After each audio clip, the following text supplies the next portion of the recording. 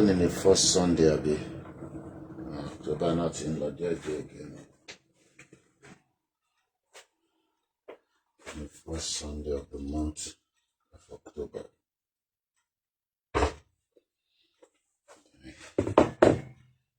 Should not do the kick off here, dear.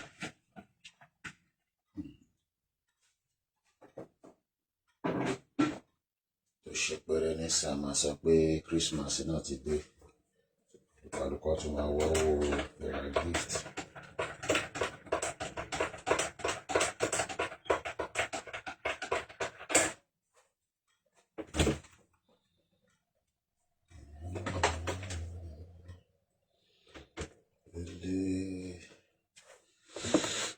Tètè sùn lánàá.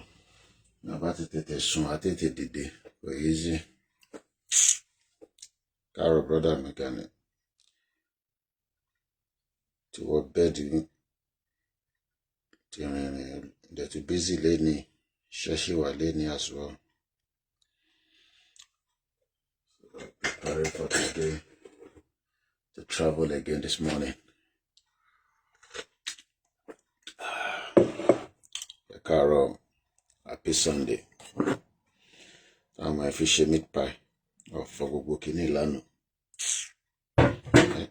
Mo rí chef táwọn jẹ́. Chef bá parí iṣẹ́ ní kitchen ẹ̀ kó fọbọ́ lẹ́sẹ̀kẹsẹ̀ ni. A tún máa gbábọ́ sílẹ̀. A gbábọ́ sílẹ̀ títí dàárọ̀. Ẹ̀ tó máa bá wọn fọbọ́.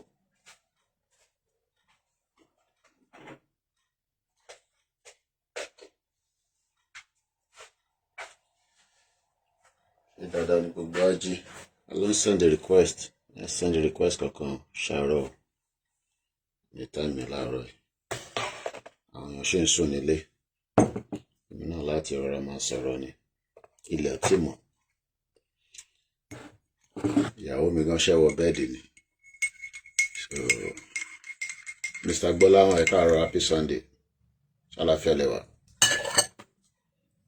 Kò ṣe olù.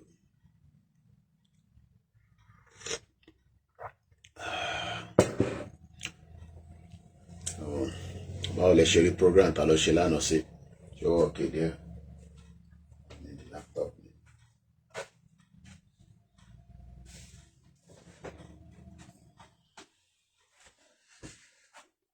Program ta ló ṣe lánàá, báwo lẹ ṣe rí sí? Ṣé ó lọ díẹ̀? Ṣé ta ló ṣe lánàá?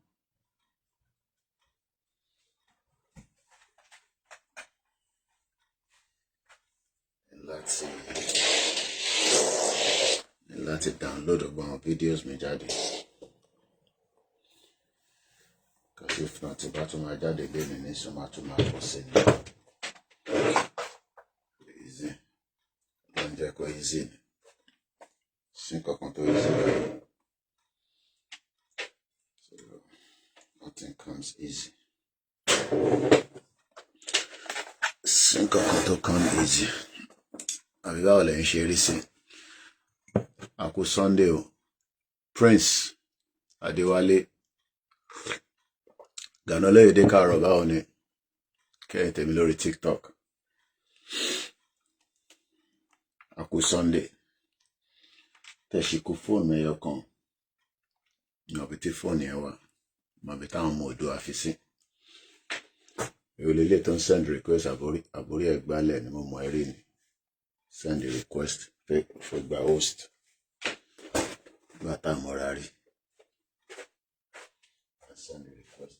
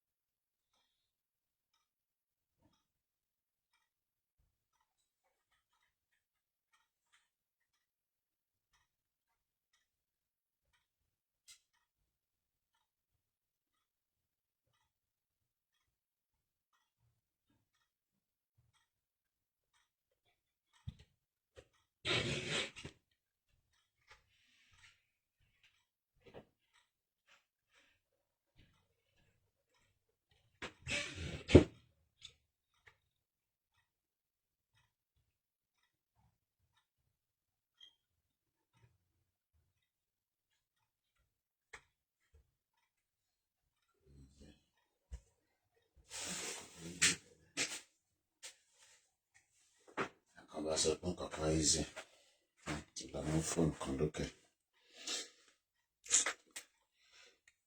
NFA wà láàárọ̀ yìí ní àdúgbò kan tó ń pè ní Tottenham, so ibẹ̀ la tún lọ láàárọ̀ yìí láti prepare for the day. So ló máa jẹ meat pie tó ṣe ń lé lánàá ni tí bá ń jáde ni màá mú kan dání, tí bá jẹ́ kan nísìn tí bá tún fẹ́ jáde màá tún mú ní adé méjì, so mo gbọ́dọ̀ wà considerate, so tí bá fẹ́ jáde màá mú ẹyọ kan jáde. Ẹ máa wò láti inú kámẹ́rà bẹ́ẹ̀ ẹ máa fi lánàá.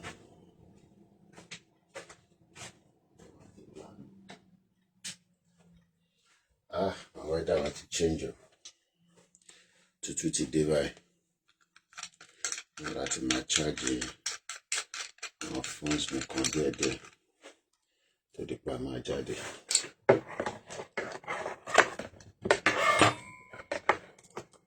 Kí èèyàn wa a kó Sunday o, kó ṣẹ́lù lọ́tún lọ́sìn, ẹ̀dẹ̀kú ìjàgbára káwa ká dúró lórí self-determination ni o. Àwọn kan believe in self-determination fellowship election ṣe problem tèmi, problem tèyín nìyẹn. Tó bá fi lọ vote kó lọ vote, ìgbà tá a sọ fún yín kẹ́ máa vote ní 2023 ẹ̀dá mi lóhùn. So tó bá ṣáà ti lè japa tí wọn náà bá ti lè wá London. Àlàáfíà ni mo sùn dáadáa jàre, mo ti tètè sùn lánàá Prince ṣe wọlé lánàá báyìí, mo sùn lọ ni. Gbọ́dọ̀ wà careful kí liquid má dà sórí laptop.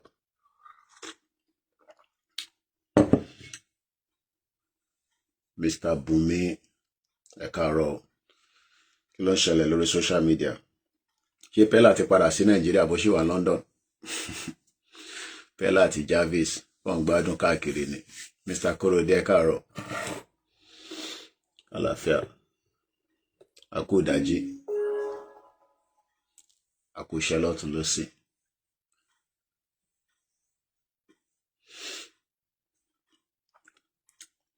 Mo ń wo àwọn highest paid YouTuber lánàá. Àwọn èèyàn ń jẹ́wọ́ gan lórí YouTube yìí o. The 40 most Africans that are getting paid on YouTube. Lágbára o. So people, they make so much money on YouTube.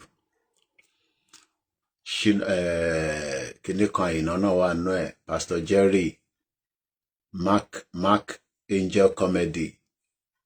Àwọn kan tẹ́ wà tí mo tẹ́ gbórúkọ wọn rí. Quite amazing. It is interesting. Very, very interesting. All right, let me download some of my videos yesterday. Download the kúrò lórí social media. These are my own work for future Koikimedia studio. Ẹ káàárọ̀ Mr. Boboye, happy Sunday. Ìdàlálàjì. Àgọ́ máa fà bọ́ṣẹ́ lónìí. Iṣẹ́ wà fúnlẹ̀ wá forílẹ̀. Àwọn kan tí ní mò kí ń kọ national anthem wa mọ́. Àbínú kò easy. Iṣẹ́ wà, àpè kámẹ́rà ojú ẹ̀ dọ̀tí. Iṣẹ́ wà fúnlẹ̀ wá forílẹ̀ ibi wá. Kàgbéga, kàgbéga, kàgbéga fàlérí. Ìgbàgbọ́ wà ní pé bá ti bẹ̀rù làbọ̀ mọ́. Ká ṣiṣẹ́, ká ṣiṣẹ́, ká ṣiṣẹ́, ká jọlá. Ìṣọ̀kan àtòmìnira ní kẹ́jẹ́ ká máa lépa tẹ̀síwájú. Fọ́pọ̀ ire àtòhun tó dára. Ọmọ Oòduà dìde, bọ́ sípò ẹ̀tọ́ rẹ. Ìwọ ni ìmọ́lẹ̀ ògo adúláwọ̀. Àwa ni ìmọ́lẹ̀ ògo adúláwọ̀. Mo kí o gbẹ̀yìn ọmọ ìrànmọ́ aládé o. Báwo ni ilẹ̀ Oòduà láàárọ̀ yìí o. Ẹ bá ń kí àwọn kábíyèsí o. Ẹnu ọmọ wọn ti padà sí London o. Bẹ́ẹ̀ ni ògo adúláwọ̀ MSK. Ẹ ti rí ẹ́mbásì wa lánàá tí mo fi wọ̀nyí. Ṣàlàáfíà lẹ́wà brọ́dà mi. DJ TKK. Mo kí àwa Nana. Good morning everybody. How are you? Ìdòwú Àlàbá, good morning. Happy Sunday to all our Christian brothers and sisters. Mr. Gbọ́láhùn Aliu, good morning. Akorede, Mushari comment in Ibibai. Olatunji, good morning. How are you all? Benny, the last man standing. My videos yesterday, Kilerisi. I love the British police. The one recording about look at this black man. Can you do this in Nigeria? Happy Sunday, Mr. Edu. Video I was putting the camera in their face. You dare do that in Nigeria? I will learn here. What's on to you? To film for cameras or your lockba in Nigeria. There's no place like Europe, you know. That freedom, just don't abuse it. Mogbokpo moti or rape, talk charge for rape in Dubai. He was given leniency by the Emirate government, and eventually he died in a motor accident in London. So my question is, tó bá jẹ́ pé ọmọ yẹn wà ní prison, ṣé kò ní better this life? I'm 18 years old. Yes, yeah, this happened in London. Ọmọ yẹn wà ń ṣẹlẹ̀ ibi tó bá mọ̀ sí ni ọlọ́mọ yẹn ká ṣìrìn. Imagine if the guy dey inside prison. Actually wà nínú prison, but everybody wanted him to be free, return back to London, and eventually, ọ̀rẹ́ ti wà ní church, àdúrà wa gbà, ẹkú iṣẹ́ náà sọ, àníṣe lásán. So much shit is going on. How many people have seen the image of the tallest bridge by China in the world? Mr. Hamza Shitu, good morning. How are you, sir? Mélòó ló ti rí video yẹn? The tallest bridge. It's already on my social media. I posted it this morning. Awashiwa ni baby ń pa wá, ìyà ń jẹ wá. Unbelievable. Imagine the kind of, engineering work that took place pẹ̀lú building here, the tallest bridge.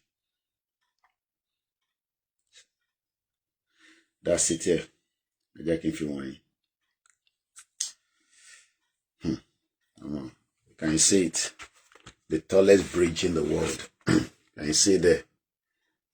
Imagine building something like this. Ekaro, Mr. Said Mele, Chidadalaji, Ujumoreo, Aboru Aboyo. So let's come this way. Wow. This is in terms of this is the kind of what we should be thinking of. Look at the bridge. Can you see it?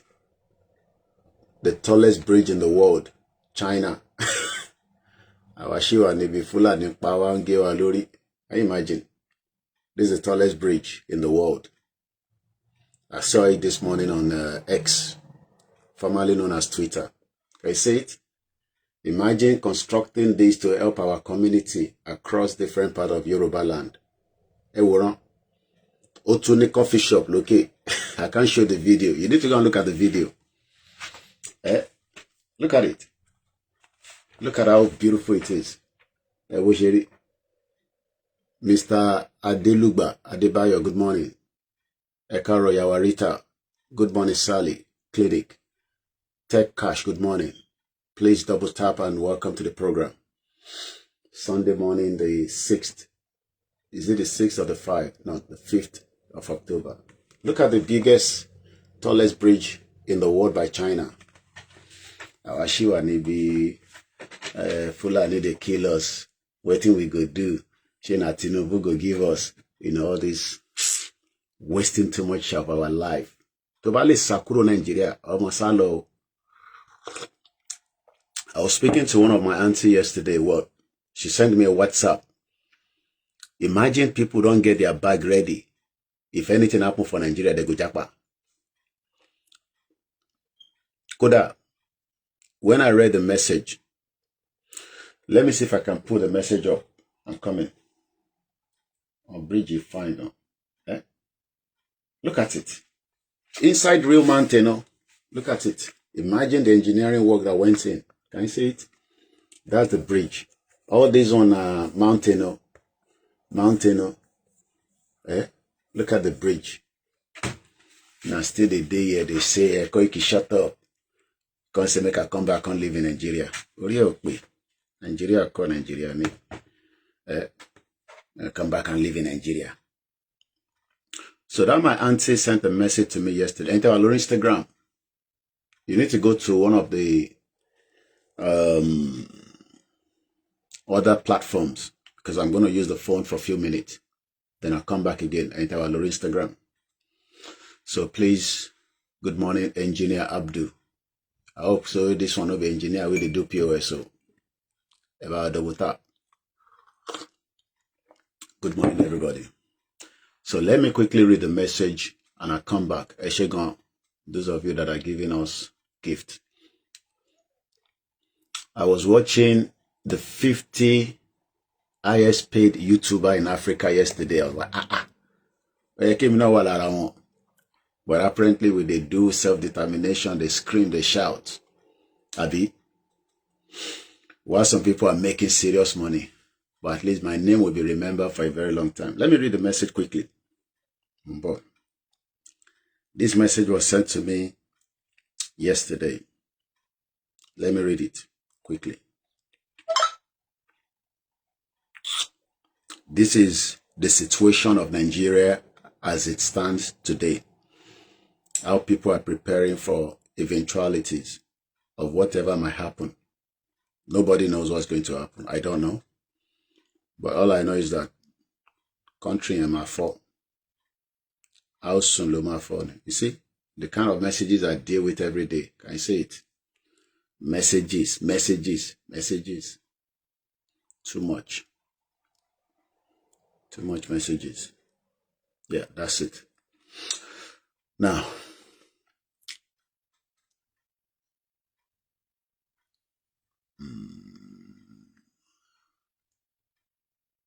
all right, I'm going to protect certain information out of the message, but I'll give you the inside of a bit of the message. Mr. Rai, good morning, Ekaro.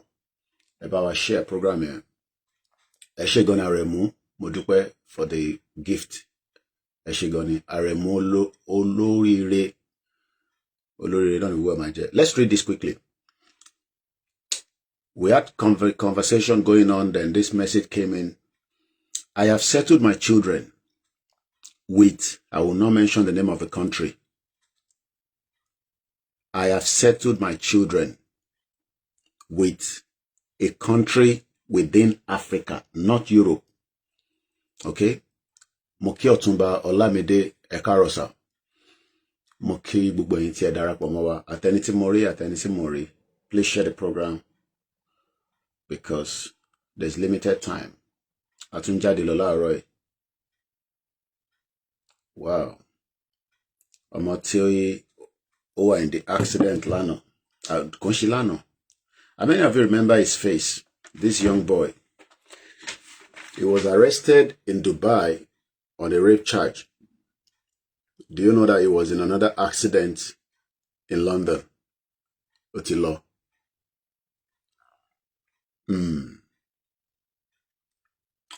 The question I'm asking is, if he is still in the prison today in Dubai, he'll probably still be alive.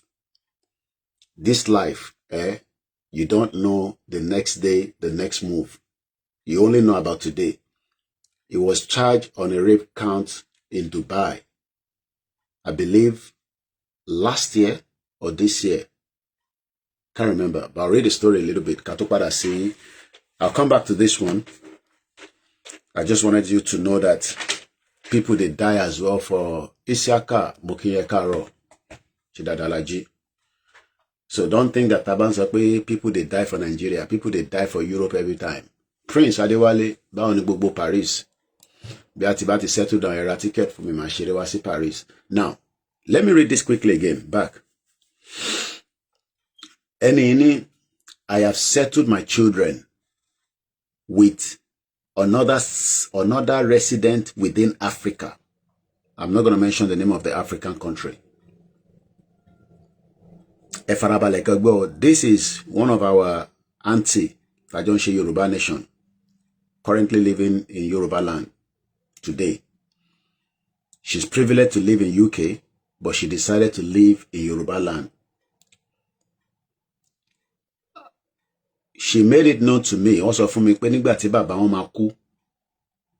the father was going to die. The father cursed Nigeria because throughout, the father was not giving his pension. Think about that.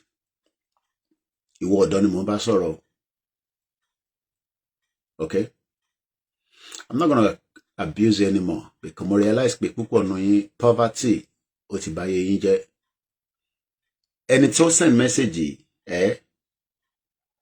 she's doing very well.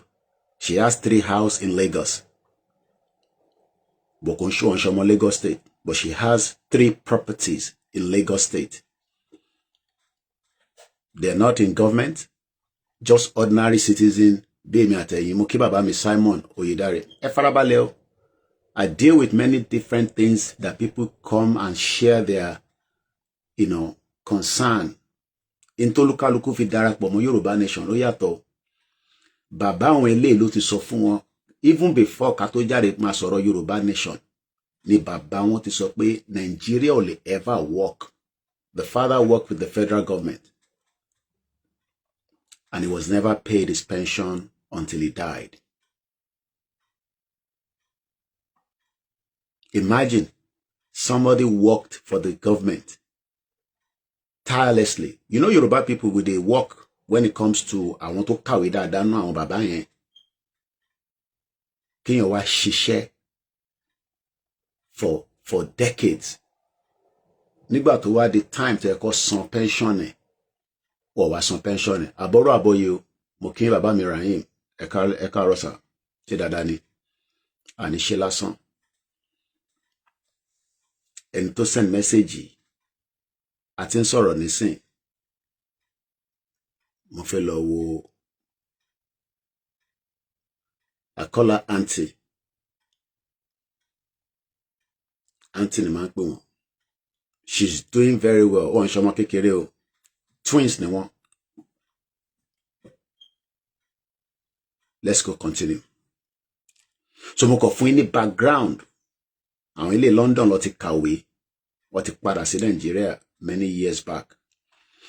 Ká tó bẹ̀rẹ̀ pé mo ń pariwo Yoruba Nation, a fẹ́ pariwo Yoruba Nation, Oòduà Nation, ni bàbá wọn ti sọ fún wọn pé Nigeria ò lè ṣiṣẹ́ mọ́. The father cursed Nigeria on his sick bed because owó tó yẹ kó san fún bàbá yìí fún gbogbo iṣẹ́ tí bàbá yẹn ṣe wọ̀ san. Now, this is what the mother that is now the daughter of that man telling their children in preparedness for the eventuality in Nigeria. I have settled my children with another resident within Africa. They have it with them. Bye. Not European citizenship or residency like Irawa. I have permit to live here. I was not born here, but you all know about my story. But my children have their British passport. Even if me, I don't get British passport. My children, they get British passport. I'm not bringing anybody in for now, please. It's too early for that. So So I have secured the future of my children, just like my mother secured my future in 1998. Nígbà tí mi náà jápa. Because màmá mi lórí future pé ṣó possible pé kí mo ṣì wà ní Nàìjíríà kí n lọ sí Unilag tí bá ṣe tán àṣẹ máa lobby. Let me quickly read to that. Can I divert before coming back to my own story? Because everybody has a story. Now, once we hear that they have officially entered a particular state, ma keep state here now out of the broadcast. Mo kí bàbá wa Olú Joseph family. Ìyá yìí sọ pé àwọn ti prepare àwọn ọmọ wọn sílẹ̀ nínú Nàìjíríà. Pé tó bá ti lè wọnú state kan, àwọn wo gbogbo alamọ àwọn tí mò ń sọ ní láti dárúkọ wọn, àwọn tó ń pààyàn kiri, tó ṣe pààyàn tó lókè òkè ọdẹ. Ẹ káàárọ̀ Mr. Ọláṣẹ́bìkan Tèmídáyọ̀ Gabriel, ẹ káàárọ̀ sir. Wọ́n náà wọ́n ti ra ìlú kan fáwọn ọmọ wọn, Ratel Movemoke, within Africa. Wọ́n ti get resident permit fáwọn ọmọ yẹn. Wọ́n wá ní táwọn wí tó bá ti lè ya wọnú state táwọn sọ yìí, mo ní dárúkọ state yẹn.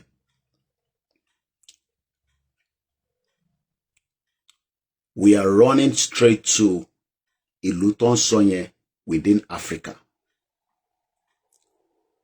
We are running away back to African country. Oye yín, ẹ máa fi làákàyè gbé. I'm trying to avoid to give too much. But ẹ̀yin lè máa rò pé bí African country kan tó súnmọ́ wa ni. No, wọ́n ní èyí tó sì tún máa lọ síwájú ni. Bọ́ máa gba bìkan débìkan ni. Okay? Because most of you probably think it's the nearest one close to us. Some of you don't know that people are walking further away from that one because ìyẹn máa busy.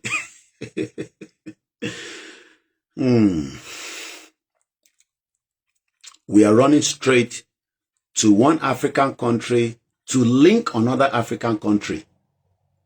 This message was sent to me on Friday at exactly Kelimo, how people are not sleeping and becoming worried. This was sent before midnight, 23:46 p.m. So that means people are prepared for anything that might happen. I want to prepare. I want more sílẹ̀. But what surprised me is not yet revealed. Let me go further. I told my sons, not to come looking for me. A man named Why me. I don't think some of you understand. You think that we're here just trying to scare you when people are preparing for emergency. If only people in Okeode prepared a little bit more. If people in Osun State, Ondo State, Kwara, Lagos, surrounded Oyo, if only Tobacco prepare a little bit more, maybe we can stop them. But since we're going to make it shut up, when I was crying, shouting, screaming my head in 2019, 2020, you don't forget? You don't remember my video? When I should be making money on YouTube as a YouTuber, like other YouTubers that are making money.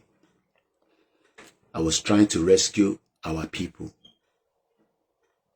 Trying to call your attention to the plight of the situation in that Ilutonche country, Mbumi. Abi? It's okay. It's okay.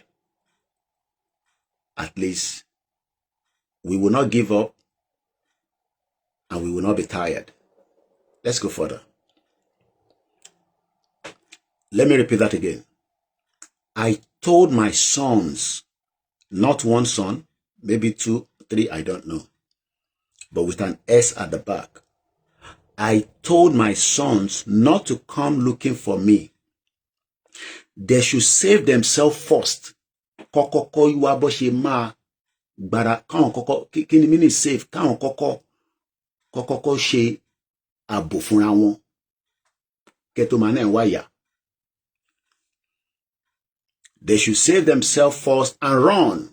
That run was spelled with capital letter. R-U-N. Run. Japa, japa, japa, japa, japa, japa, japa. Sálọ, má dúró. Má no wá mi. Because if tó no wá mi, ó ṣe ṣe kó capture wọ́n náà. All these things might be like a movie, abi. Shut up, it cannot happen. Ẹ̀rọ àwọn òkè ọdẹ bọ́ ṣe ń pariwo nísìn. Kí lẹ sọ sà, bàbá mi ààrẹ mú, ẹ̀mọ̀ káyìn gbọ́ Yorùbá, wọ́n ní kí wọ́n já fún ẹ̀mí ara wọn. Mo máa ń like àwọn tó gbọ́ Yorùbá dáadáa. Ẹ ṣáà máa bá mi ṣáyàn gbé fún ẹ.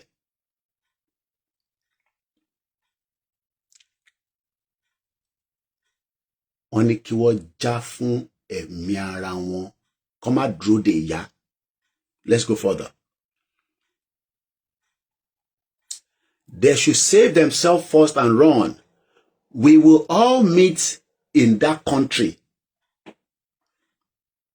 I don't want to name the name of the country. This is not in Europe, within Africa. Pé gbogbo àwọn máa pàdé níbi tí àwọn sọ pé àwọn ti máa lọ pàdé yẹn. Are you also preparing like this? Or you are just waiting for àwọn tó máa wá pààyàn sínú ilé? Ẹ̀gbọ́n tí Ṣètánì of Sokoto sọ.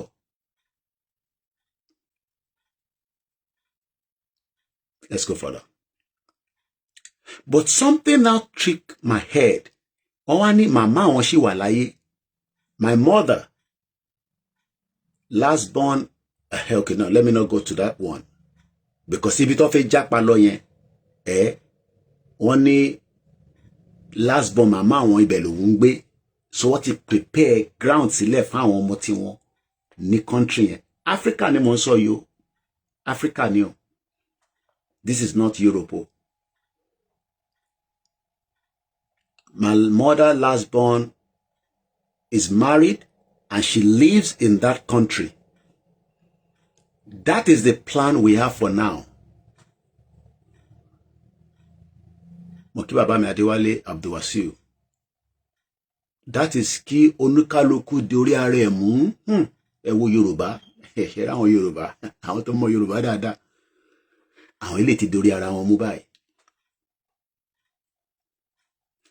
Ìyá ẹ̀ sọ fún mi pé nígbàkígbà, this was last year, tó bá lu aago pé ká jáde tán pátápátá, ṣòkòtò lòun máa wọ̀, òun máa wà ní forefront.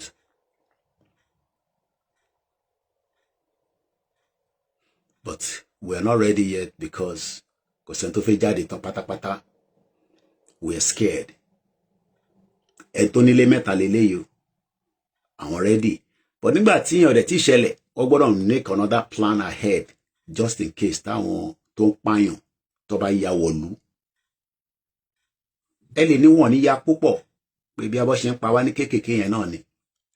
But ṣé n tí Màláfíà Ọ̀bádíà sọ ṣó ṣì máa wáyé?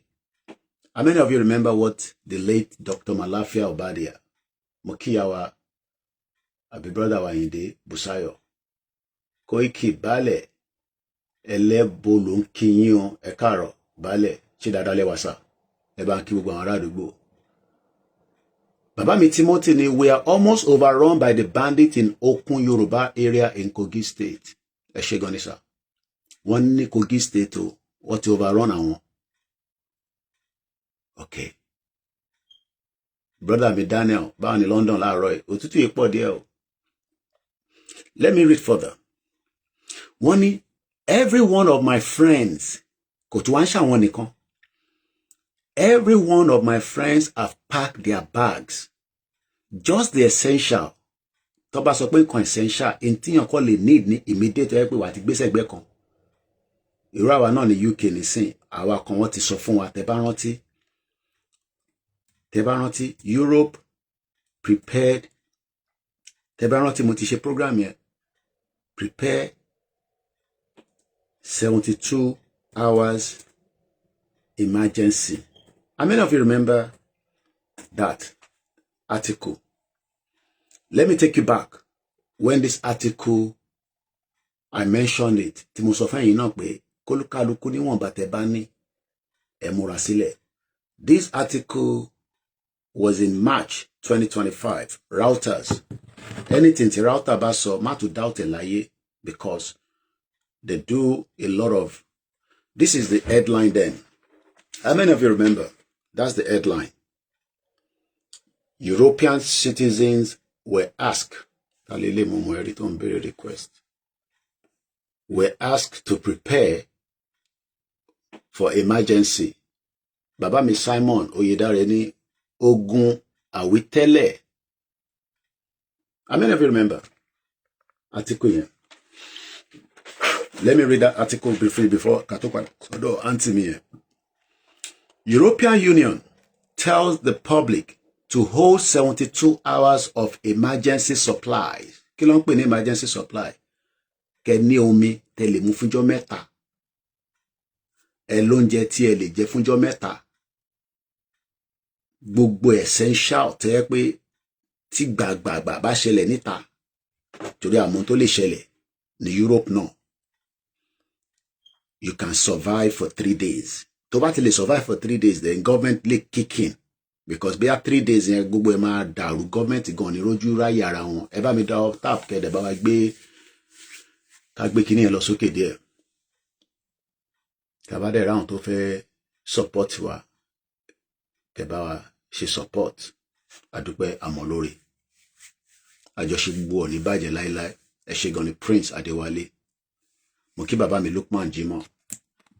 Bẹ́ẹ̀ni, London fine gan. Inú mi dùn tí mo dé Trafalgar Square after 2 months. Ṣé ló rà pé mo ṣẹ̀ wọ London ni? Inú mi dùn ṣìnrìn ni. Mo kàn rẹ́rìn káàkiri ni. Let's come back to this one. Every one of my friends have packed their bags, just the essential. I have also packed my bags too. We know they are coming. We won't bọ̀. And we know the government is not doing anything about it. Our life don't matter. What a pity. What a shame. My mother, ìyẹn màmá tó bí auntie mi, my mother, ìyá 80 years old.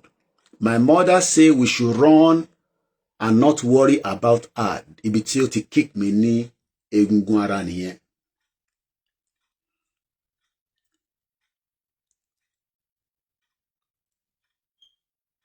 Níbi tí ọ̀rọ̀ yẹn, níbi tó ti mú mi nígbà yà nìyẹn pé tí gbogbo àwa bá ní àjàpá, ṣé gbogbo èèyàn ló lè jàpá? Just like bí bàbá mi Àyìndé náà ṣe ń béèrè bíbà ẹ̀. Kí àjàpá kọ́ ni solution. Kí a máa fi ìlú wa lẹ̀ nìyẹn. I agreed as well. Kò ṣe gbogbo èèyàn ló máa lè jàpá, but some people are preparing. That's the fact of life. Tẹ́yìn bá náà jàpá, àwọn kan prepare bó ṣe máa jàpá. I am back to London now. Inú kitchen mi mo wà. Ẹ ṣé gan ni ẹ̀yin tẹ́ fún wa ní super chat. Mo ní super chat àbí kí ló ń pè. Yes, kò ṣe gbogbo èèyàn ló lè jàpá. Kò ṣe gbogbo èèyàn ló máa fún ní visa wá sí London. Confirm nìyẹn. Ó bá lọ bá babaláwo, ó bá lọ bá àfà, ó bá lọ bá Jésù, kò gbé passport ẹ lọ.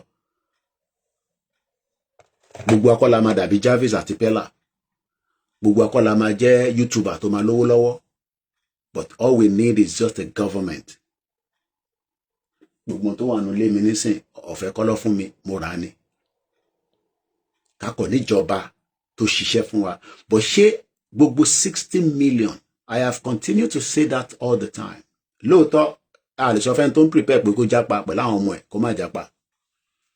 Èmi náà sọ fẹ́ iná kẹ́ jápa. Mr. Perfect Plumber Service ní the Fulani has been killing our people over 3 years in Òkè Àgbẹ̀dẹ Ìnìmẹ̀kọ. Ṣẹ́gbọ́, àwọn yẹn látọdún 3 làwọn tí ń fara gbá Fulani. Mo kẹ́yìn yẹn wá. Bàbá mi Lukman, happy Sunday. Àbọ̀rọ̀ àbọ̀yè. Ẹ jẹ́ ká kà tán. Every one of my friends have packed their bags, just the essential. Mo ti ka bẹ̀rẹ̀ lẹ́ǹkan. I have also packed my bags too. We know they are coming. Ìyẹn kan ló ń sọ fún wa nígbà nísìnyí pé látọdún 3 ni wọ́n ti ń wá sọ́dọ̀ àwọn. So they are coming. and they are not relenting. Àbí àwọn tó ń pààyàn yẹn ṣé wọ́n ti dáwọ́ dúró díẹ̀? Ìbéèrè ni o. Mo kí bàbá mi Ọlálékan Abíọ́dún happy Sunday. Ẹ̀yin tí ń bá ti kì ẹ má bínú bí akẹ́yìn náà comment kí n lè kí yín. Ọ̀jọ̀gbọ́n ni mo ń bá sọ̀rọ̀, mo bá Fúlàní sọ̀rọ̀, mo bá Ìgbò sọ̀rọ̀, Yorùbá ni mo ń bá sọ̀rọ̀, ìyẹn mo ṣe ń sọ Yorùbá lẹ́nu. Ẹ̀yin náà lẹ́ni kí yẹn máa sọ English mọ́. Pé ẹ gbọ́n English tí mò ń sọ yẹn, mo ṣe ń sọ Yorùbá. Tí bá wà níta tí mo ṣe program mi tó ní ṣe Yorùbá nation, màá máa sọ English mi. Nígbà tá a wà ní Central London lánàá, English ni mo ń sọ, tí ó wọ̀ gbọ́ Yorùbá. Ọmọ mi, my mother say we should run and not worry about her. Ìyá tó bí arábìnrin ní màmá ẹ̀ ní káwọn máa sá lọ, káwọn máa ṣe ojú ẹ̀yìn nípa àwọn torí àwọn ti dàgbà at 80 years old. Ikú tó bá fẹ́ pa àwọn kó pa àwọn. Ṣé rí pé ọ̀rọ̀ yẹn okay láti Ìbàdàn ẹ ṣé gan ni. Báwo ni Ìbàdàn láàárọ̀ ẹ bá ń kí Olúbàdàn. Ṣé pọ́rọ̀ yẹn ó ṣe díẹ̀. Àwọn èèyàn gbọ́ mi mọ́. Ṣé rí pé ọ̀rọ̀ yẹn ó deep. Màmá tó bí ìyá yìí, àǹtí tèmi sọ yìí, màmá wọn 80 years old, ó ń sọ fún ọmọ ẹ̀ pé ẹ má bojú wẹ̀yìn nípa èmi. Ṣé mọ̀ pé màmá yẹn sọ fáwọn ọmọ tiẹ̀ pé tó bá ti di gbàs ẹ̀yẹn sá lọ àlọ́jọ́ pàdé lọ́hùn. Màmá tó wá bí òun wá ń sọ pé má wọ́rì nípa èmi, tó bá ti ṣẹlẹ̀ èmi ti gba sàlámù alaykum ọmọ kíyan ẹ káàárọ̀ ajá àbí ajídẹ ni àbí ìjẹ̀sìn kan lèmi ń jà lórí TikTok o. Torí bí Fúlàní bá múyàn kò ń béèrè pé ṣé mùsùlùmí ni yẹn àbí Christian àbí oníṣẹ̀ṣe. Mr. Perfect ni Mr. Koiki, ó dà pé ẹ̀gbọ́n tí mò ń sọ wọ́n lójoojúmọ́ face to face pẹ̀lú àwọn àti bandit àti Fúlàní làwọn jọ ń pò ládùúgbò àwọn. Mo kí yín o.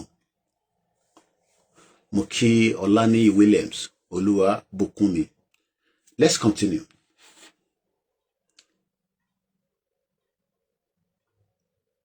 My mother said we should run and not worry about her. She's in her late 80s.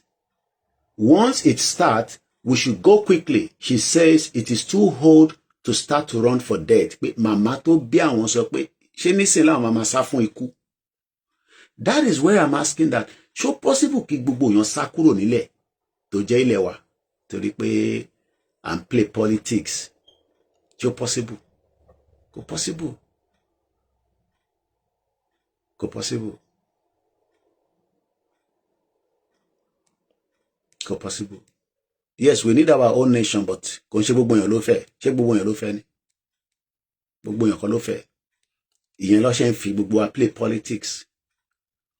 Politics táwọn Adélabú, politics Gbẹ̀gìrì àtẹ̀bà. Mo tún rí Omiṣore náà náà tó fi contest as a governor of Osun State. Abi? All right. She said she's too old to start running from death. Imagine, is this a country? Èmi náà bẹ́ẹ̀ ní sí pé ṣé Nigeria is a country? Ṣé ìlú ní Nigeria? Because wàá wá nísìn wàá fi defend it. Bí Tinubu bá fix gbogbo problem tó ń ṣe wá Nigeria, he's not going to be a life president. The only option he has on the table is to find amicably solution for dissolution. Anything short of that is a waste of time, not even a restructure. Anything short of that is a waste of time. Tí President Tinubu bá lọ, mo kí brother mi Adépọ̀jù, Yorùbá ẹ káàárọ̀, àwọn ọmọ Odùduwà. Tí President Bọ́lá Tinubu bá lọ pẹ́rẹ́, Ọkọ̀yà Fọláyan mo kí ẹ, bá ń kí ẹ̀gbọ́n mi gbogbo security wa. A whole town in Okun has evacuated because of the bandit. The name of the town is Okunran. Wọ́n ní gbogbo àwọn tó wà níbẹ̀ tẹ̀ ti sá lọ dànù. Sometimes gbogbo community towns wọ́n lè máa ju bí i 10,000, 20,000 lọ. But imagine a whole community evacuated because jàǹbá táwọn eléyìí ṣe. Auntie mi wá ní, imagine, is this a country? Mo kí bàbá mi Saheed, ẹ káàárọ̀. Is this a country where citizens have packed their bags and ready to flee? Ṣé gbogbo ẹni tó wà ní state kankan ló máa lè sá lọ? Okay, tẹ́yìn bá tẹ̀ ní strength láti sá lọ. Gbogbo àwọn arúgbó yẹn kọ́, kí la máa ṣe pẹ̀lú wọn? Àfi wọ́n sílẹ̀ kí Fúlàní pa wọ́n dànù. Tí gbogbo àwa bá lè sá lọ, àwọn arúgbó wa ń kọ́, because arúgbó wa very, ẹ wo báwọn ọlọ́pàá yẹn ṣe ń gbé àwọn arúgbó lánàá. Àwọn arúgbó yẹn ló ń gbé lánàá. Majority àwọn àgbàlagbà ni wọ́n protest tó jókòó. Ó wá take ọlọ́pàá 6 láti lè máa gbé wọn. Wọ́n dẹ̀ wà very careful kó má lọ lù wọ́n mọ́lẹ̀. Gbogbo ilẹ̀ rí fídíò yẹn lánàá tá a ṣe ní Central London. Mo kí Ọkọ̀yà báńkì gbogbo àwọn group ẹ̀. So kí ni mo kàn ń fàyọ láàárọ̀ yìí ni pé wọ́n ní àwọn fẹ́ move màmá àwọn nísìn lọ sí country tí mò ń sọ yìí. Màmá àwọn refuse, wọ́n náà wọ́n lọ láíláí. Ikú tó bá máa pa wọn kó yà pa wọn sínú orílẹ̀-èdè tí state táwọn wà, mo ní dárúkọ state yẹn. Báwo ni Manchester? Ẹ kì í ṣeré wá síbẹ̀ láìpẹ́ before the end of the year. Coffee ti tútù. Wọ́n ready láti move ìyá ẹ̀ out of Nigeria. Kọ́tẹ̀ lọ gbé pamọ́ síbi tí mo kí bàbá mi Moses. Wọ́n ní ìyá ẹ̀ sọ pé láyé ẹ̀yin ni kẹ́ ṣá sá lọ. Èmi ti dàgbà 80 years old lèmi. Bí Fúlàní bá wọlé tó bá pa mí sínú ilé. Bàbá mi Adéwálé ní Nigeria is a British country but some idiots, gullible politicians, followers understand but never wanted to admit until Fulani started pai them. Bàbá mi Yorùbá ní secession is the only solution. Ilé òun ṣe pé à ń bá Tinubu jà. I always say it. Or I like it. In tó lè ṣe fún ìran tiẹ̀ nísìn, ó ní kó pín Nàìjíríà. Anything short of that, ẹ gbàgbé ẹ̀. MSK ní ọ̀rọ̀ yìí dàbí eré ṣùgbọ́n kì í ṣeré rárá. Mo kí Prince Adéwálé. Wọ́n ní we want to move Momsi to ọ̀dàrúkọ country yẹn. Country tí mo sọ ẹ̀ Africa ni o. Ẹ̀yin lè máa rò pé ètò súnmọ́ yín náà. Africa tóbi. Ọmọ àgbà Africa kan dé Africa kan ni. But I'm not going to mention the name of the African country. What's the topic this morning? Kò sí topic, the topic ni bíbá self-determination, the topic wa. We want to move Momsi to that African country, but she's refusing. She says she's staying in her house. She says she's staying in her house.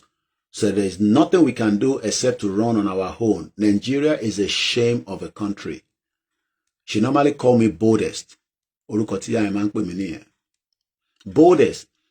If you don't hear from me for a while, if you don't hear from me for a while, it means I have fled to that country. I'm at worry nǹkan wàhálà wà rẹpẹtẹ o. Mr. Saheed showed Damole, good morning. Simon Emeka, good morning. I don't think some of you understand what I'm saying. Someone sent me a message. Prepared our children for exit plan out of Nigeria in case bandits invade a state in Yoruba land. I will not mention the name of the state. The mother, 80 years old, refused to be moved ahead. Now that there's still a little bit of calmness, the mother says, I would rather die in this state than be moved out of my state. I am 80 years old. I have nowhere that I'm going.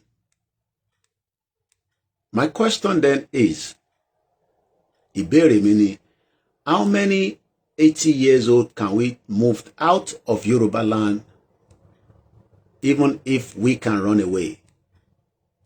because we have the strength to run. But what about the 80 years old? What about the children? Have you ever considered that? Or you are all being selfish?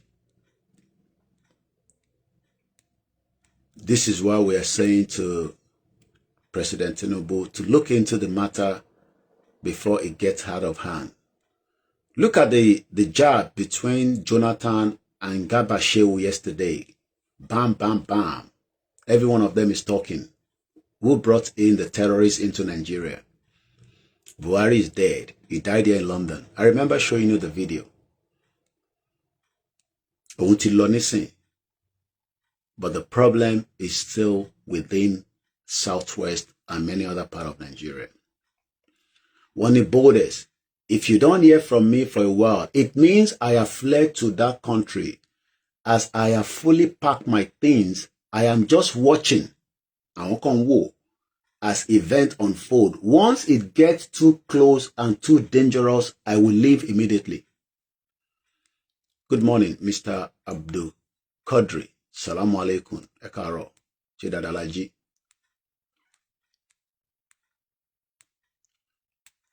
Let me ask you, do you think that the politician can stop the atrocity of not just Fulani now, the economy situation of Nigeria? In Jerukwe, the politicians in the Southwest, they can.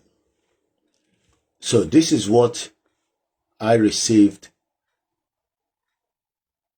and I sent a voice back to her. I don't know what I say in the voice. I don't want to play it out yet. So sad. I never knew the country would get to this point. God keep us all safe. Nigeria has really failed everyone. I have a safe coverage. The world is in turmoil because I told her I was going to central London to cover the event there.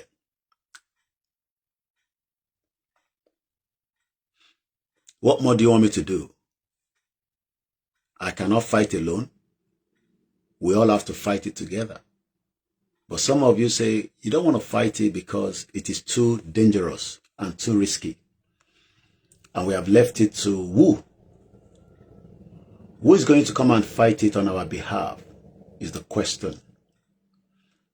Who is going to come and fight on our behalf?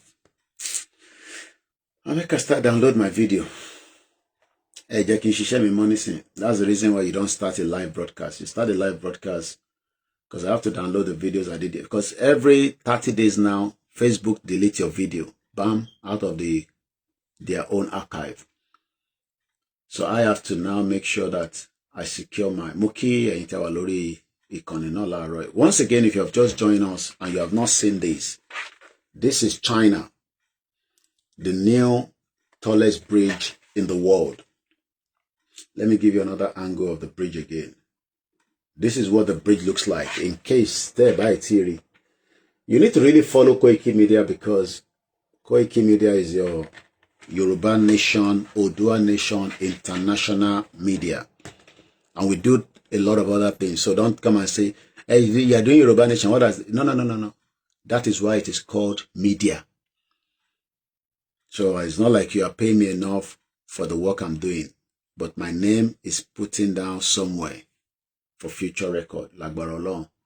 So I'm back to London, back to my full-time work again as a journalist. And we have to do a lot of, there's so much event coming up. How many of you know about NFL? I'm sure if you're in America, you would love to be one of the players. So NFL is happening this morning from 9:30. We plan to travel down there, hopefully, and get some coverage for you. But what those coverage is going to come is probably more of my YouTube channel that says it is now 28 years I've lived in the UK. So you got to follow that channel. We will do more on TikTok, probably bit by bit, Lori Facebook. So those ones have got nothing to do with Yoruba Nation. But again, imagine if we have a country of our own, we can also invite NFL to come and play in Akure, in Ondo, everything should not be happening in Lagos State. Lagos koni ile Yoruba nìkan. We have other states. But it seems that Lagos is the only one enjoying the preference of many things happening across Nigeria, Southwest today. So hopefully, yesterday I was showing you about the football between Arsenal. I don't know who won the game in North London yesterday. Imagine all these activities to lè mú revenue rẹpẹtẹ wá sí ilẹ̀ Oòduà. But nígbà tá dẹ̀ ti náà fẹ́ kí Nigeria kó pín, we will all have to manage the situation until it finally dissolves. While we are doing this, some are not interested. They are more worried about how to make money on YouTube, on Facebook, on TikTok, on Instagram. People like Pella. Pella is not interested in Nigeria to break up. He's currently in London. I think he has returned back to Nigeria. I don't know. Enjoying life. Abi, you think say Pella want Nigeria to break? No. He's enjoying life now. Just like Davido. Davido is in London. I saw Eniola Badmus in London. I believe she was en route from New York, stop over in London, saw Pastor Toby, presentry, blah, blah, blah. It's nice. To want about an opportunity to do that. But we are looking at a bigger picture where everybody will have privilege. Everybody will have access to the basic things of life. Moki Baba mi waris Jinadu. But unfortunately, while we are doing this, others are doing their own thing. Around to she fracas, around to nja. You know, Ija Yabo Joati Lisa and Jory. I don't think it's gonna finish anytime soon. So it's another ongoing event that drives a lot of traffic on the social media. I think Very Dark Man is currently in China talking about all these small power units. She yellow man is serving. Come on, Yoruba Marunu. Don't get carried away with all that. He's doing a business. He's doing good, but all that is not going to help you. It's like telling me now, oh, you don't have light. I will supply you this. You can use it for 8 hours. Do you know the amount of thing I plug in this house? I just finished plugging water. Can that thing plug water? We're talking about having a constant, viable, sustainable electricity. Only China. China is running a business.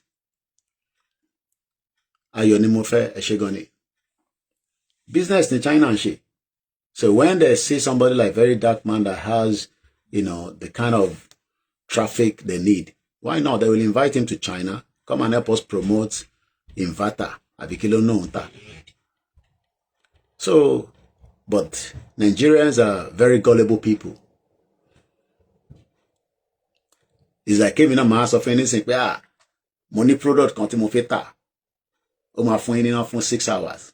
When we need constant, I have electricity now. It's not free. We pay for it. But it's working. It has not destroyed anything since I left. Because all this can happen. Ekaro Bishop Additional, good morning. Our money man, the financial Yoruba Nation advisor. Mokegbomi Darapo, Brooklyn. So, but what Nigeria, your big brother will finish today. End of Big Brother. After 70 days or whatever days in the house. I think Faith was evicted. Moke Masbi, Karo, Kushe, Happy Sunday, Bankiya Watomo. So what am I trying to explain? We need a government that can function. Not you going to China. Bishop Additional 1K Lori TikTok, MSK81. Promoting Chinese language curriculum in SSC. Everything is now working, is it? So all I see Very Dark Man doing is just selling a product to a system that failed. But Yoruba land can be better.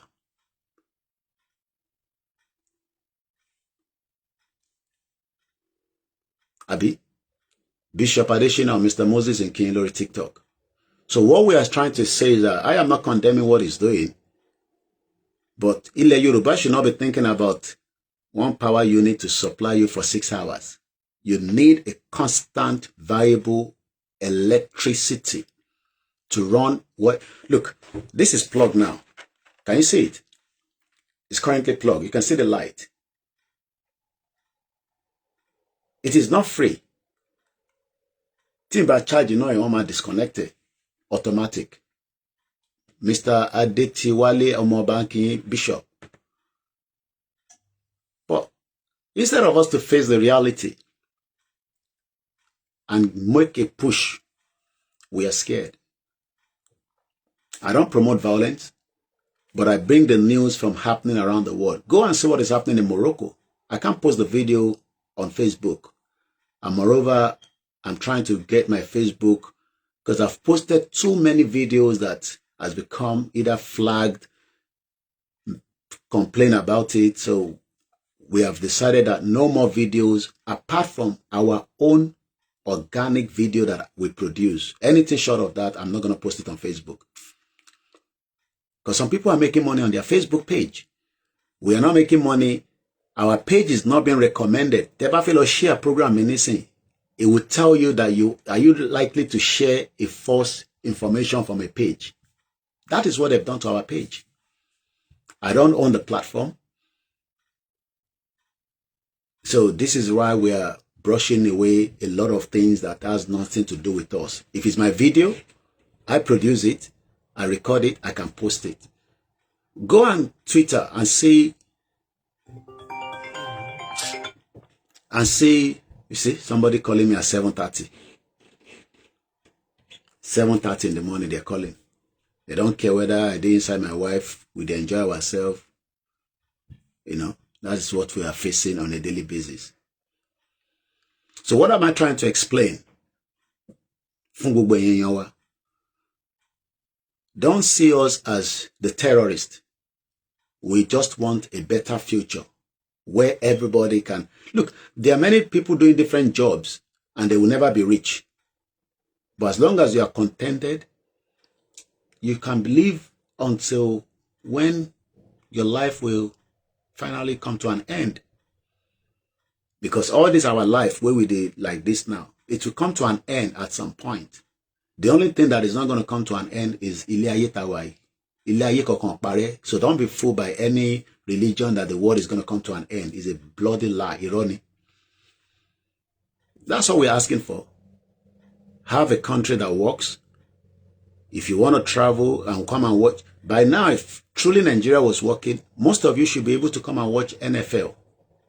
Many Americans have arrived. I'll be traveling there later on this morning because I think the program starts from 9:30. Many Americans have arrived in London to come and watch their team play in UK, in Tottenham Stadium, NFL. I posted the image this morning, or the flyer. This should be the same thing. Many of you, your artists, played in London. The one that you love, Davido, Tiwa Savage, Burna Boy. How many of you have ever think of Burna Boy wants to play in, let's say, I think Burna Boy is playing somewhere recently, I don't know which country. Oh, let me travel with Burna Boy, buy a ticket, get a visa. Let's take this life to 20K.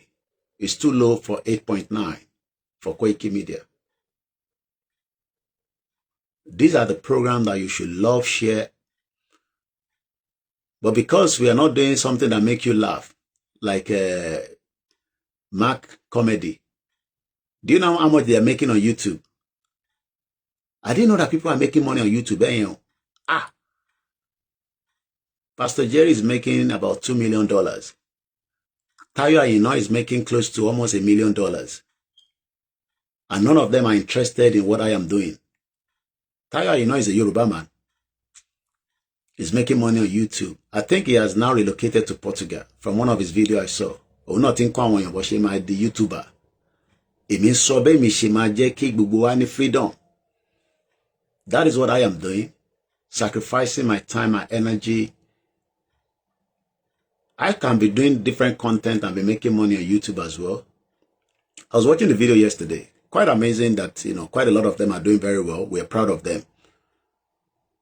But I think the best thing we can be proud of is for Yoruba to become an independent, stable, sovereign state. Anything short of that is a waste of time. Anything short of that is a waste of time. There's no amount of anything that can revive Nigeria again.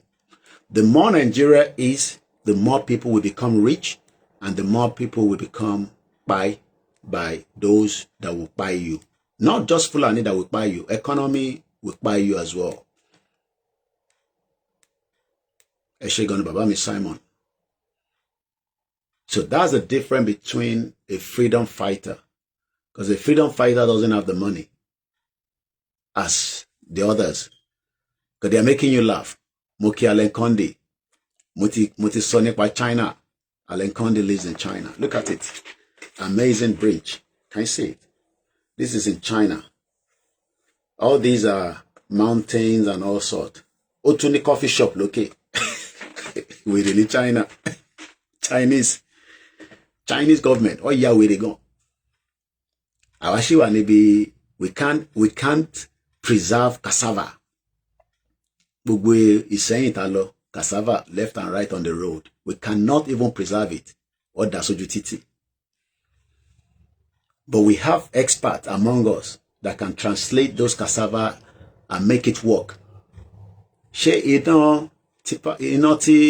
very dark man feel ni China. She no ma ba mi power àwọn tó wà ní sẹ́yìn tó ma fi ṣe cassava.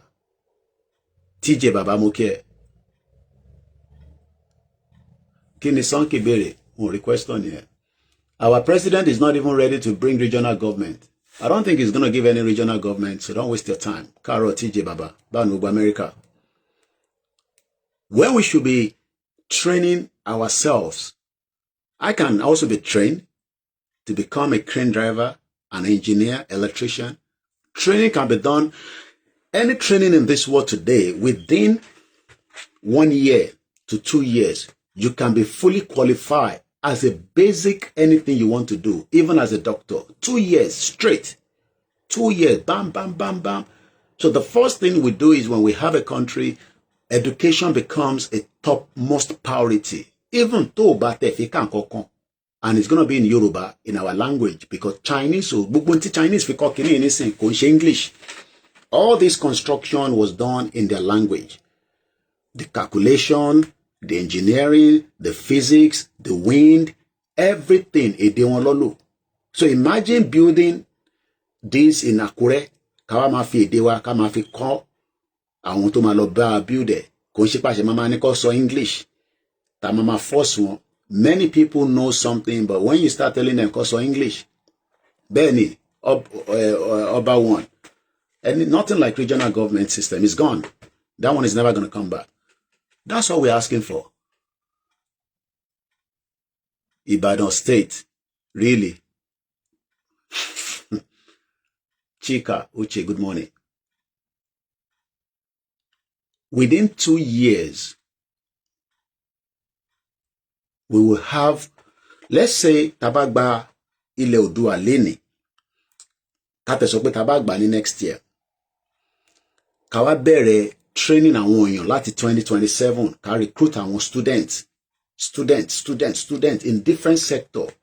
Railway, hospital, free ni. We say anybody come and study for free with laptop and iPad given to you, internet access, 24 hours electricity. We want to train every goddamn person in Yoruba, not in English. Even the Japanese language too.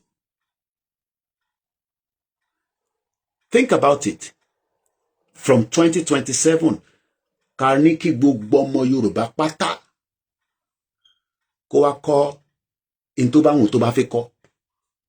Whatever you want to train to become. Ceramic, ni tiling, ni carpenter, ni electrician, ni whatever, we don't care. For 2 years, from 2027 to 2028, first year. And you'll be paid while you are being trained. Amama sanwó fún ẹ. while we are training you. Àfẹ́jẹ́ kó lọ ṣiṣẹ́ kankan, má lọ náà wáṣẹ́ kankan. They call it apprentice in the UK. I don't know what they call it in America and Canada. Ẹ ṣé gan ni Ìyáwa Mima Alaga, ẹ ṣé gan for the super chat. Kò ní tán bẹ́ẹ̀. Because some people are in Nigeria, they're still giving us all this donation, while some are outside. I wish I can have so much money like those YouTubers. But that's why we're struggling. I'll come back to that. Now, by 2028, think about the numbers of people that would have been well equipped, ready to go into full-scale work. By 2029, 27 to 28, 1 year, 28 to 29, 2 years. Mokia Martins. Ọdún méjì láti 2027 lọ sí 20. Èyí tí a fi máa sáré 2029 tá máa ní Tinubu wà níbẹ̀ tá mọ̀ tó lè ṣẹlẹ̀ tí kò sẹ́nibọ́dì tó lè foresee in tó lè ṣẹlẹ̀ àfi tá bá ń parọ́ fúnra wa. In 2 years, full education, paid, electricity, internet, one laptop and one iPad for you. One laptop to work from home when you return back home, and the iPad to bring to school. Láti fi kàwé. And we are paying you, the Yoruba government, Oduduwa government. Kí lẹ rò kó máa ṣẹlẹ̀ sí ilẹ̀ Yorùbá àbí ilẹ̀ Káàárọ̀ Oòjíire? By 2030, we will have millions of Yoruba, àwọn ọmọ Oduduwa, whatever you want to call yourself, well-groomed, well-prepared to go into the labor market. Kí ló ń pè ní labor market? Go and watch some of the videos I did yesterday. Construction work continue even in a very tight space. But what you want now is Tinubu to return back to power in 2027. Okay? Still in Nigeria, but you cannot gain and get anything that I've talked about. Mr. Oluwashinoni, that is how it is working in Western region with Baba. You must first equip your people with education. Moriembe Martins, Carol. Akọ́kọ́ gbọ́dọ̀ prepare àwọn èèyàn wa pé kọ́ ìwé tá dẹ̀ fẹ́ náà fẹ́ kà yẹn, not in English, because English is not our language. It has to be in our own Yoruba language, in our own design curriculum. And you know, Lema designer, some of you are already prepared to train people. Don't think that Anto and diaspora and Colombo were trained. No. Some of you in Nigeria today, you are well ready to train millions of our people. If that environment is there, but rather than that option, I felt option key. Káwọn kan ká máa rí wọn lórí Instagram. Àbí ká máa rí wọn lórí social media. Somebody say, I will train people about any paint production. You see? Ready to train people. And tó fẹ́ train náà máa gbowó kò ṣọ̀fẹ́ o. A máa fún ní gbogbo resources to need. So, by the time the people are groomed ready to go into the labor market, boom, Yoruba land will become far better than Japan and China. 2 years, ni mo ń sọ you. 2 years of full-time training, being paid as well. Ẹ máa bèrè pé Koiki bọ́ níbo láti máa rówó tá máa san fún wọn. We have the resources at home. Mo kí bàbá mi Kúnlé Ṣítà. We have the resources to pay for this purpose because it has been done before, proven, tested, with less technology during the regional government. Abami Kunle Shita, send owó sí mi o, ó ti dé báyìí nísìn, gbogbo owó tẹ́ tọ́jú pamọ́ fún mi yẹn, ṣé kí n send account number yẹn wá láàárọ̀ ẹ̀, kó tó di pé mi náà máa bẹ̀rẹ̀ iṣẹ́. So, I hope some of you understand that our future is really at stake. Look, gbogbo àwọn Ọbásanjọ́, gbogbo àwọn yẹn, wọ́n ti gbádùn ayé. They are not interested in our lives anymore. it's all about me and you now. Ẹ káàárọ̀ bàbá mi Òkìkíọlá, ẹ ṣé gan ni fún contribution ní the other day. Ẹ ṣé gan ni, mo dúpẹ́. Imagine how many nurses, doctors, surgeons, dentists. I remember a time I went to Turkey because it was cheaper for me to clean my teeth in Turkey than London. Benny. It was cheaper for me. Because, number one, the Forex, the foreign exchange. OLAYOMI Godson, good morning. Eba wa gbe kini lọ sí 20k by now, ẹ kò ti dé 20k. Tí gbogbo yín bá ń ọmọ tẹ́ máa ṣe tó máa fi dé 20k. Ẹ jẹ́ ká gbé lọ sí 20k. Bẹ́ẹ̀ yín tẹ́ lówó tẹ́ fẹ́ fún wa. Ẹ love ẹ, kẹ́ double tap, kẹ́ share. That's all we're asking for.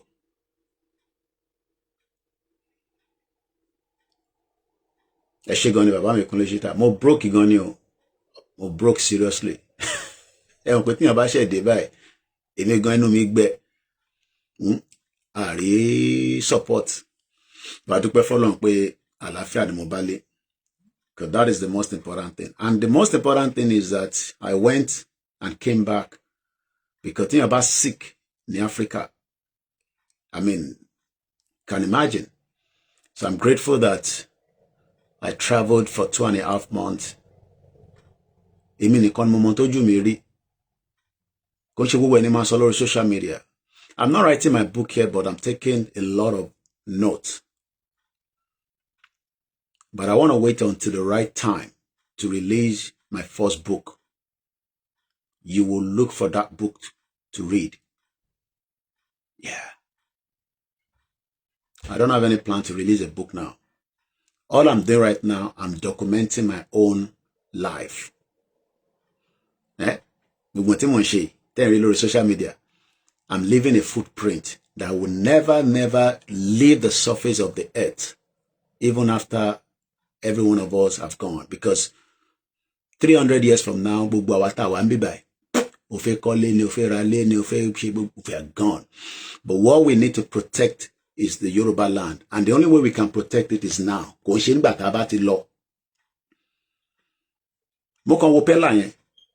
He's a young man.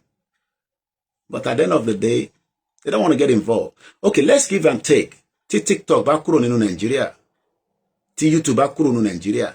We can design our own. We have those of you that are good in coding that can start all this. But one thing is, the West doesn't want you to grow.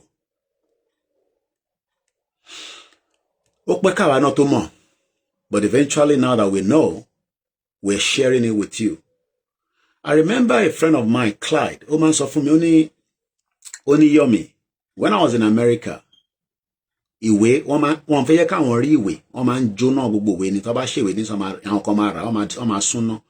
so the beauty of us communicating like this, mo need NBC, kini come pẹ̀lú National Broadcasting Corporation. Lai Mohammed did everything to destroy. Lai Mohammed lo destroy YouTube channel wa. Ó yẹ kí ma re owó tó pọ̀ dáadáa lórí YouTube channel mi. Some of you think maybe I'm making, yes, I should be making money on my YouTube channel, especially the Koikimedia.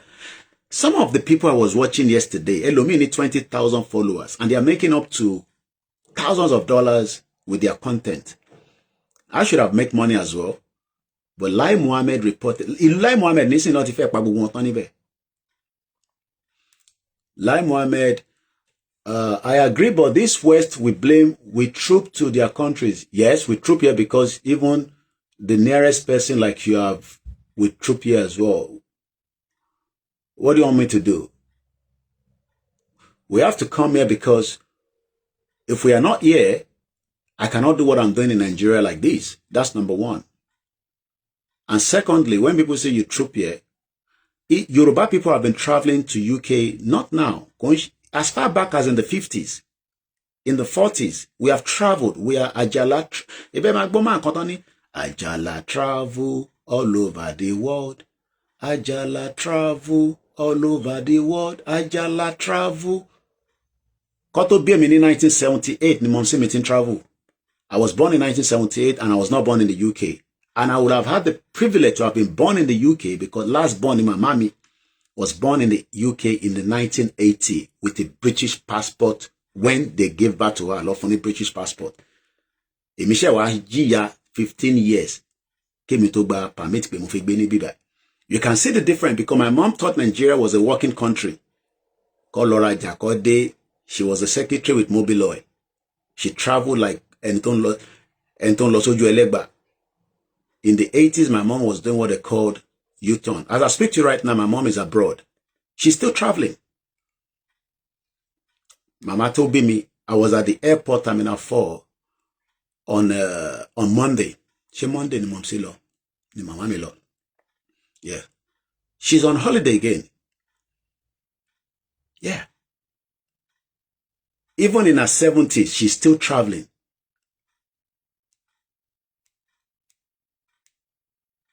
And she can travel without me worried that she's somewhere. She has sent me loads of pictures, videos, hotel tower. She be mama teno, she le travel niye. Shoti mu mama lọ sí Ghana, Benin, Togo, Kenya. I was watching the guy this morning, mo posted Tanzania asking for visa from Nigeria. Do you understand what that means? Tanzania. You need a visa to go to Tanzania. Kilo wambe. Bishop Adesina, on the government only have issue if you have the resources to back his money in the forex transaction. The guy was refused a visa to Tanzania. Kini kon Moses. Baba mi se mona debi se karo.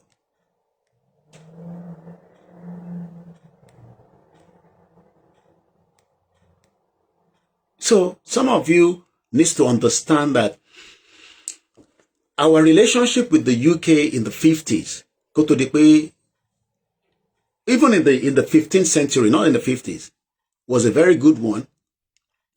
As a trade by barter, we sold things to them. We had merchant, Tabango merchant, our Yoruba la jẹ́ the coach amo ikini amo Igbo mélòó business mélòó amo Igbo ṣe. Igbo ṣe business to wa. Business mélòó la wọ́n ṣe. When my mom was doing business in the 80s, 1980, mo wà ní primary school ni mo ti mọ Hong Kong. Hong Kong, ibẹ̀ ni mama mi ti máa lọ ra go. Tó máa tà sí gbogbo jàǹkàrà níjọ́ náà lọ́hùn. Gbogbo China yẹn àwọn ò lọ China because àwọn aráàlú òkè ló máa ń lọ China according to bí mama mi ṣe máa ń sọ gbà yẹn. Àwọn máa ń lọ sí Swiss láti lọ ra lace lọ́dọ̀ Futex. Kódà nígbà tọ́kọ wọn kú, nígbà tí màmá mi tọ́kọ ẹ̀ kú, Futex sì ń jẹ wọ́n lówó tó ti máa ń ṣaṣọ. But the pressure was that Nigeria was going to good progress. So most of àwọn Sawawu màmá mi gbogbo wọn kàn ṣe business within Nigeria. Kó lọ rajà, kó tajà. And they were still working. Amodu Atiji, you okay? Come here. Who is there? They were still working. Wọ́n níṣẹ́ lọ́wọ́. Bó ṣe ń tajà, wọ́n níṣẹ́ lọ́wọ́. Wọ́n tajà ní gọ́tà. Wọ́n dẹ̀ tún níṣẹ́ lọ́wọ́. Mo kí ẹ TJ. Ẹ bá mi ta tap. Ẹ ṣe gan ni. Kẹ́yẹ́ ká gbé lọ sí 40k. Ó ti wà ní 24. Wọ́n tajà. Wọ́n dẹ̀ tún níṣẹ́ lọ́wọ́. Two things simultaneously. Màmá tó ń tajà. Ó tún níṣẹ́ lọ́wọ́ as a secretary with Mobile Oil. Ṣé bẹ́ẹ̀ náà lórí lẹ́ni nísìn? Ṣé wọ́n tó ń tajà lẹ́ni? Whatever you are selling, even kò bá jẹ́ kọ̀ọ̀kan ló ń tà, kò bá jẹ́ ike ló ń tà, kò bá jẹ́ fork ló ń tà, ṣó níṣẹ́ lọ́wọ́. Ẹ worú girl tí Governor Adeleke rí tó ń ta buns. I like it because she's a graduate. Kàkà kó ṣaṣẹ́wó, ó ń ta puff. Lucky débá. But one thing we like about our tower nílé ni pé a máa ń rò pé luck ni a gbọ́dọ̀ fi rí nǹkan. No. Everything should be there, available for us as an option. Tí bá feel pé mo need owó mo fẹ́ ṣiṣẹ́ nísìn. Mo ní láti ṣe máa sọ pé luck. No, èmi ni máa lọ wáṣẹ́. Iṣẹ́ tí mo fẹ́ lọ wá yẹn wà available. But ní Nigeria nísìn, púpọ̀ nù yín fẹ́ ṣiṣẹ́ bọ̀ kò sí iṣẹ́ yẹn iṣẹ́ tó wà yẹn àwa máa wá lock ẹ connect ní mọ́ Délé Mọ̀mọ́dù ẹ connect ní mọ́ Ìgbòho mo rẹ́ni tó send message sí mi tó ní kí n jọ pé everybody wants to connect with somebody. If we have the enabling environment in Nigeria, everything will work. Mo kí ẹ T-Boy ẹ káàárọ̀. Lékan Kampala ẹ káàárọ̀. Ṣé dáadáa la jí, happy Sunday. Nígbà tí màmá tèmi tó lóyún mi ní 1978, ó ní owó láti lè fi wá bímọ sí UK. Because last born wa kò ń ṣorí NHS lọ bí sí. There's difference between private and general. It's the same thing in Nigeria. A lot of your people use private while some use the general hospital láti fi bímọ. Ẹ̀yin ò ṣe kí lè reason tí màmá mi ò ṣe bí mi sí UK because she thought Nigeria was a good country. Owó wà. Influence wà. Ọmọ ọ̀dọ̀ wà. So kí ló fẹ́ àwọn tó wá bímọ sí UK níjọ́ náà lọ́hùn tí wọ́n ní access tó di British citizen lẹ́ni nísìn tó bí. Ìyà làwọn tó wá bí wọn gbà yẹn because it's not easy láti wá bímọ sílùú òyìnbó. When you are living in a country like Nigeria then, tó máa ní gbogbo family tó máa surround it because you become lonely. Loneliness ló ń pààyàn jù nílùú òyìnbó.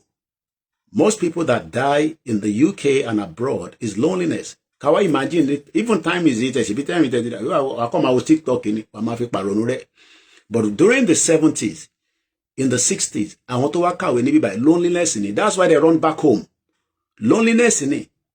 Because when people were coming here to study, the weather was very bad.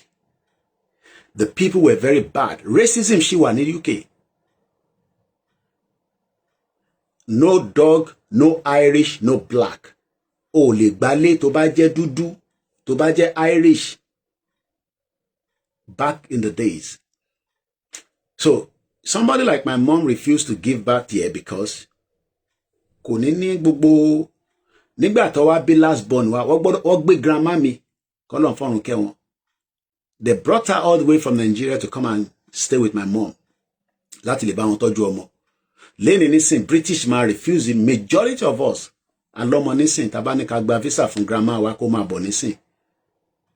Tí bá ní mo fi gba visa fún màmá ìyàwó mi nísìn wọ́n lè ní àwọn òfin fún wọ́n máa give all kind of excuses. It was not like that back in the days because visa at arrival. But even Tanzania ń béèrè visa lọ́wọ́ Nigeria. Who is Tanzania? Mélòó ni wọ́n? Nigeria can cross Tanzania within 10 minutes. But Tanzania is showing you that to come to their country, you need a visa. This is what we are saying, that we need our own country. So that when we have our own country, we would decide who comes to our country. But when any gbogbo ọ̀nà làwọn ṣe, gbogbo button làwọn tẹ̀. But yet, that visa was not granted. Why? I don't know. So I think the guy missed the concert. Tofilofun, Kinikon Moses. I saw it this morning. I've been up since almost 4 o'clock in the morning. Before I decided to come and do just a small live broadcast. So, at the point my mommy realized in Nigeria, something is going wrong. It was not in the 70s because things were going better. Things were good in the 80s. Things were better in the 70s up to the 80s because people like our mother got a lot in Tasho. They were doing a lot. Kò dẹ̀ sí gbogbo àwọn Igbo tó ń oppressing lẹ́kọ̀ọ́ nísìn alábà nǹkan kan yẹn. Yorùbá ló dominate gbogbo ilẹ̀ Yorùbá pẹ̀lú máa rajà máa tajà. And we know the game. Tó fi di pé Yorùbá wá di alábàárù, ẹ̀yin lẹ́ṣẹ̀ wá di alábàárù, àwa la máa ń tajà fún gbogbo wọn tẹ́lẹ̀. I know that because mo mọ iye Igbo tó máa wá rajà lọ́wọ́ màmá mi. But lẹ́ni nísìn gbogbo wọn ti lóòtẹ́ẹ̀lì, wọ́n ti kọ́lé oríṣiríṣi, and we know the agenda. Tá a bá tẹ̀ mọ̀ tẹ́lẹ̀, tá a bá mọ̀ agenda Igbo tẹ́lẹ̀, a ti mọ̀ agenda wọn nísìn. I am not fighting the Igbos, but we know that they have an agenda. Kò ń ṣe Fúlàní nìkan ló l'agenda, Igbo náà l'agenda. Bá ṣe ń pariwo Fúlàní, Igbo gan ní agenda lórí ilẹ̀ wa. Fact ni. Because ilẹ̀ wọn kò dàbí ilẹ̀ tiwa.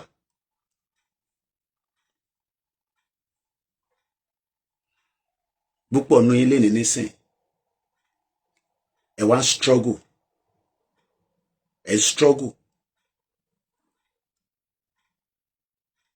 So because I have asked my mom, kí ló dé tẹ́ bí èmi sí UK? Wọ́n ní kí ni mo ṣe fẹ́ bí ẹni sí UK? Things were good in Nigeria. Àwọn ìyá tó ń kó $100,000 travel. Do you know what $100,000 is in 1980? Do you know the meaning of $100,000? Ìyẹn ń ṣòwò YouTube. Owó ọjà pé wọ́n tajà, wọ́n rà, wọ́n tà. At any point in the house, my mom has nothing less than $40,000. At any point in time. And they were not in politics. Do you know what? Let's check it, padà. $40,000 in the 1980s. Dollar ni o kò tí sí pounds o, mo sọ̀rọ̀ pounds o. Because inú ilé làwọn èèyàn máa wá, àwọn ọ̀rẹ́ wọn, alájà, èèyàn tí travel. Ṣé dollar wà lọ́wọ́ yín? Ìgbà yẹn kò sí mobile phone. Àwọn landline yẹn ni. And we know what happened with the landline. MK Abiola gbogbo nonsense tóun náà ṣe. So àwọn Yorùbá ti fìyà jẹ wá gan. Tìbí ìbínú Nitel ní Abiola ti rówó tiẹ̀ náà, Ọlákúnlé mo kí ọpẹ́ kó tó wọlé.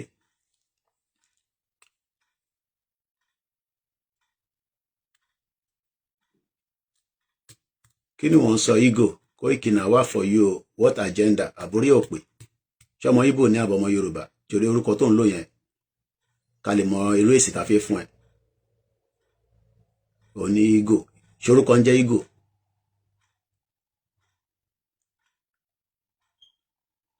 Orí òpè torí mo ti dárúkọ pé Igbo nísìn ó fẹ́ gba agenda Lagos mọ́ wa lọ́wọ́. Orí òpè ṣé àparọ́mọ yín ni ọmọ àlè? Ṣé àparọ́mọ yín ni? Ṣé àparọ́mọ yín? Ṣé ẹ̀ lágenda ní Lagos State? Ẹ ṣe padà lọ sílùú yín kẹ́ lọ máa build Anambra kẹ́ build Enugu. Even kan mo sọ fún Simon Ekpa. Ẹ lè gbẹ̀ kó máa lọ́wọ́. Onínàwà. Ṣé àparọ́mọ yín ni? Àmọ́ yín tẹ́lẹ̀ ni. Igbo tá gbé ṣọ́ọ̀pù fún ní Surulere. Ọmọ tó ṣe fún màmá mi ni for more than 15 years. A gbé ṣọ́ọ̀pù fóun ó ti gbé fún yàn mẹ́rin. Ó take wá ní more than 10 years ká tó gba ṣọ́ọ̀pù yẹn padà. Mo bá mi sọ jágbàjàgbà mi báyìí, mo mọ tí mò ń sọ ni. Orí òpè. Èmi fẹ́ kí Biafra lọ, kólúkálukú lọ ṣe tiẹ̀. Intade máa ṣe fún yín inú wa ló wà. Yorùbá ò ní sọ̀rọ̀ tán. Ó kù díẹ̀ ni. Ẹ má tètè ta gbogbo ń tẹni. Alphahead ní bíbá ó padà ta arọ́ọ̀tì ni. Nígbà tó fojú wọ́n fún ní British passport tó fi kú. Ṣàwọn ń ṣe àwa fẹ́ràn Biafra, bọ́ máa bá mi sọ̀rọ̀ pé Igbo lájẹ́ndà lórí wa. Ẹ lájẹ́ndà. Everybody ló lájẹ́ndà. Yorùbá gan lájẹ́ndà. Agenda Tinubu kọ́ ló ń ṣẹlẹ̀ lórí yín nísìn tí kò fún yín ní kankan tẹ́ ń pariwo lójoojúmọ́. So máa bá mi sọ̀rọ̀ tí mo ṣe kíní báyọ̀. O rò pé stupid man ló ń sọ̀rọ̀ ni. O rò pé ọmọ kékeré ni mí ni mo mọ tí mo sọ ni. Ẹ lájẹ́ndà. Ẹ lájẹ́ndà. Ìdá sọ ni pé kí ẹ lọ, káwa náà lọ, kí gbogbo àjọ wa ṣe kíni, káwa decide how we control our land. Kí lẹ rò pé UK ṣe ń push immigration nísìn? Ọlá Ọlọ́run ni gbogbo àwa yìí jẹ. So tẹ́ bá mọ platform tẹ́ wà yìí, ẹ tètè mọ platform tẹ́ wà. Èmi ti bá Simon Ekpa sọ̀rọ̀ dáadáa. Mo ti bá Nnamdi Kanu sọ̀rọ̀, kò ń ṣe méjì, kò ń ṣe mẹ́ta. Mo fẹ́ kọ́ fún wọn ní country wọn. Àwọn kan lè máa ní ìjà ọ̀tọ̀ọ̀tọ̀ là ń jà. Biafra fẹ́ lọ, Yorùbá fẹ́ lọ. Fimpo kólúkálukú dáríwà. Ìyẹn ló máa fún wa ní progression. A lè ní progression because a kì í ṣe kankan náà.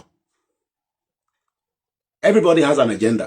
Bí Yorùbá ṣe lájẹ́ndà, Igbo lájẹ́ndà, Hausa lájẹ́ndà. But lórí ilẹ̀ wa, àwa la máa decide agenda tá fẹ́. Kí ló dé tí British ò ṣe fẹ́ mi ní resident nígbà tí mo dé tí mo ní mo fi gbé ní bíbá? Wọ́n lájẹ́ndà ni, because wọ́n mọ̀ pé tó bá ti fún mi, tèmi náà bá ti dẹn tó orí òpè a máa lé ẹ kúrò lọ́mọ àlè àní bòwọ́ púpọ̀ náà ní làákàyè eléyìí ò ní làákàyè ọmọ àlè orí òpè àwa sórí channel mi wà tó máa ṣe gàràgàrà mi báyìí kò ní da fáwọn tó bí ẹ ọmọ àlè ìjọ mo fún ẹ láyè tó fi ní ráyè sọ̀rọ̀ ni nígbà mo ti lé kúrò nísìnyí kò ní ráyè sọ̀rọ̀ mímọ́ ẹ ṣe jàre eléjì rẹ̀ everybody of the loan agenda ẹ má bínú jàre ó ti gbé wa kúrò lórí tá à ń sọ kí n padà sórí tí mò ń bá yín lọ sọlọ kí ni reason tí wọ́n bí èmi sí bíbá ní 1978 I was born in 1978 ẹni tó bí ní ṣẹbẹ́ tó kọ́kọ́ bí ní 1978 ló dàgbà kí ló dé tí ẹni tó wá bí ní 1980 ó ní British passport and is also a Nigerian citizen èmi tó bí ní 1978 èmi ò ṣe British citizen èmi ní Nigerian citizenship how many years after kawa calculated from 78 kate sọ pé 1980 10 years gbà tó di 10 kó di approximately kani 78 mbo 1978 to 1992 how many years difference was that ẹ sáré calculate mbo lọ sórí calculator ẹ̀yin tẹ́ bá mọ̀ further maths from 1992 kayo 1978 kúrò ńbẹ̀ how many years was that n kò fẹ́ fún yín ní what has happened 14 years ẹ jẹ́ ká gbé kíní lọ sí 50k kíákíá bẹ́ẹ̀ tẹ̀ fún wa lówó mo kí bàbá mi Adéyínká màá gbé èèyàn wọlé ẹ jẹ́ kó ṣe díẹ̀ sí 14 years after I was born my mom decided to leave Nigeria ẹ ṣé gan ni I love Biafra I am the only Yoruba media that stood with the Biafra, even in the test of time. Yes. Because I know Yoruba people don't like Igbo. They don't like Biafra. Don't bring them together here. I still stand with Biafra. Any day, any time. Whether you call Nnamdi Kanu terrorist, you call Simon Ekpa terrorist, I don't believe in that nonsense. But that's not the topic for today. I stand with them. And my legs have never shaken. Simon Ekpa is still a brother. Nnamdi Kanu is still a brother. Not because I want to have the face of the Biafra or the Igbo. Can you come here? If Britain put all of us together, we will not be in the situation we are today. Showore na my brother. I have Showore direct number. If I want call him, I feel call him. Just like I had Simon Ekpa direct number. But let's come back. Now, 14 years after I was born in Nigeria.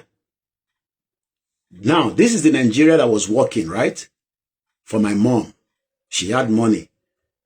And if you don't know who they talk, Baba mi ni wọ́n pè ní Koiki tí Obeki. Tomani constant. These are not YouTube money that my mom was traveling with. Majority of people now, we are making money on social media. Not even all of us anyway. 14 years, Eshigoni, Apostle Paul. 14 years after I was born, my mom left Nigeria. Why?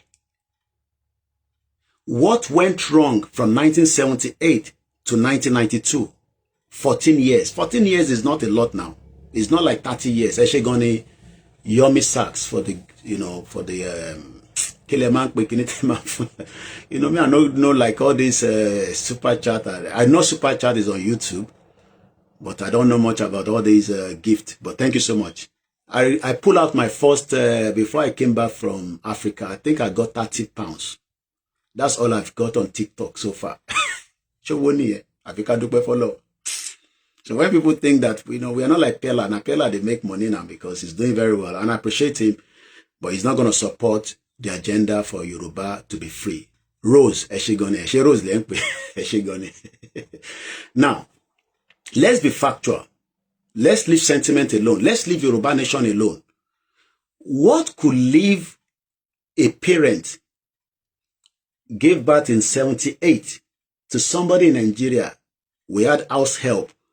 We have driver. I went to Onward Nursery and Primary School. Private primary school, no be public. private. Oshiwa ni Surulere. Go and check it. It's still there. I don't know whether the standard is still the same, but it's still there. I went to Onward Nursery and Primary School. I didn't go to a private secondary school. I could have. I wanted to go to Command, Abi, Kini Konlokwe. But all these say politics. Oh, I don't get the cutoff mark. Into Gbemi Padarosi, Abeokuta Grammar School niye. But people in the north, they go get 0 mark. They go put them into, Command Secondary School. I think so, yeah. Yeah, the Thai bank is still working. Eshegoni. Everyone is supplying Deni. Even though Malawan Kotimamashi. But for the first 2 weeks, I need to spend time with the children. Pick them, drop them off. I've missed that too much. I've missed dropping my children and picking them to school. Lord, drop one. So, Eshegoni, everyone is supporting, we appreciate every one of you that have been giving us the support. Yes, the Tide account is still working. Now, my ben yo wole o, but mo fe ye ki ajo da si ọ̀rọ̀ yìí. Only see this boy house, kilo she? Fine, but he get food. I be fine. Which one you talk? Only see this boy house. Be like Davido. Davido de London now. They chop 3 square me. Me too, they chop 3 square. Me too, have a big G50. Anyway, make I not divert the conversation. What happened from 78 in Nigeria now? Can somebody explain Kilo Sheles in Nigeria between 78 and 1992, 14 years? What happened? Because I'm using my mother now as a case study. I am using my own mother, Mama to be me, as a case study now.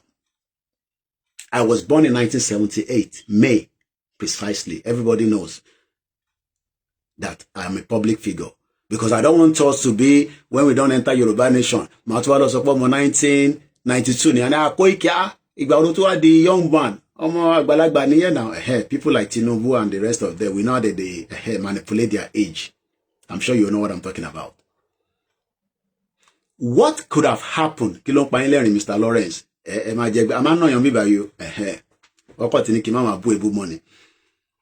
If my mom, my mommy,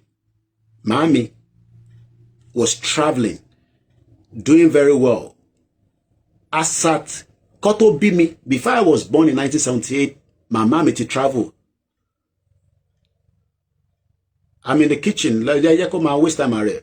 Conflicts. The one okay. Everything. Even a coffee me go. Now, in between 78 that I was born, our last born, I'm gonna do an interview with my sister.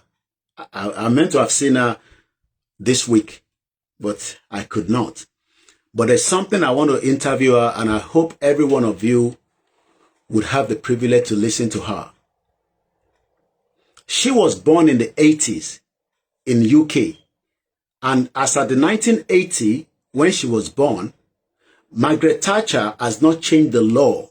And Toba BC UK. That is how a lot of Nigerians become British citizens, automatic. Boshe di British citizen, because most people that gave birth to their children from 60s up to the 80s, automatic, no immigration wahala, like I don't go through. Good morning, princess. How are you? You hungry? Not yet. Go and use your iPad first. I'm using the phone, okay? I want your follow continue on some more. Eshegonolori, Ayaba, Bogo Manchester. Olórí ẹ ti jẹ mí lówó ṣé kí n sọ fún ku fún mi ní owó nígbà tí mo wà nílé mo dé ti dé nísìn ẹ bá mi kọ́kọ́ wá change kékeré sí account mi ẹ ṣé gan ni mo ń bọ̀ Manchester láìpẹ́ àwọn èèyàn gbọ́ mi mọ́ but you are looking young àánú Ọlọ́run ni. Let me repeat it again. Anybody that had their children in the 60s up to 1980 now so they just get British citizenship for free. For free, no immigration wahala. You just give back British citizenship. It was Margaret Thatcher that changed that law Just like Donald Trump is changing the one in America right now. I don't know how far they've gone with it. I know he issued executive order. They're going to court. I don't know much about America, but I'm talking about UK because this is where I've lived for my whole youth age. Because I came here in my youth age. I am now in my 40 plus. But what I'm confused is, what happened to the Nigeria that my mom was living big? She was enjoying. She was traveling. She was exposed. She was networked. And she decided that one day in 1992, pack her bag, leave her children, put us in boarding school, and decided to return back to UK. Why? What happened to that Nigeria that they were enjoying before? Because they were enjoying Nigeria. Who can come and explain to me what happened to that Nigeria? Mr. Larry Lamina, good morning. Happy Sunday. What do you think happened to the Nigeria? Do you think that what my parents enjoyed between the 1970 and 1990, do you think that President Bola Tinubu can give us 1% of it? As a Yoruba president, even though we know he's a Nigerian president, but he's a Yoruba man. As a Yoruba president, let's just say as a Yoruba president in Nigeria, can President Bola Tinubu just give us 1% of what my mom, Mama to be me, Mama teyin náà, ẹ̀gbọ́n yín, àbúrò yín, to enjoy from 1970 up to 1990? If President Tinubu cannot give us 1%, my next question is, should we remain as one entity? Showa Dakashiwa, gẹ́gẹ́ bí ìlú kan. User 710 ní Koiki, I doubt it. Àwọn nìkan ló wà lórí program, àwọn tó kù comment mọ́. Your hands are tired. Don't be tired. We are engaging. Teacher. I'm asking questions. You don't have to accept what I'm saying for us to. I'm going to bring you in a minute. My baby Wale. Wani Baba cannot do anything. Alen Konde. We want Odua nation. Mr. Femi Sokwe, no. Now, let me bust your head again. When I now came here in 1998, remember now, I left Nigeria in 1998. After Tima Mami ti kúrò ní 1992. So let's look at the year difference. Only Tinubu is a greedy man. 93, 94, 95, 96, 97, 98. It took 6 years, ọdún mẹ́fà, for my mom, my mommy, because they say don't be using the word mom, to bring me out of Nigeria and brought me to the UK. Not my wish. Kò ṣe pé mo fẹ́ wá sí UK. But somebody saw something before me in the 90s. Whatever she saw, I did not see it. Now that I am now saying that I have now also seen some things. We know the West doesn't want Nigeria to develop. Okay, Abisoye Ekarosa, good morning. Afoba JB, good morning.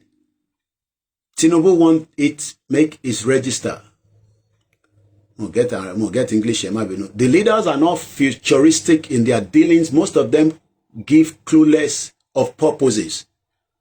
Because there is an agenda behind it that the West doesn't want the development of Nigeria. That's a fact, whether we like it or not.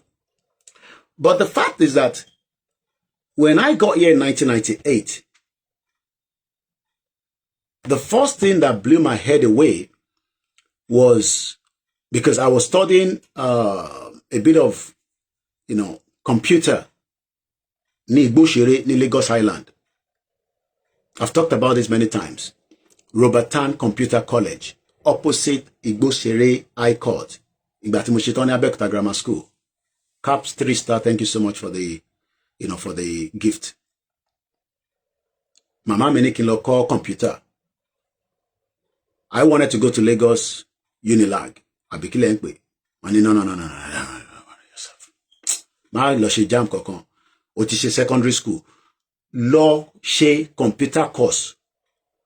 And I went. It was expensive. Not everybody can afford it. When I got here in 1998, and I went to Wood Green, àdúgbò tí màmá mi ń gbé nìyẹn, mo wá lọ sí library, mo wá fi ṣí email. My email that I'm using today was opened in 1998 at the Wood Green Library. I was expecting the kind of computer that we were doing at home. The code, you put code on it, pa, pa, pa, pa, pa, pa. As at that time, they were already using Windows 2000. What you call on Windows 98. And to buy more 1998, a commented. What in low Windows 2000. Why town one west to Shefawa no DOS Eshegoni? Thank you so much. This is cyber cafe. You gotta be very rich to go to computer college in 1995. No, 95/90. I finished Abeokuta Grammar School 95, returned back to Lagos Island just about June. And I believe I went to Robertan, I think if I'm right, I can't remember precisely, be at 97. But before I traveled out of the country, it was for 1 year. DOS, Eshigoni, Lonlo, you put the code, bam, you put the code. When I got here, and I sat on the computer, and the woman opened the computer, which kind system be this? The woman said, this is Windows 2000. And I told the woman, I said, but this is not what we are using in Nigeria. Only Microsoft, just like they are releasing all this Apple and all this stuff. Only I won't do more. You know, now is now that we remember all these things. And I'll give you one more before we start bringing people on board. The other one was my school sat, WAEC. I went to Holloway, University of London Metropolitan University. Ìyẹn Holloway. I think they changed the name now. Let me just double check. London Metropolitan University. Mo fẹ́ lọ ṣe foundation course. Mo kí n láti Ìkẹrẹ. London Metro. I'm just in my email. London Metropolitan University.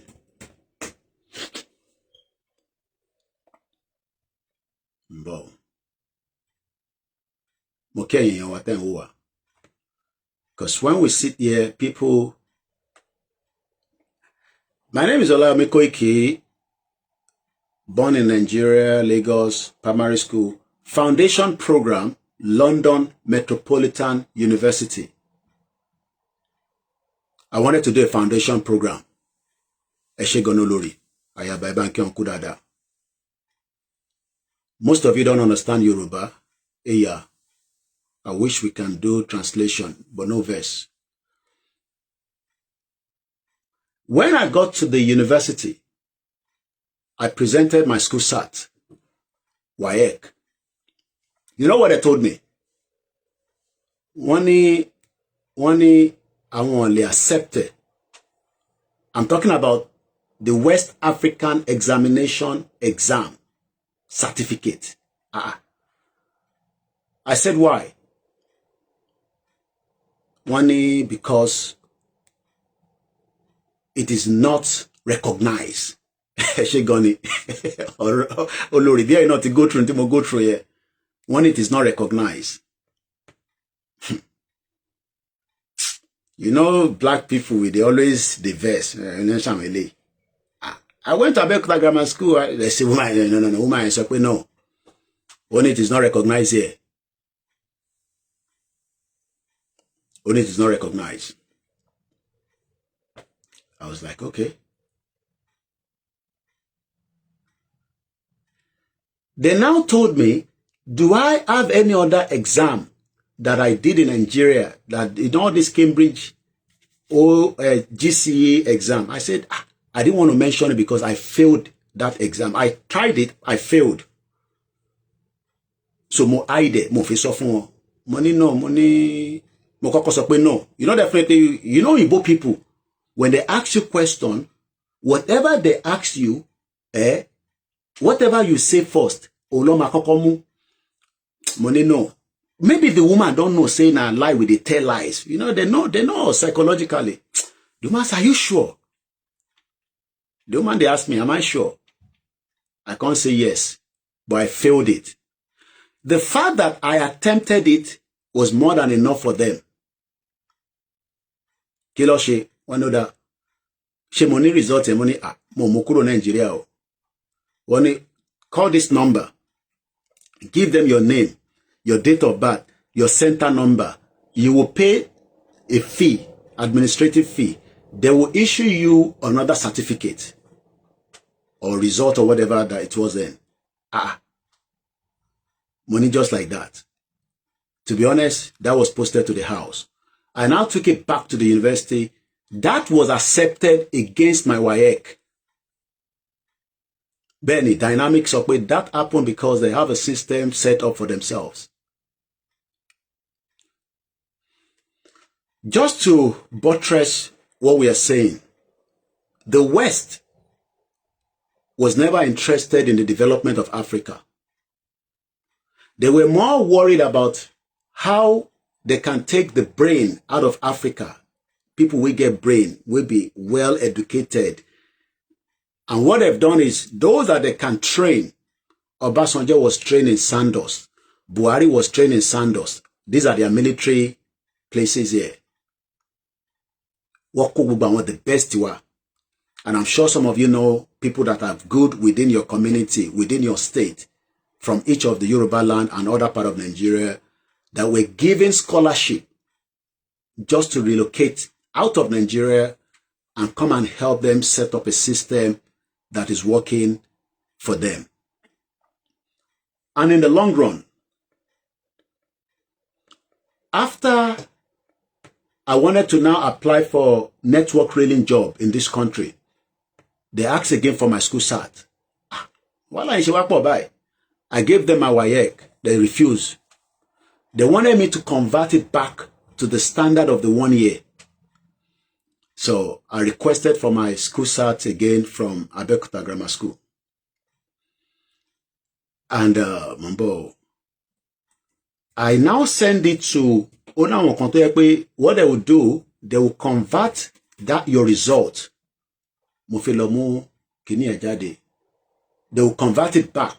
I've talked about this as well before. This was in 2023. I did apply for a network rail apprentice autumn program. No, I think it was in 2022. You know, but what mummy, I would have loved that job. This is network rail. And in the UK, this is their outfit. So some of you that doesn't know that there's a lot of opportunity here. I had a candidate number. Dear OLAYOMI KOIKI, because I was busy with Yoruba Nation, but I just wanted to become, you know, people that can work on the rail. Because number one, they pay a lot of money, and it's also a good job to maintain it, because it has a good pension and all that. When we have made several attempts to contact you about a query on your application, and we don't seem to have heard from you, we now assume you don't wish to continue, and we will withdraw your application. You can still get in touch with us. Immediately I saw this email, I sent them a message then. But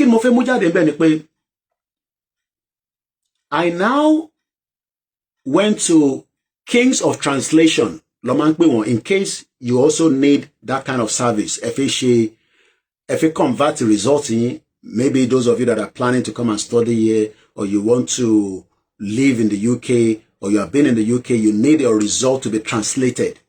I didn't know that myself before, but now I knew because of inquiries. Kings of Translation. Certificate of Translation, certificate number.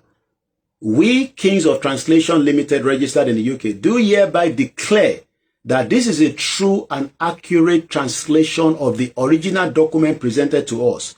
The work was performed by professional in-house translator who is fully competent and qualified to perform the language translation. What did I do then?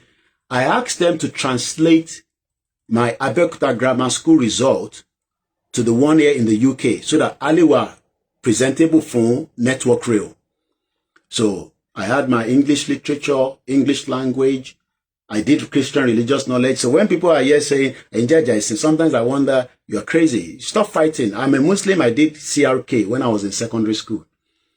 I did Yoruba. I did government because I was in an art class. I did economics. I did mathematics. I know passing mathematics. I failed maths. I did biology. I passed biology. I did 8 subjects. And this then was translated back to the one in the UK, which gave me the privilege to send it to the Network Rail. So what they did was, they converted my result from Abeokuta Grammar School or converted the UK standard one because I didn't study here, so it was much easier for them to translate it for me.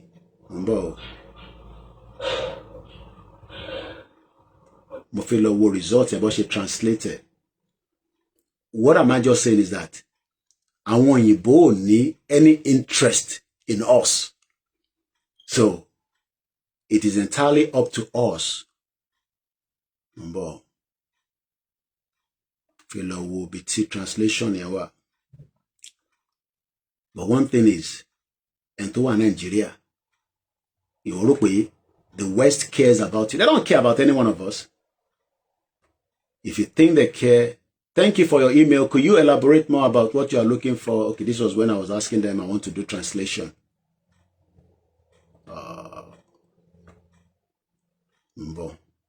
Then I'm going to bring people in. Go to the Pama end broadcasting. To Banshikpe Network Rail to request. I would not even know that I could do that.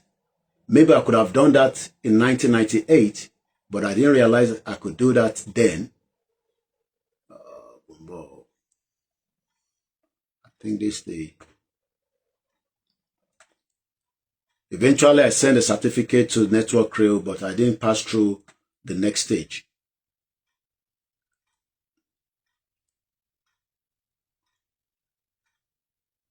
Okay, hold on, wait, I want to translate Lele.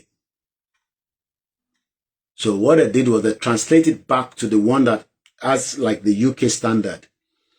So, but I took by for long that all these are records that can be used when I'm writing my book in the future. So, iwo to wa Nigeria, to fi wa kawe ni UK, you would have to first even take the basic English.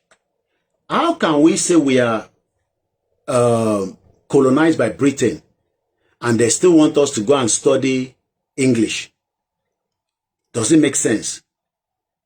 And we not colonized during the colonization. But every time a Nigerian wants to apply for their British passport, you have to take an English exam. One of the criteria also, and I believe also some of the criteria for Interfiwashi masters and all that. I don't know, because I didn't go through that route when I was coming here. So, but anyway, that is on that. I just wanted to share some of those input. But going back to the real question is, what happened between 1970 to 1992? Why did Nigeria fail? Bishop Adesina, Nigeria started falling from the 70s. Why tí màmá tèmi rí foresight yẹn? Tẹ̀wáṣẹ̀ sọ fún èmi ọmọ ẹ̀ nísìn pé Nàìjíríà máa dà. Ṣé Nàìjíríà ṣe ń fẹ́ dá nísìn ni àbí báwo? Because we left Nigeria in 1998. My mother left in 1990, 14 years after I was born. So what gonna give you the privilege that Rome was not born in one day? Yes, we know that. But if Nigeria was going well, according to what we knew, and all of a sudden it started dive nosing like that, be plain to fi jawale. Do you think that Tinubu can bring it back up? Economic-wise, security, social welfare, healthcare, policies, not just food. People think it's ọ̀rọ̀ tá à ń sọ ìkọjá Fulani. There's more than ọ̀rọ̀ Fulani. Ẹ káàárọ̀ Alani worldwide. Yemi Fatoki Moke. Ẹ káàárọ̀. Edeku Tojumi. Like I always say, not everybody in Nigeria is poor. Baba mi Adeyinka Adele in Nigeria ò lè dára. But ẹni tó jí láàárọ̀ yìí nísìn, a máa complain pé Nigeria máa dá. Ẹ ṣé gan ni ó ṣe o. Thank you for the rose. Let us ask President Bola Tinubu, in the interest of everybody, in the interest of gbogbo wa pátá àti Igbo àti Hausa àti Fulani, let's have a conversation and dissolve the union. Porter Jami Mokinye Karo. We've done quite a lot of hours already. Almost 2 hours. Wow. I need to start getting ready. But I'll give privilege for maybe 30, maximum 40 minutes. If you send a request, I'll bring you in, and then we will start winding the program down. You know, for bringing you in. So just to summarize quickly what we started with this morning. Many of you would think that there is a future in Nigeria. I read a message from a family friend that says they're already preparing for their exit plan out of Nigeria. But Mama wants to. This is traveling within Africa. The mother is 80 years old. How many 80 years old can we move out of our Yoruba land when there's a problem? This is the reason why we are saying, in the interest of everybody, President Bola Tinubu should just please accept the truth and allow dissolution in a peaceful manner. Let's have the first person on the Twitter space. Tibade sọ pé ẹjọ́ ti tó náà nítorí kò sí time púpọ̀. Mo ní láti lọ travel lọ sí Tottenham tí mo fi lọ cover NFL. Mo fẹ́ lọ wá àwọn ọmọ America tó wá. Man like àwọn ọmọ America bó ṣe máa ń sọ̀rọ̀ yàtọ̀ sáwàrà Britain. Èmi náà lọ máa bèèrè ọ̀rọ̀ lọ́wọ́ wọn. Ẹgbọ́n sókè ní kíákíá ẹ bá wa dá sí the first Sunday of the month of September. Mo kẹ́yìn yan wa tẹ́tí wọlé o. Ẹ káàbọ̀ sà. Ẹ sà, Nàìjíríà yẹn, èmi ò rí kó máa dá mọ́ láyé àti láyé o. Kílẹ̀ ẹ máa sọ nǹkan tẹ́ rí tẹ́ fi sọ bẹ́ẹ̀ sà. Torí mi ti sọ tèmi rí. Nǹkan tí mo rí ni pé ó lè dá kó máa ṣe one policy kan pé ó dẹ̀ máa at least 50% problem tó ṣe Nàìjíríà ó máa já wálé lẹ́ẹ̀kan náà. Ṣé kí n sọ sà? Mo gbọ́ sà. Òun ni electricity, iná, electricity, 24 hours electricity. Okay. Tó yẹ mi ti travel lọ 2 months. Mo ti lọ Dubai. Okay. But very dark Martin náà ti rí machine kan tó ń tà tó lè fún wa nínú 6 hours. Ó fi ń wọ̀ wá lórí social media. Ó náà máa fún wa nínú 6 hours ẹ̀yin student. 6 hours each. I need 24 hours every day. 24 hours.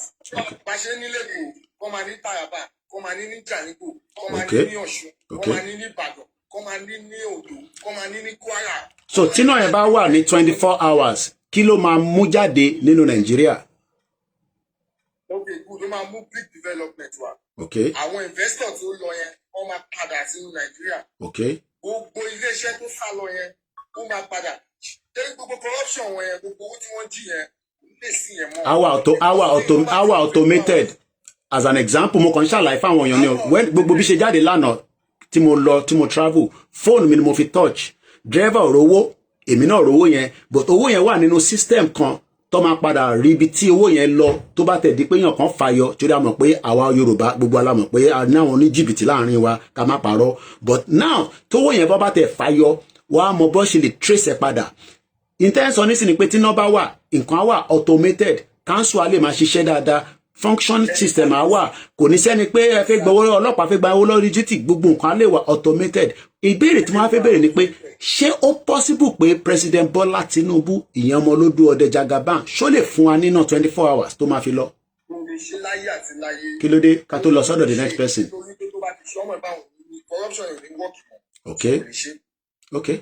So tí bá gbọ́ yín dáadáa sà, lára corruption yẹn náà ni ọ̀rọ̀ má fún wa níná tó ta bá níná olúkálùkù á lè máa rí nǹkan ní kòrókòró eyes bẹ́ẹ̀ ṣe ń rí èmi náà ní kòrókòró eyes nísìn. bẹ́ẹ̀ni a máa rí di ara wa kòrókòrò. ok ó dà. gbogbo Boko Haram yẹn ó máa disappear ní gbogbo ọ̀n pààyàn nígbà ó máa lọ́wọ́ kan máa disappear down. because iná ẹ mọ̀ pé òkùnkùn ọlọ́run gbàtọ́ ọlọ́run kan fẹ́ dá ayé àti ayé ó ní pé let there be light. ó ní kí ìmọ́lẹ̀ wà. a lè win nínú òkùnkùn inú ìmọ́lẹ̀ láti máa win.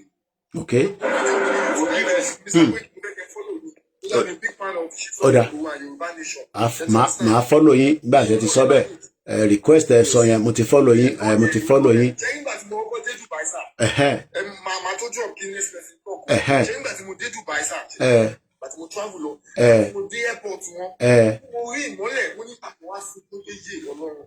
ẹ rí ìmọ́lẹ̀ ọdẹ ẹjẹ ń dẹ́rìn pa yín ìyá wa kan ó ń bọ̀ láti abúlé ẹ̀mọ̀pá abúlé yàtọ̀ sí Lagos abúlé lọ́gbà travel lọ sí ìlú tó lọ nígbà tó dé Dubai wọn mọ̀gbà tí plane gbéra mo wá bí wọ́n pé kí ló ṣẹlẹ̀ wọn náà kàn wo gbogbo airport yẹn bó ṣe lọ yóò àwọn ti gbà pé plane máa gbé àwọn nígbà táwọn á lọ bá wọn ní níbo ni wọ́n wà plane yẹn ti lọ láti bí 5 hours ago wọ́n ní kó má bínú ọ̀rọ̀ tíkẹ́ẹ̀tì mi ni ọ̀rọ̀ yẹn má ti bá fẹ́ dẹ̀rìn pa wọ́n báyìí má ní gbà tẹ wà ní Dubai kí ló ṣẹlẹ̀ wà á rẹ́rìn títí this is many years ago so ẹ ṣe gan ni so tí bá ka tó lọ sí the next person tí bá gbọ́ yín dáadáa wọ́n fẹ́ jẹ́ kí a rí iná lò torí ká má bàa jáde kúrò nínú òkùnkùn bọ́ sínú ìmọ́lẹ̀.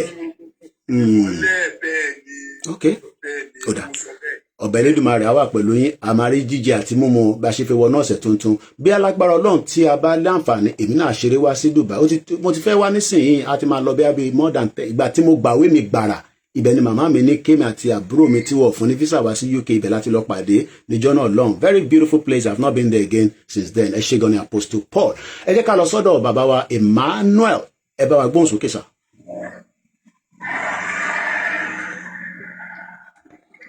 bàbá wa Emmanuel tá bá ti pè yín ẹgbẹ́ wa ṣí máìkì yín torí ìrọ́pọ̀ ká fẹ́ bá sọ̀rọ̀ àdẹ̀fẹ́ pẹ́ torí a ti wà lórí ètò yẹn náà ó ti tó bí few hours torí àwọn èèyàn náà data ló ń lò ẹni tá bá ti pè tó bá ti dáhùn a lọ sí the next person nìyẹn Black Cent 05 ẹ bá gbóhùn sókè.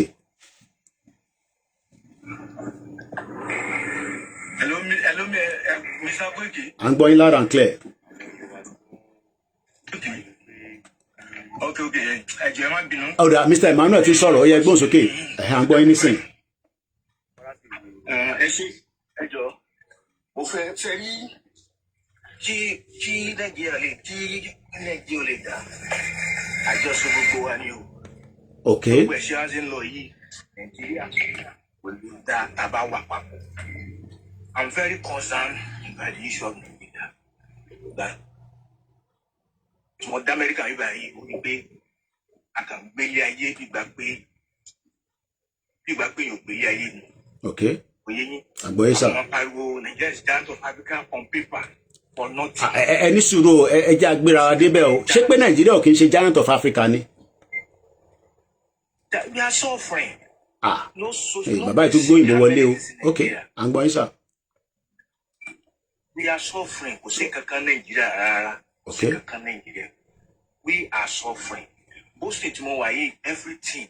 You don't need to have a car before you can commute. Okay. Àwọn tó ń lò lọ́wọ́ wọn fún wọn ní full scan gbogbo everything lọ déédéé. Security and life of property. Tí ẹ bá sọ hey bẹ́ẹ̀ kẹ́ tó ọlọ́pàá ti dé. Okay. So kò sí yẹn Nàìjíríà. Okay. So only thing that ṣe náà ṣe ní náà pé Nàìjíríà máa divide. ẹ jẹ́ n bí ní kankan why tó jẹ́ pé tí gbogbo àwọn èèyàn bá ti dé ìlú òyìnbó àtẹ̀mí náà ni o tá bá dé ìlú òyìnbó yẹn la ṣe máa ń rí pé Nàìjíríà ò dáa kí ló máa ń ṣẹlẹ̀ tó yẹ pé àwa tá bá ti dé ìlú òyìnbó la ṣe máa ń rí pé Nàìjíríà ò dáa. àti live life gidi ni òṣèré nìyẹn. Okay. àti enjoy life rárá. Okay. When I was in University of Ilorin, student life is the best. La máa ń pè. Mo wá rántí pé as a student, I was suffering a lot. I was supposed to have a car. Okay. I was leaving University of Ilorin at the man door. I'm a commute. I'm running at 1 hour or 30 minutes every day. Okay. So all those things, we are suffering. Okay. But over the car put it on this week. Say, Baba Tinubu, I want to introduce state police. Okay. I want to introduce state police. I'm very sure regional government, Okay. Before our great nation. Okay. So line tells up pé tí bá gbọ́ yín dáadáa bàbá Tinubu ti fẹ́ ṣe state police after state police àwa push Mokinyi Alhaja Bilikis àwa máa push fún Yorùbá nation. Yes. Oda. Ṣé state any solution ṣé state police yẹn ṣé within this tenure ni ó likely to bọ́ sí àbí nígbà wo torí pé tenure bàbá Tinubu ti fẹ́ tán báyìí ní first term lámìnà. Within this tenure. So tẹ́mi àti bá máa fi sọ̀rọ̀ ní this time next year kọ́lọ̀ fún alẹ́ mi gún àtàláfíà àti fẹ́ máa sọ pé ìjọba yẹn náà ti fẹ́ máa dẹnu kọlẹ̀ torí election àti fẹ́ wọlé by that time ẹ má sọ pé ẹni wá síbí báyìí mọ́ ẹ wá tó wá ṣàlàyé fún àti state police yẹn bá wá àbí tó bá ní wá. Okay. So ẹ ní ìfọ̀kànbalẹ̀ pé bàbá Tinubu máa ṣe state police before 2027. Wọ́n máa ṣe lágbára Ọlọ́run. Ó dà. Ọlọ́run fún wọn ṣe. Ọlọ́run fún wọn ṣe. Ó dà. Ẹ jẹ́ ká máa gbàdúrà regional government and state police. Ó dà. After that, a mú fún ìṣẹ̀lẹ̀ yìí. God bless you, sir. Ẹ ṣé gan ni mo dúpẹ́ mo tó mọ̀ pé ẹnu iṣẹ́ lẹ máa wà bí kí ẹ máa ṣàìsùn pé ẹ fẹ́ dìde ni Black Scent 05 ẹ máa gbéra sílẹ̀ mi yá wa mímà mo ń bọ̀ lọ́dọ̀ yín but Black Scent 05 ẹ bá gbóhùn sókè ká tó gbé àwọn the next people wọlé kíákíá.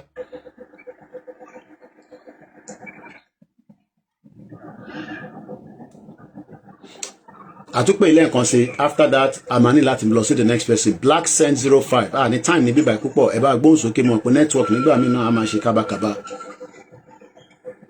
ẹ gbóhùn sókè Black Scent 05 alright torí time ni ẹ má bínú ẹ yẹ ká lọ sọ́dọ̀ ẹ bá mute ẹ̀ tá a bá ti pè Mr. Gbenga bá mute mọ́lẹ̀ please torí ẹ kó màmá wọlé mímà alága ẹ bá gbóhùn sókè Mr. Gbenga ẹ bá wa mute ẹ káàárọ̀ mọ́mì ẹ káàárọ̀ ìyá wa máa ń láì kí n bá gbóhùn àwọn ìyá wa torí àwọn máa ń nángù mi tó máa fi ń wọlé sórí program. Àkọ́rí ètò yín lẹ́nu ó wà very emotional to me as in I was just crying. Reason is yes enter the Nigeria matter. You know ego see I like people to see things from the perspective of the people in play not us. It might go from our side that are poor. Okay. They go from politicians why the Nigeria will die. Okay. And for one pay, why is this person doing like this? Why not change by? Why not people say by don't instead of say by? Okay. If you imagine mo pé only continue worry to fi ṣe ko tí wọ́n ṣe yẹn. Only go talk the poverty mentality. Okay. You can be I can be looking at you pé you are very rich and within yourself you know you are poor. Èmi mo nínú pocket mi bẹ́ẹ̀ ni ẹ parọ́. You understand? Or maybe you think that what allowing you is just on the surface. If anything happens to your position, you can be poor, and that is why you are doing that.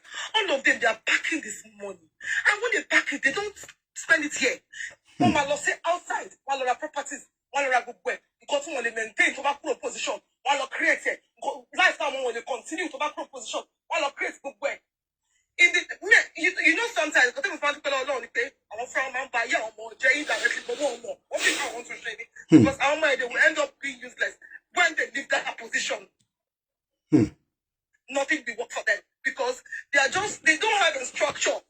They are not creating a structure that will benefit their own children. You know what I'm saying? This is why I'm crying. I'm crying because of my own life.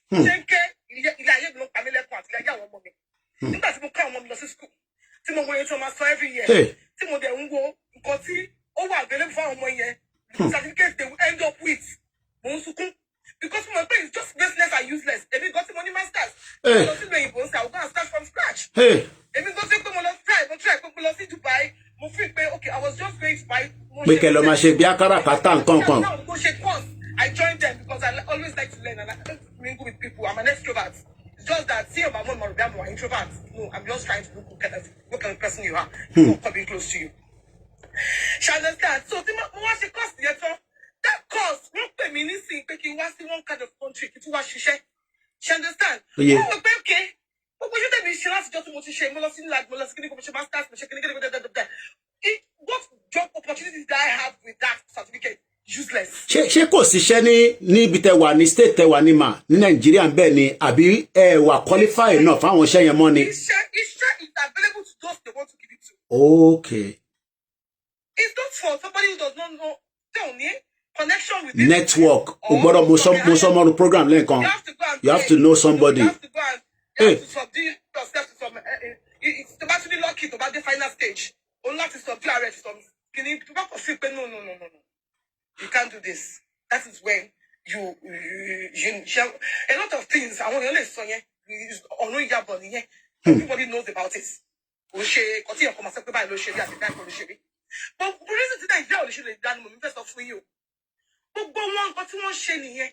Wọ́n ti mọ̀ pé kò lè ta because ó máa dá kó ṣọwọ́ èèyàn kan ló máa ti wá. Even tí bàbá wa tó wà ń bẹ̀ báyìí sí. Jagaban bẹ́ẹ̀ni.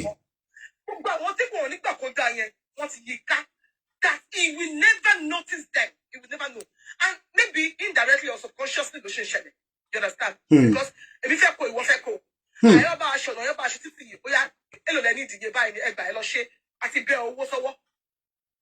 She understand? Agboyema. Okay. I want your jail. You bring power. Hello, I need the 71,000. I've something recently. But if you come here, the common man to follow cost to down to share it to generation. As if bear away, sorry, she or no. That 15K look para coffee. Or where you go out to share no to do something to kakari. You understand what I'm saying? Yeah. So, what if they massive people they done? But kí ni reason táwọn governors wa tí wọ́n ṣe so much láti fi ran àwọn parent lọ́wọ́, especially when it comes to the school, because irú èmi náà ní sìn.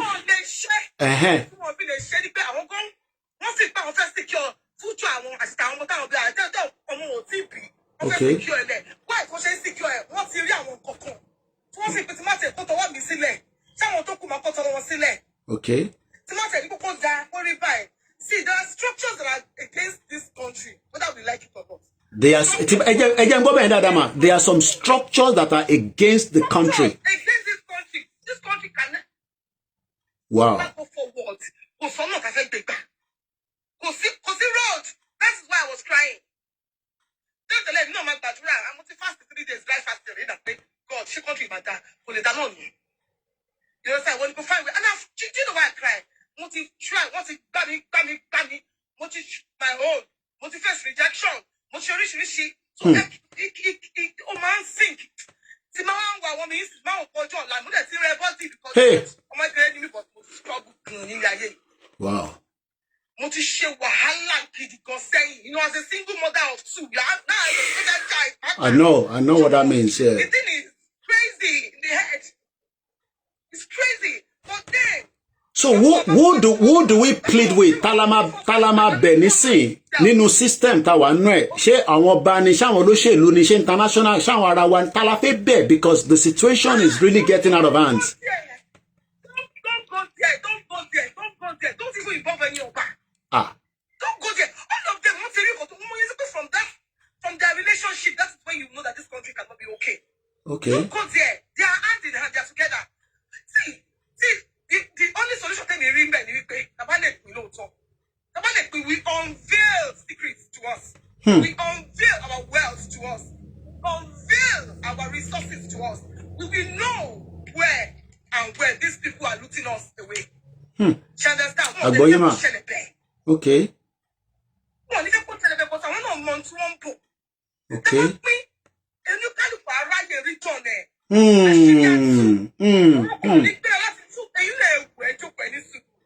So possible key Fulani wọ́n láti ìlú ẹ̀ kó wá trace map dé ibì kan kó wá máa pààyàn ń bẹ̀ ṣé bẹ́ẹ̀ nìkan ló wà ní gbogbo ilé ayé ni ó ní nǹkan tó wà ń bẹ̀ nìyà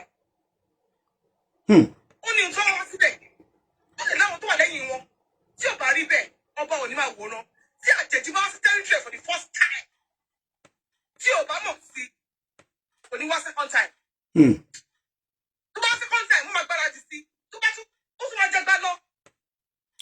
Continue one more time. Continuously. Like continuously like that. They just Guinea has started a long time. I will say I suffer from their hands. Benny, láti 1904. They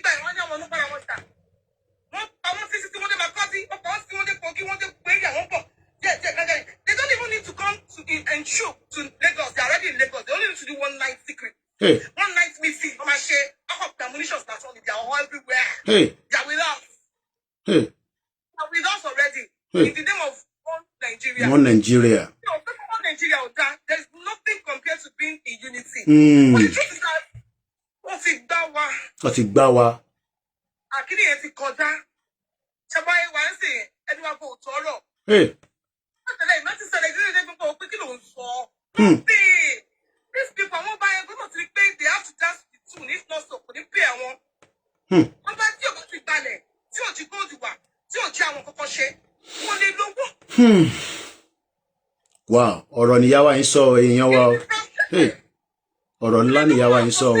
So the truth is ẹ má fọra wa jẹ. Two things ẹ tó bá love opportunity tọ́lọ̀ bá gbà ní tọ́lọ̀ bá kẹ́ tó bá ráyè gbèjà kò tètè yá. Kò gbèjà. Wo àwọn ọmọ yẹn ni torí ọjọ́ ọ̀la wa ká má torí ọjọ́ ọ̀la wọn. Torí ọjọ́ ọ̀la títí wá. Àti tàwọn náà àwọn bá wà ókè àwọn lè wà ókè. Gbogbo àwọn nephew mi gbogbo wọn lọ ti wọ yunifásitì báyìí ní September yìí ẹni tó fi lọ ó ṣe tán pè ní gap year olùfi lọ wá ṣẹ́ ni adé lọ ní next year so future àwọn ọ̀dọ́ wa nísìn torí àwọn ọ̀dọ́ wa ní Koiki wo à ń gbádùn lọ́wọ́lọ́wọ́ jàre a. Okay. The future is already in their hands and wọ́n ti bàjẹ́. Okay. Wọ́n ti ṣe yamayama. Wọ́n ti ẹ̀mọ̀ nǹkan tí wọ́n ń ṣe àti ṣe nísìn ni pé ṣe rí tó oko ẹrú ta wà nígbà yẹn náà. Bẹ́ẹ̀ni mà. Àwa la múra wa kó di pé wọ́n wá bá wa gbé. Okay. The same thing la ṣe fúnra wa nísìn. Okay. Ní bá bá ṣe pé báyìí wọ́n ṣe máa bá a gbé. Ẹ má máa blame àwọn west. Okay. So àwọn governors àwọn olóṣèlú wa wọ̀ ní any impact kankan tó máa ṣe kí tó release wọ̀ ní any impact kankan. Tó bá kí Nàìjíríà tó bá pín nìkan tó bá dẹ̀ pín yẹn you have to have genuine elders. Genuine elders. Genuine elders. Yeah. Well, I mean, it's going to be a whole new overhaul system because we're going to overhaul the system to be able to make use of a new system.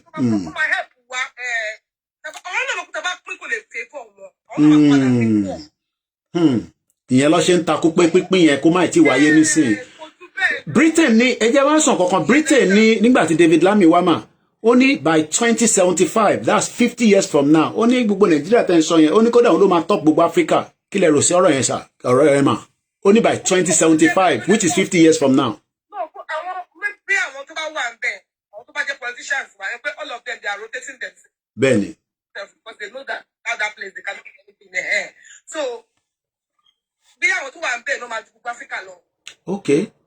Wà wá tá wà Nàìjíríà God forbid sharing poverty itself is an instrument in their hands. Wọ́n mọ̀ mọ̀ jẹ́ kẹ́bi pa wá. Okay. Okay. You have to be hungry to come and do what they want. You understand? Only good intention. See, I believe so much in this moment as well. To the body there, I will fight for by not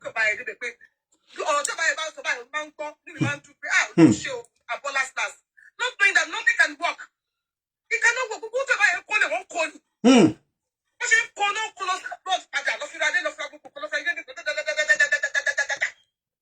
So there are some interest of people tó bá tẹ̀ tí bàbá bá tẹ̀ fi ṣe gan sef wọ́n ní jẹ́ kó rí ṣe. Kò lè hàn ní. Lọ ṣe ń kólẹ̀ lọ ń kó. Má ṣe o.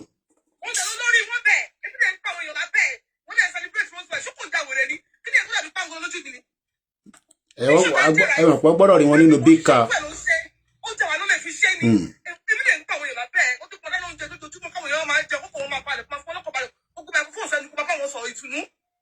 Okay.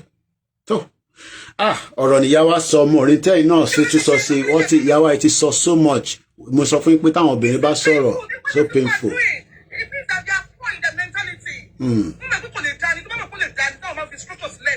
Okay.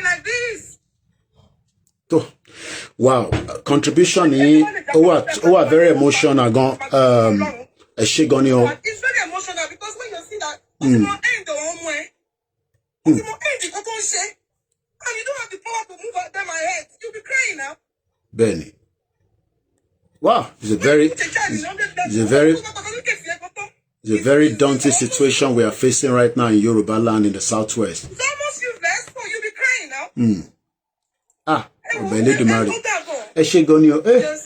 Mọ́mí wa yìí kí ni mo fẹ́ tún sọ ṣọ́ ẹ̀ mo tẹ̀ mọ́ bí ṣe fẹ́ console èmi gan fẹ́ console ara mi mo mọ̀ tún ṣe wá fẹ́ console àwọn náà bí a bàbá wa cap 3 star ẹ̀gbọ́n tó sọ yẹn ká tó kọ́ àwọn ẹlòmíì wọlé mọ́mí wa tó sọ̀rọ̀ tán yẹn mo tẹ̀ mọ́ tí mo fẹ́ sọ bí ẹ̀yin nìkan tẹ̀lé bá mi sọ fún wọn láti fi tù wọ́n nínú díẹ̀ tó mọ̀ pé àwa náà kò ṣe pé ọ̀fẹ́ náà ni gbogbo àwọn ọmọ wa tó ń lọ sí school níbí báyìí à ń san tax ni pé àwọn lọ sí school yẹn tax ni but at the end of the day tó bá pé àwọn èèyàn tó ṣe ń san tax ní Nàìjíríà náà ló ń jẹ́ káwọn ọ̀dọ́ rí lò ní gbogbo ọba máa work ẹ bá mi fún ìyàwó ẹ kẹ́ kọ́kọ́ bá mi fún wọn ní ọ̀rọ̀ tútù díẹ̀ kẹ́ tó wá bẹ̀rẹ̀ tí ń sọ sí sà.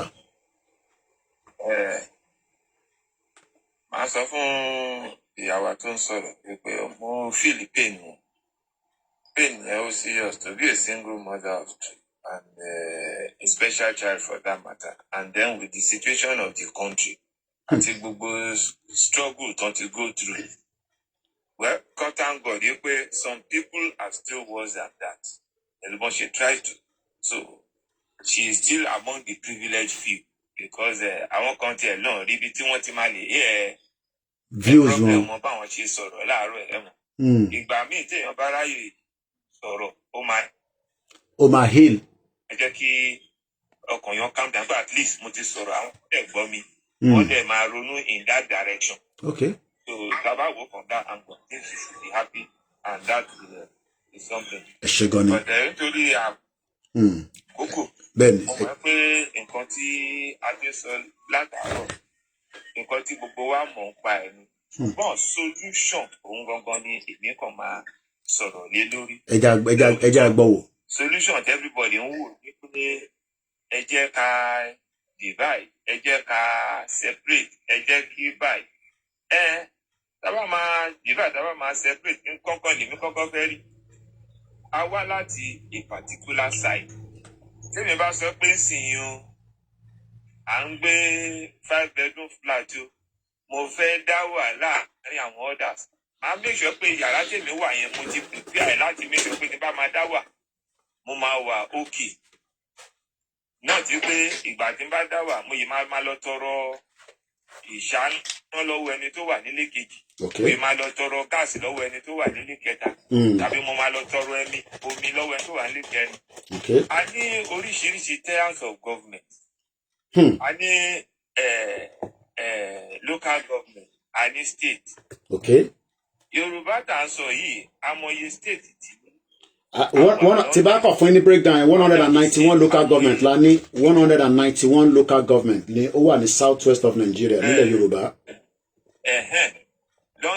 Lọ́ndà exactly so gbogbo ẹ̀dẹ̀ ló ní àwọn tayàn síbẹ̀ àwa tá à ń pariwo lẹ́nìí pé wọn ò ṣe dáadáa wọn ò ṣe dáadáa nǹkan àwa wà tá à ń gbé nínú ìlú yẹn ni àbí ìta la wà àwa tá a bá wà ń ta ṣé a ti wọlé káwa náà wá join wọn káwa náà wá jẹ either local government chairman ni tàbí councillor àbí àwọn. bọ̀ ṣé wọ́n máa fún wa ní privilege ẹ jẹ́ kí n sọ̀rọ̀ fún yín ní ẹ jẹ́ sáré ṣàlàyé lórí bẹ̀rẹ̀ fún yín kíákíá ká tó ẹni sùúrù sà nígbà tí Tinubu fẹ́ wọlé ní 1999 kò ṣe pọ́ sọ fún mi ní ADC no kó tó di pé wọ́n change party tó ń ṣe nísìn gbogbo àwọn tí ẹni sùúrù ẹ wà ẹ má intervene mo fẹ́ respond àwọn tó jẹ́ best of the best wọ́n tẹ̀lé Tinubu wá gbogbo wọn pátápátá kò sí ti Tinubu lòun náà that was in Lagos in 1999 so ẹ bá wa land padà mò ń gbọ́ yín. ṣeré bẹ́ẹ̀ sọ yẹn torí pé wọ́n tẹ̀lé ni ṣebí àwa la ti fọ́ọ̀mù kankan báyìí ẹ ṣe ń sọ̀rọ̀ yìí ẹ ti ní group ẹ ti ní nǹkankan. bẹ́ẹ̀ni sà. ṣe sọ pé group yẹn tó lè kọ́ sí pé kí ó break kò lè kọ́ sí pé ẹ jẹ́ ká focus lórí one local government ká gbà á gbà ó ká focus lórí one state ká gbà á gbà. báwo la ṣe fẹ́ gbà ẹni sùúrù again báwo la ṣe fẹ́ gbà pé pẹ̀lú politics tó ń ṣe ni àbí by revolution.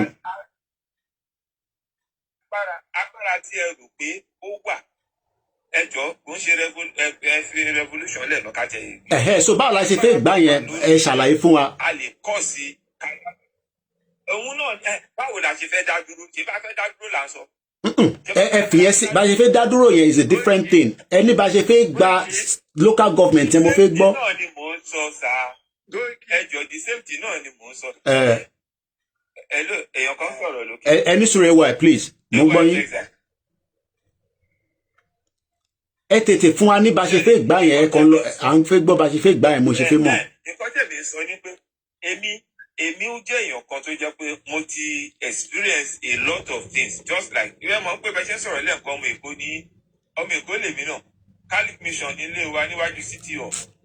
bá ẹ má ṣẹ́rí gbogbo yẹn ẹ tún padà sẹ́yìn ní bá ṣe fẹ́ gbá yẹn ni mo fẹ́ kẹ́ lọ straight. mi ò sọ yẹn nǹkan tí mo wá sọ ni pé lọ́wọ́lọ́wọ́ báyìí tí a bá sọ pé a fẹ́ pín agbára tó wà láti pín yẹn ibi tá a fẹ́ pín sí bó jẹ́ kékeré nínú ẹ̀ ẹ jẹ́ ká máa gbà ká bá ń gbà bọ̀ ó dàbí pé à ń take over gradually tá a bá ti gbà lọ́ńdà ibi tó wà yẹn àwa la máa ṣe. báwo la ṣe fẹ́ ṣe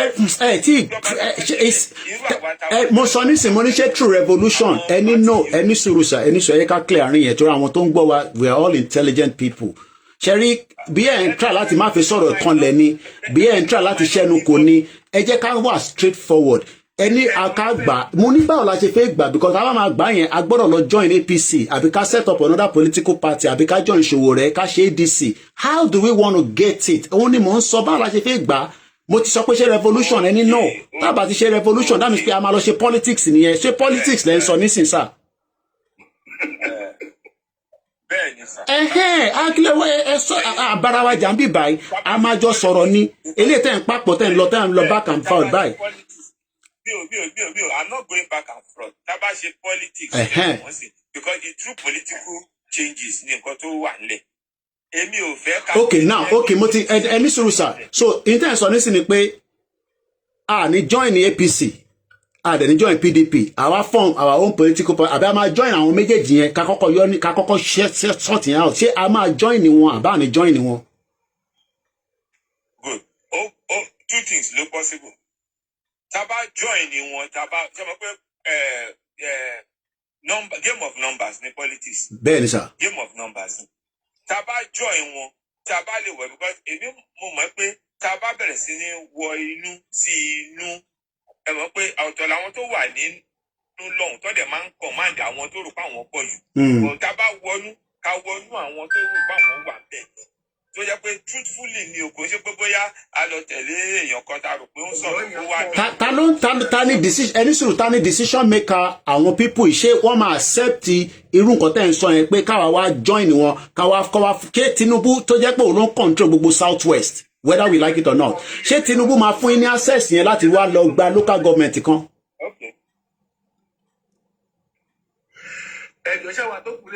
ẹ sì ní sùúrù mo fẹ́ clear ẹ jẹ́ ká clear wọn dáadáa ẹ ní sùúrù ẹwà ẹ má ti dá sí ẹ jẹ́ ká clear wọn àwọn èèyàn pọ̀ lórí broadcast ẹ jẹ́ ká gbọ́n nǹkan tó ń sọ. so èyí tí mo fẹ́ gbọ́ nísìnyí ni pé a máa join APC but APC yẹn wọ́n máa àwa lọ gba local government kan but tá a bá wá join APC yẹn àwa sọ fún Tinubu. Okay so okay àti ru yẹn mo ṣe fẹ́ mọ̀ àti rule out APC àti PDP àlọ́jọ́ ìṣòwò rẹ̀ àwa fi yẹn fi ṣe kí ni àwa fi lọ wọlé sí local government kan àbí. àṣà pé tí ẹ wò ṣe rí lọ́rọ̀ tá a wà yín sí tí a bá fẹ́ change the system whatever ìtaba ti rí agbára sí. Bó Sowore gan wọn fún ní opportunity kò change system ten sọ yẹn sà lórí pé ó fẹ́ ṣe politics àwọn sáwọn èèyàn rí Sowore pé ó yàtọ̀ sí Tinubu ni.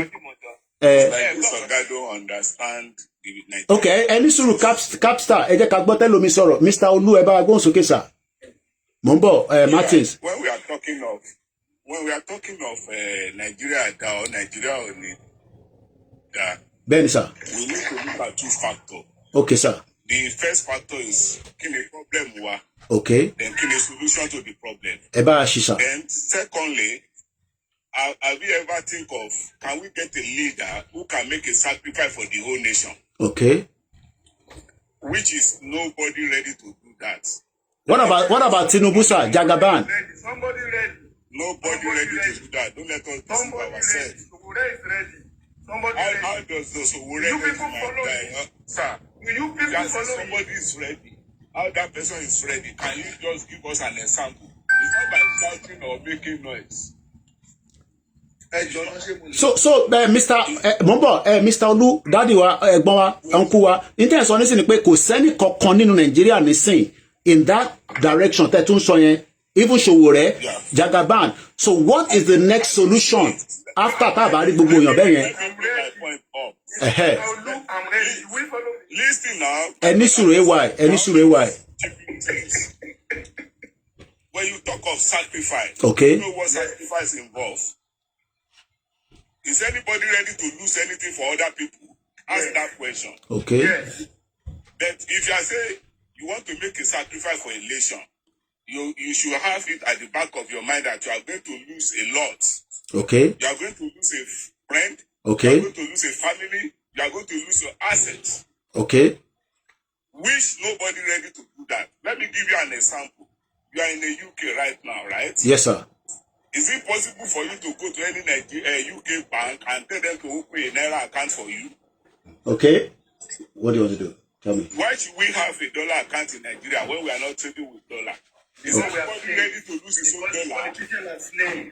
Okay. All right. I'm still not getting angle tefe fi bá wa clear ọ̀rọ̀ yẹn dáadáa. Mo fẹ́ move sí. So what I want to know, kí n tó lọ sí the next person, òun ni pé ẹni kò sẹ́ni tó lè ṣe ẹni sọ̀rọ̀ gbogbo àwọn tó kù. So kí wá la máa ṣe tí a máa fi wá lè ní better life and a better future tí gbogbo wa bá lè ṣe. What we need to do is make up our mind. Ṣẹ́rí àwọn ọmọ mi ti fẹ́ wọ ọtí ní the kitchen báyìí nísìnyí mò ń bọ̀ ẹ̀jẹ̀ ń pa kámẹ́rà iná. Mò ń bọ̀.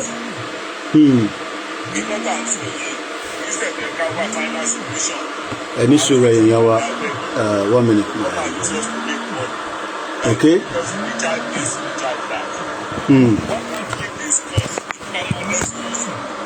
What is the permanent solution yẹn? Kò broadcast ti fi lọ sí another stage báyìí mò ń bẹ̀ èèyàn wa mo ní láti capital cup. Mo ń bọ̀ ẹgbọ́n sókè mo ń bọ̀ yín o à ń gbọ́ yín sà. With your uncle. This one. Assault. The major thing we get problem on the sensitization. Ẹ má bínú èèyàn wa ọ̀pọ̀ ọmọ ẹ̀fẹ́ lo kitchen mo ń gbọ́ yín sà any sensitization òyìnbó yẹn mo gbọ́ dáadáa. Okay. Ṣáwọn èèyàn wà aware of kí ni sà. Ṣáwọn èèyàn wà aware pé wọ́n wà nù problem. Ṣáwọn èèyàn mọ̀ pé system náà nọ́mbà àwọn èèyàn mélòó ló percentage àwọn èèyàn mélòó ló ronú pé ìwé. Okay. Àwọn ronú bó ṣe máa dà. Okay. Percentage àwọn èèyàn mélòó ló ronú papọ̀ tí ìmọ̀ wọn ṣe ọ̀kan. Okay. Percentage èèyàn mélòó charity if a country is not sensitized where the people are not sensitized they don't know what is even the right thing. The system of government ó ti bàyẹ̀ dé level tó yẹ pé nǹkan tó bí ẹlòmíì sí ni nǹkan tó gbójúmọ̀ nìyẹn that is why tó fi jẹ́ pé bàbá jẹ́ abroad a máa ń mọ̀ pé ẹnìkan sọ́lẹ̀ kan pé báwo la ṣe máa ń mọ̀ ẹ̀yin náà lẹ́sọ̀ ẹni báwo la ṣe máa ń pè bàbá ti dá abroad pé àjẹ́ wa Nàìjíríà. Bẹ́ẹ̀ni. Àwọn èèyàn mọ̀ ó ń jẹ ìjà tí òun ló fà á pé tí gómìnà kan bá wá tó máa kún fún 5,000 máa pẹ́ wọ́n tí ó bá ṣe ọ̀nà wọ́n máa dúpẹ́ lọ́wọ́ ẹ̀. Okay. These are things that we are supposed to own. It's natural things like government for the people. I only want control for mine. But what kind of people are we? Number one, we are diverse. Okay. I need Hausa. I need Igbo. I need Arawa. I get it. Okay. Okay. Okay. Discrimination. Okay. Is something that Westerners don't embed in us. We come to law. Okay. Okay. Discrimination is that is why Nigeria, about it to get on guard. It is selfishness, we don't think together. To get on guard, solar okay. Okay. Okay. So what is the solution now? After that, if any problem here. The solution to it is our time aware you. Okay. We are so low in numbers. Nigeria is over 250 million people. Okay. And I can tell you that we have less than 30 million graduates. And about to half graduates, full graduates, okay. And we all school over that, àwọn èèyàn ṣe course pé government ló fún wọn school ló fún wọn kì í ṣe nǹkan tó fẹ́ lọ sí. They lost their passion from that start. Ibi lọ sí gba jamb báyìí ó ti sọ pé òun fẹ́ di nurse ó ti ní passion Okay. nurse ó ti ń wọ́n tó jọmọ ọ ìgbàdàn tí ní bó ṣe physics tó ti kíní kan tó ti fẹ́ rẹ̀ wọ́n ti lọ kúrò in here in the UK here in the US everywhere to the western country America. ẹ̀yin tá ń pẹ́ ṣe sùúrù kan fẹ́. Okay. Okay. So kí ni solution yẹn gangan tá a máa ṣe? Solution tá a máa ṣe ń sìn ni pé a ní láti máa jẹ́ kára ọkọ̀ wà àwẹ̀ èlò kọ̀ọ̀kan gbà wà àwẹ̀. So awareness àbí ẹ ṣe fẹ́yìn tẹ́ fún wa ní rose. We need to be aware that we want our country to better. Cherry, which country? Any sort of word meaning sọ pé which country? Táwọn lọ sọ pé which country lẹ́ǹkan. Ta ló sọ pé.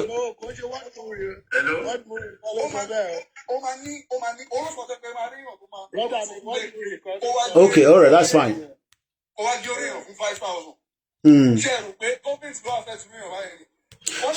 Is it any sort of brought me offline? What is the role of the government láti fáwọn èèyàn wa ní kọ́wà equipped ká ti sọ pé àfi kúrò ní Nigeria? Kí ni role government, and is the government going to play that role? Because the government is not playing the role. Ìyẹn àkọ́kọ́. Yeah, and is Nigeria a country that will eventually become the kind of country that everybody wants to see? You know. Nigeria itself will not become a country that will be great. Okay. Now, as I'm speaking, Cherry, Peter wants to see. Bẹ́ẹ̀ni sir. Cherry, as it is, Nigeria, the world has left us. The world has left us. Okay. They've left us. Okay. Nigeria is in 1999, but our Benue is in 2025. Okay. So that means the country is backward. Okay. They have phones. They see what is happening around the world. Some have not even been abroad, but they can tell what they want. They are eager. They want great. Okay. That's why they will do anything to be great. It will involve evils. Okay. What was Nigeria designed to be great? Because ẹ̀yà ọ̀tọ̀ọ̀tọ̀ ni wá, and that's why we are having a lot of conflict. And that conflict is still there because ẹ̀yà ọ̀tọ̀ọ̀tọ̀ ló ṣì ń run Nigeria. The best solution on the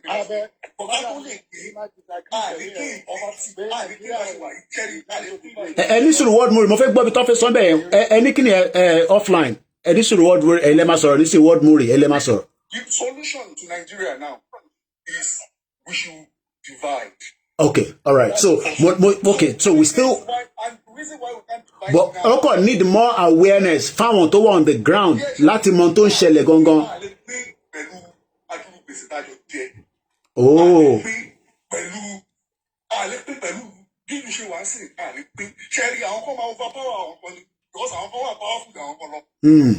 There's a tribe that is powerful than other tribes. Fúlàní náà ni a ní láti máa tipa lè sọ ìbílẹ̀ ìdárúkọ wọn. Okay, that's fine. Mo ti get angle yẹn. Hey, Ọlọ́run máa ṣàánú wa àwọn tó ń gbé Lẹ́kí kọ́ má tẹ̀ lọ jí orí àwọn èèyàn. Mo ń bọ̀ offline ẹ jẹ́ ká sáré gbọ́ word muri ẹ sì máa bá mi sọ̀rọ̀ díẹ̀ sí i àwa lọ sọ́dọ̀ brother wa Martins náà. Word muri ẹ ti gbọ́n táwọn èèyàn sọ látẹ̀kan ẹ jẹ́ kẹ́yìn náà bá wa dá sí i ká tó tún lọ sí the next stage. Mo kí ọgbẹ́ èèyàn wa ṣe gan-an ẹkú làákàyè à ń gbọ́ yín sà. Brother mi ẹ ṣe gan. So great one. Ṣé gbogbo discussion wa yìí ó dáa gan. Àti inú mi dẹ̀ dùn pé ẹ kọ́kọ́ sọ̀rọ̀ kan pé wáyé tó ti jẹ́ pé kí Nàìjíríà wọ́n máa ti dé abroad wọ́n máa realize. Bẹ́ẹ̀ni. Nǹkan tó ń ṣẹlẹ̀. Yeah, which is nǹkan tó dẹ̀ happen nìyẹn because ìgbàjẹ́ mi kan kúrò nílé ìgbàjẹ́ mi kan rí bí ká ṣe rí mo pé kí ló ń ṣẹlẹ̀ mo sì tún sọ pé àwọn bàbá wo lọ́wọ́ gan fi àjẹ wá o. Pé àwọn bàbá gangan tí wọ́n bẹ̀rẹ̀ ètò òṣèlú Nàìjíríà yìí pé wọ́n fi àjẹ. À ń gbádùn yà gbọ́ yín o. Àwọn kankan wà tí ẹ̀kọ́ ti put in place tí kò wà in places. Okay. Àwọn kankan wà tí ẹ̀kọ́ ti put in places ní gbogbo nígbà yẹn nígbà independent yẹn. Àwọn kankan wà tí ẹ̀kọ́ ti put in place tí kò wà in places kó fi àjẹ Nàìjíríà títí di èní.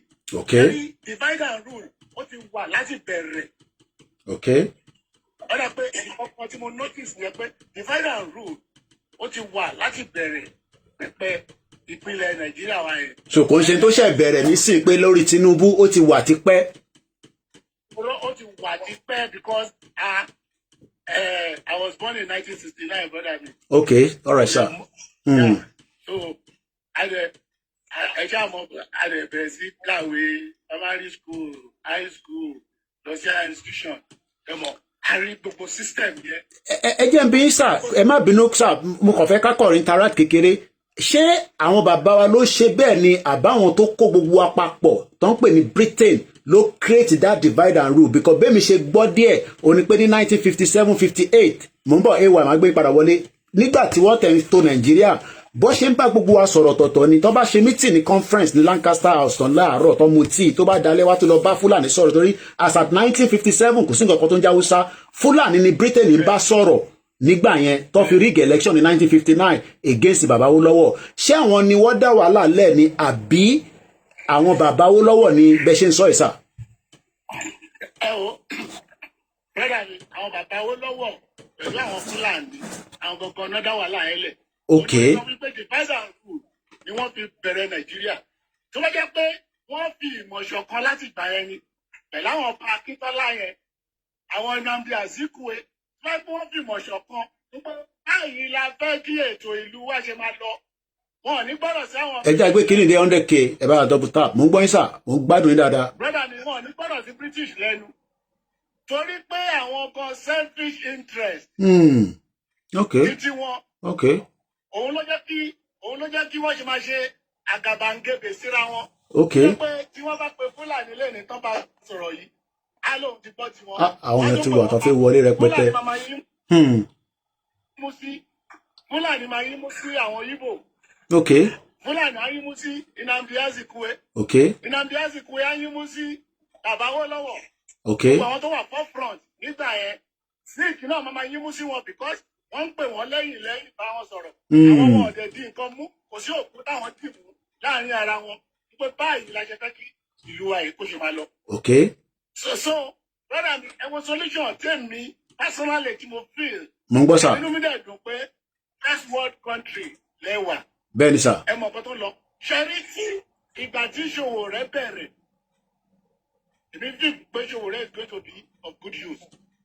A fún Ṣòwòrẹ́ ẹni sùúrù sà gbogbo support ẹni sùúrù sà gbogbo support Ṣòwòrẹ́ need.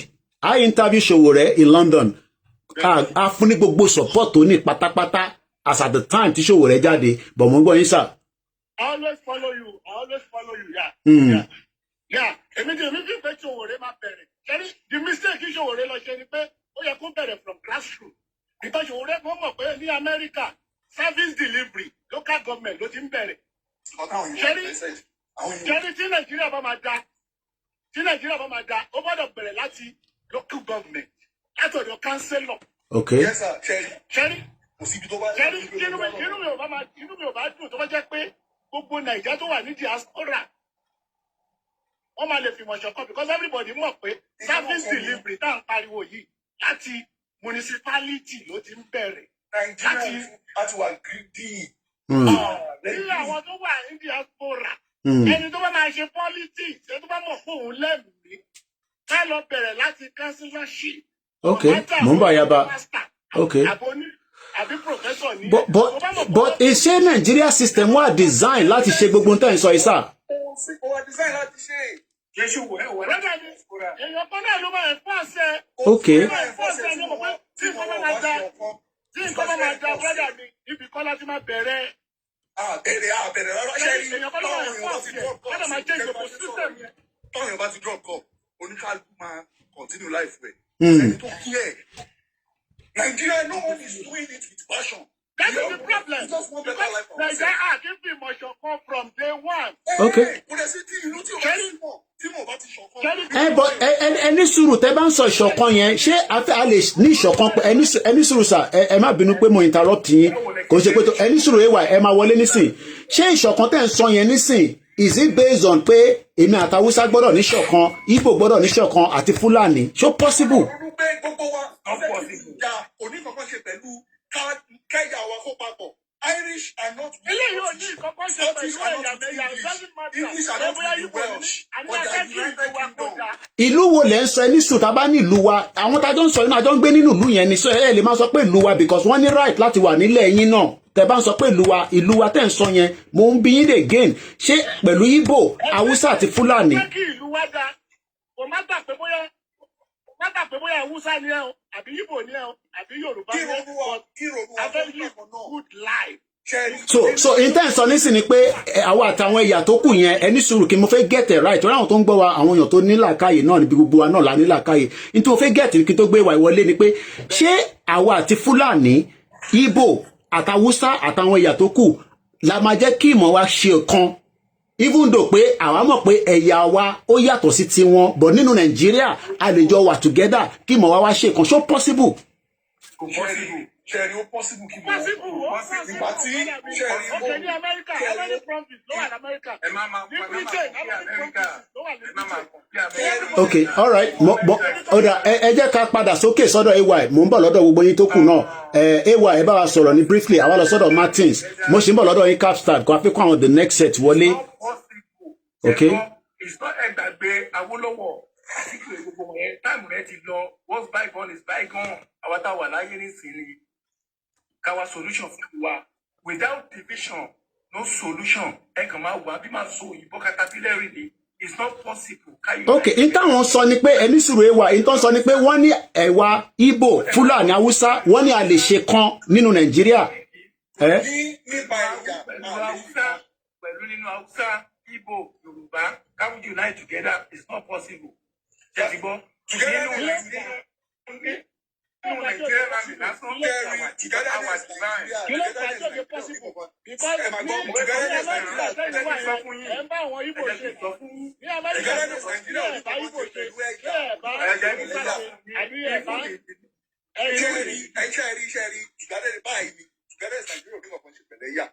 tí n bá jẹ́ Ìgbò tí n bá wà nílẹ̀ Ìgbò tí ìrònú mi bá ti jẹ́ pé kí ara ìlú mi dá tí wọ́n fi mí sórí ipò tí mo ṣèkọ́ tó tọ́ Nàìjíríà máa dàgbà lápá yẹn tó bá ṣe sẹ́ńtì ní West Nàìjíríà máa dàgbà lápá yẹn mo sọ lẹ́ẹ̀kan pé the Welsh and the English are not the same they are different people. But ṣé àjẹ́ ẹni sùúrù offline ẹni sùúrù sà nǹkan fẹ́ gbé Mr. Martins ṣé agenda wọn yẹn ṣé agenda kan náà làwa ní pẹ̀lú wọn ni. wọ́n ti mọ̀ sọ nìyẹn pé agenda wọn wà different. Okay. Agenda wọn wà different. But tó bá yẹ pé agenda wọn wà different a kò lè keep wọn a lè pin wọn mọ́lẹ̀ nínú within the state àti local government. ọwọ́ tí à ń ronú báyìí. brother mi ẹ mọ ọkọ tó jẹ́ kí agenda wọn different.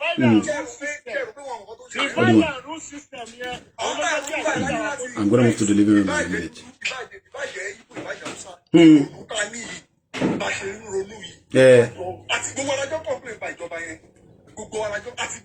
You're right, princess. You're hungry. What do you want to eat? He came out whether he's going to be the best candidate or not. Okay. But one thing Nigeria should have known is that first time family láti move lọ sí the room because àwọn ọmọ yín ti fẹ́ wọ́n ti need access to the kitchen. They tried something else. No. Okay. We won't try Nigeria. What you give me water, please. Wọ́n ti lose àwọn tó fẹ́ fi ṣèjọba òun ló fà á tí Buhari fi ń padà wá. Wọ́n sákù yẹn ti lọ round ó tún tún wọn kàn ègé. Okay. Ó tún tún wọn kàn èsì bí news. Second half of the Africa, Western world, West Africa. Okay. Okay. Give me water. Another water.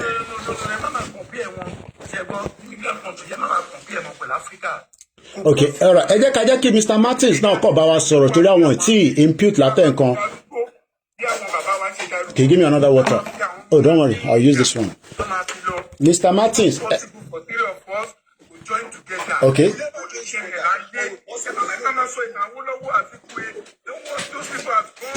They've gone. Àwọn táwa nísìnyí ni ká sọ nípa ara wa. Okay. What do you want to do?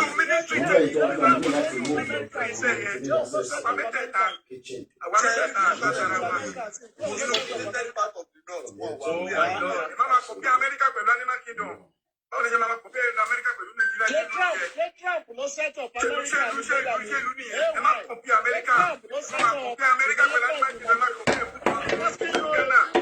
Okay, ẹ ṣe sùúrù àìtí bára wa jà ní bíbá ẹni sùúrù ẹ jẹ́ kí Mr. Martins sọ̀rọ̀ ẹ jẹ́ kí Mr. Martins sọ̀rọ̀ ẹ jẹ́ àgbọ́ tí Mr. Martins fẹ́ sọ.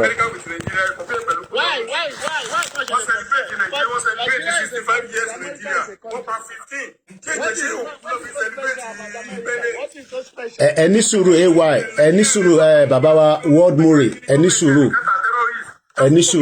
ẹ jẹ́ ká gbọ́ tí ọ̀dà. mo ń gbọ́. èmi mọ̀ pé without division no solution. àwọn anybody lè máa gbọ̀rọ̀ tó wọn mọ nǹkan tó ń ṣẹlẹ̀. ìkọ́tẹ́ mi fẹ́ béèrè question mi ni pé nígbà tí Buhari tó ti kú yẹ tó wà ní president tí gbogbo jáde pé kí wọ́n má pa Yorùbá ó ló fẹ́ dà lómọ̀ òun lórí rú ó lọ́ọ̀kì àkáǹtì ẹ̀ ó lè gbòó kúrò nílùú. ọmọ yín ti wá wá bẹ́ẹ̀sì tó jẹ́ Yorùbá ọmọ yín tẹ́ pé ní bàbá yín kò sì kì í ṣe bàbá mi ti kú mi ò ní bàbá méjì Yorùbá ní bàbá tó pọ̀ ọmọ yín ti wá bẹ́ẹ̀sì ó jẹ́ bàbá yín kí ló ṣẹlẹ̀ tí ò fi Ìgbòho sílẹ̀ tí ò lè ṣe àkáǹtì ẹ̀ ìkọ́tẹ́ ní fẹ́ mọ̀ nìyẹn. ọ̀dà à ń bọ̀ níbẹ̀. tí bàbá yín yẹn tó wà bẹ́ẹ̀ tí ò bá jẹ́ bastard kí ló ṣẹlẹ̀ tó bá gbéra ní Yorùbá kí ni yóò ṣe fún ẹni tó ní kí wọ́n má ti pa Yorùbá Yorùbá lèmi wà fún ọ ẹ ṣe gan ni ọ̀dà mo ń bọ̀ padà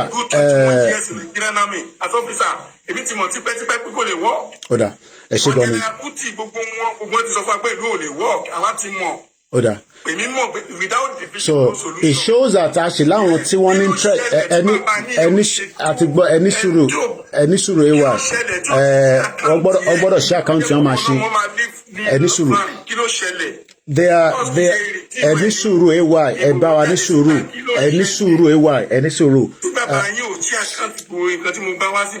ọ̀dà àti gbọ́n tẹ bá wa ẹ ṣe gan ni Martins ẹ bá wa gbóhùn sókè màá wá padà sọ́dọ̀ àwọn mo ti ríbi tí gbogbo àwọn èèyàn wa tí wọ́n fèsì ó wá ní nǹkan tí máa bi wọ́n tí bá máa padà sókè láti bàbá wa Capstar Mr. Martins ẹ bá wa gbóhùn sókè ẹ̀yin tí ẹ fẹ́ wọlé ẹ ṣe sùúrù gbogbo náà lè máa láǹfààní láti wọlé mo ní láti kúrò ní kitchen nítorí àwọn ọmọ mi ti fẹ́ lo kitchen láti fi lè dáná. gbogbo àwọn tó ti sọ̀rọ̀ wa ò ní jábọ́ lórí ohun ibi tí èmi kàn ti fẹ́ gbé ọ̀rọ̀ mi ni wípé nípa ọ̀rọ̀ Ṣòwòrẹ́ to me o gẹ́gẹ́ bí ọmọ Yorùbá I as a person mi ò ní ẹni tí ń ṣe pẹ̀lú Ṣòwòrẹ́ because nǹkan tó lè mú kí Ṣòwòrẹ́ jáde síta kó máa deny Yorùbá wípé òun ò kì í ṣe Yorùbá ẹ jẹ́ ká gbé yẹn ti sẹ́gbẹ́ kan yẹn ti lọ ẹ sọ pé ó ti lọ so ẹ kó lórí ọ̀rọ̀ pé bóyá Ṣòwòrẹ́ ó ní kinní kan ó lè sèfù abẹ́yà ká tó try wò ẹ kó lórí ẹ kí ló ń try wò.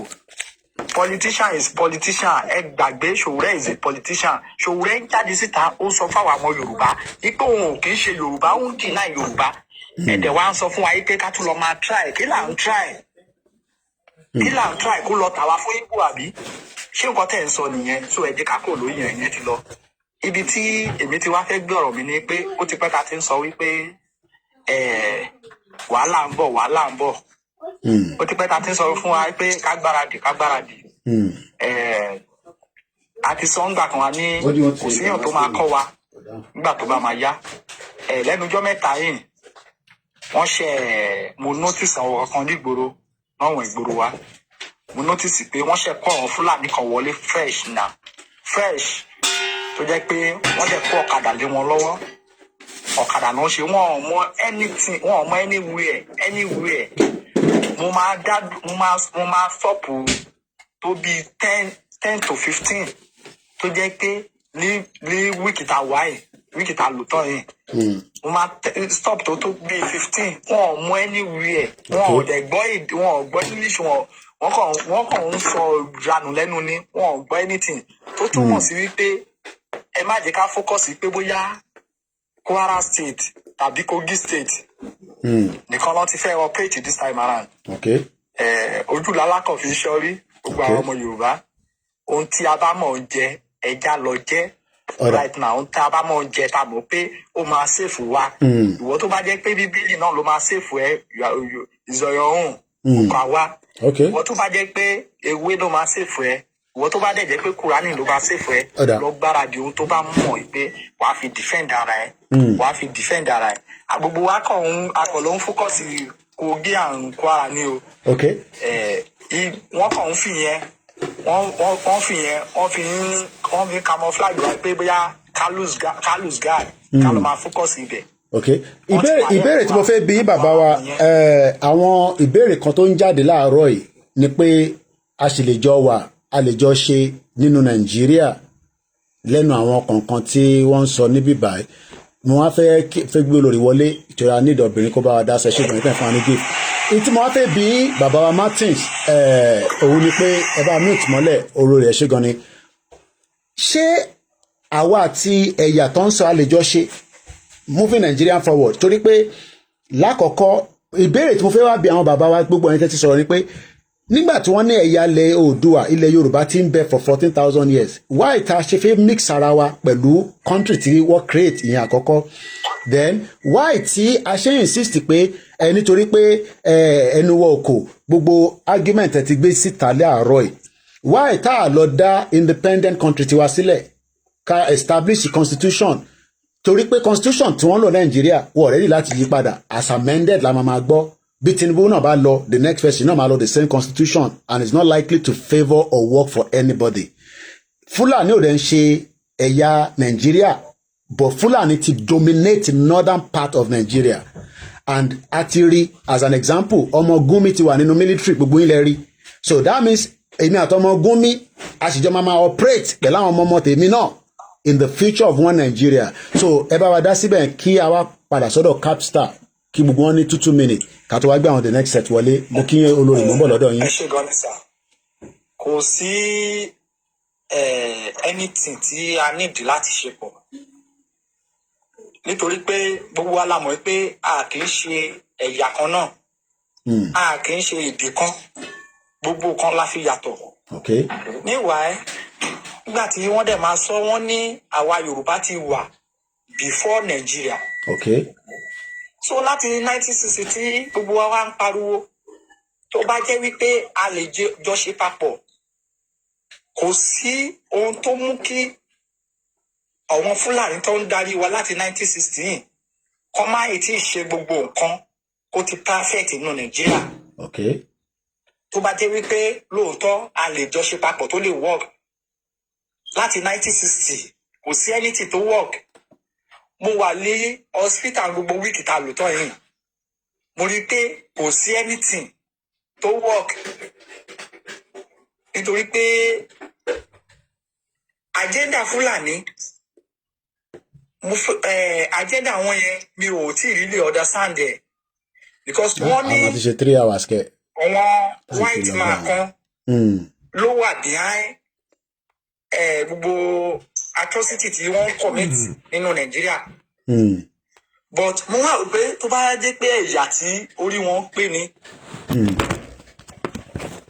àwọn tí wọ́n wà ní díà yìí yẹn ìlú tí wọ́n dá wọ́n tún ìlú tí wọ́n ṣe wọ́n dẹ̀ ní kẹ́yìn kẹ́ máa da ìlú tí yín rú kí ìlú tí yín má da èyí náà dẹ̀ continue.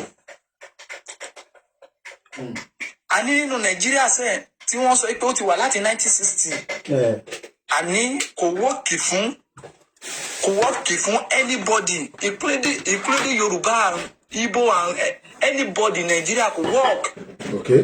Nítorí pé ordinary hospital tó dáa kò sí. Bẹ́ẹ̀ fẹ́ ṣe test kan from FMC wọ́n ṣe máa direct yín lọ sí another hospital again ordinary test wọ́n ṣe máa direct yín lọ sí hospital míì. So báwo ni Nàìjíríà ṣe wá work báwo la ṣe lè gbé papọ̀. Nígbà tó jẹ́ pé gbogbo nǹkan ta nílò wọn ò lè provide ẹ̀ fún wa. Àwọn kan wá sọ pé ó sì lè work lábẹ́ abẹ́ ìgbálẹ̀. Báwo ló ṣe lè work. Ẹ ṣé gan ni mò ń bọ̀ olórí ẹ bá wa sáré dá sí ọ̀rọ̀ náà. Ẹ ti wà ní background láti bí 2 hours. Mo tẹ̀wọ̀n pàtí pẹ́ gan báyìí ṣá. 3 hours má ti fẹ́ lọ lórí program yìí. Ọjọ́ máa ń pẹ́, Ọlọ́run máa ṣàánú wa.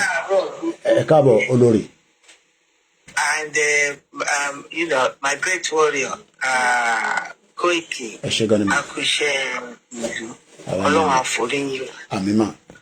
Mo ti ń gbọ́ program ibẹ̀ sí ń sọ látàárọ̀ pé ṣé Nàìjíríà lè dára, ṣé ká kúrò nínú ẹ̀ tàbí ká sì máa jọ ṣe pọ̀. Bẹ́ẹ̀ni mà. Òun ni ká sọ̀rọ̀ lé lórí. Ọ̀rọ̀ ńlá ni. Ọ̀rọ̀ ńlá ni. Pé mo bá ní kí n padà sórí pé ṣé Nàìjíríà lè dára. Wọ́n ní tí ilé kan bá ń tòrò, ọmọ àlebẹ̀ ni ò tí ì dàgbà tó ṣe bí òwe. Ẹ̀yin ìyá mi àti bàbá mi. Tí Nàìjíríà bá máa dà, Nàìjíríà ìlú ni. Àwọn èèyàn tá a wà nínú Nàìjíríà gangan, àwa ni Nàìjíríà. Ìyẹn àwọn Fúlàní, Yorùbá, Ìgbò, Haúsá. Láti inú ilé tiwa gangan, láti inú ọ̀dẹ̀dẹ̀ tiwa, láti máa bẹ̀rẹ̀. Ṣé yẹn gbogbo ẹ̀yà ni mà? Àbẹ́yà kan, ẹ mọ̀ pé ẹ̀yà gbogbo ẹ̀yà. Okay. Mo máa padà wá lọ sí ẹ̀yà tó wà lókè ọ̀yà. Láti inú ilé wa, òun láti máa bẹ̀rẹ̀. Nínú ilé tiwa gangan, kò tí ì yé yín bẹ́ẹ̀ yẹn. Nǹkan tá à ń pè ní sense of entitlement. Ó bá wa jẹ́ nílùú yẹn, nínú ilé, ó bọ́ sí ọ̀dọ̀ àwọn olórí wa. Kò tí ì yé yín.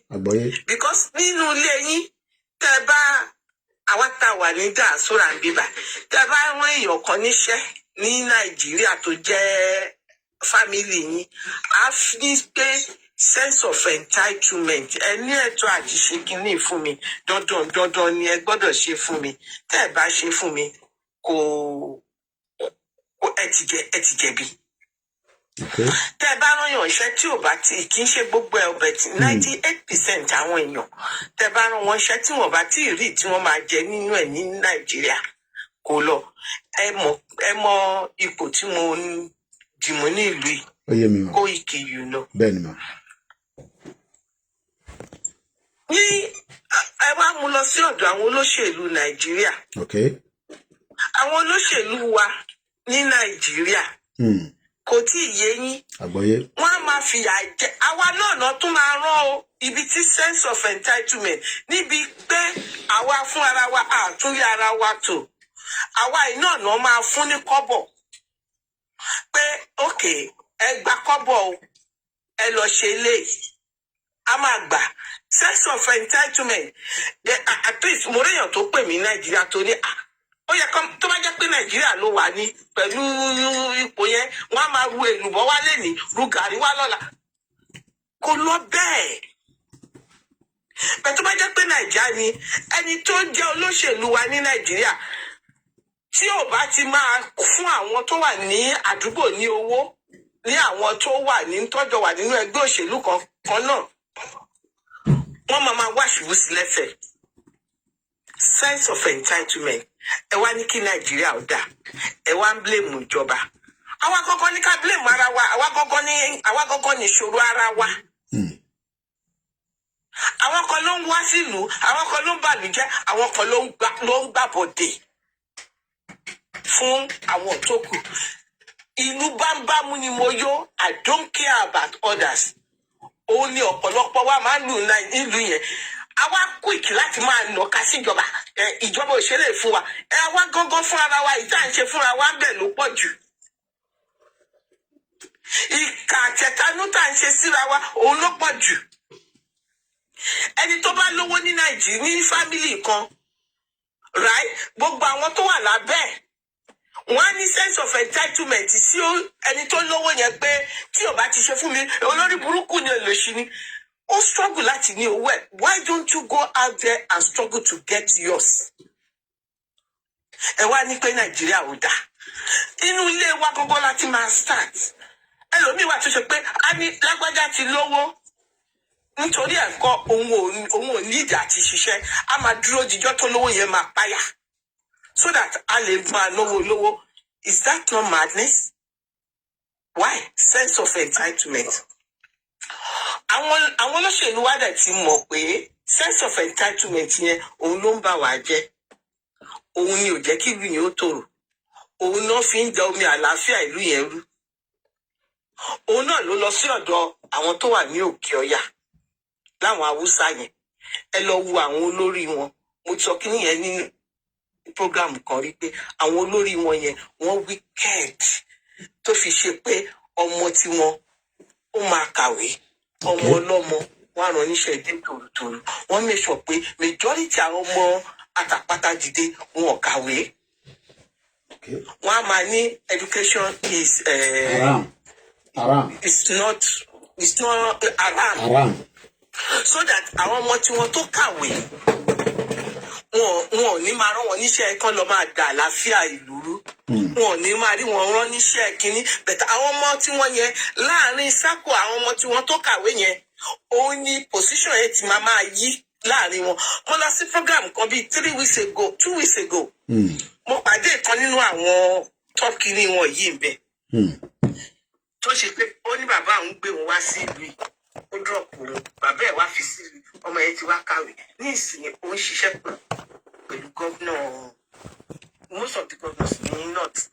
Ẹ ti rí wickedness yẹn, àwọn ará tí wọ́n educate, àwọn tí wọ́n tán educate, àwọn ló máa control àwọn tí wọ́n educate.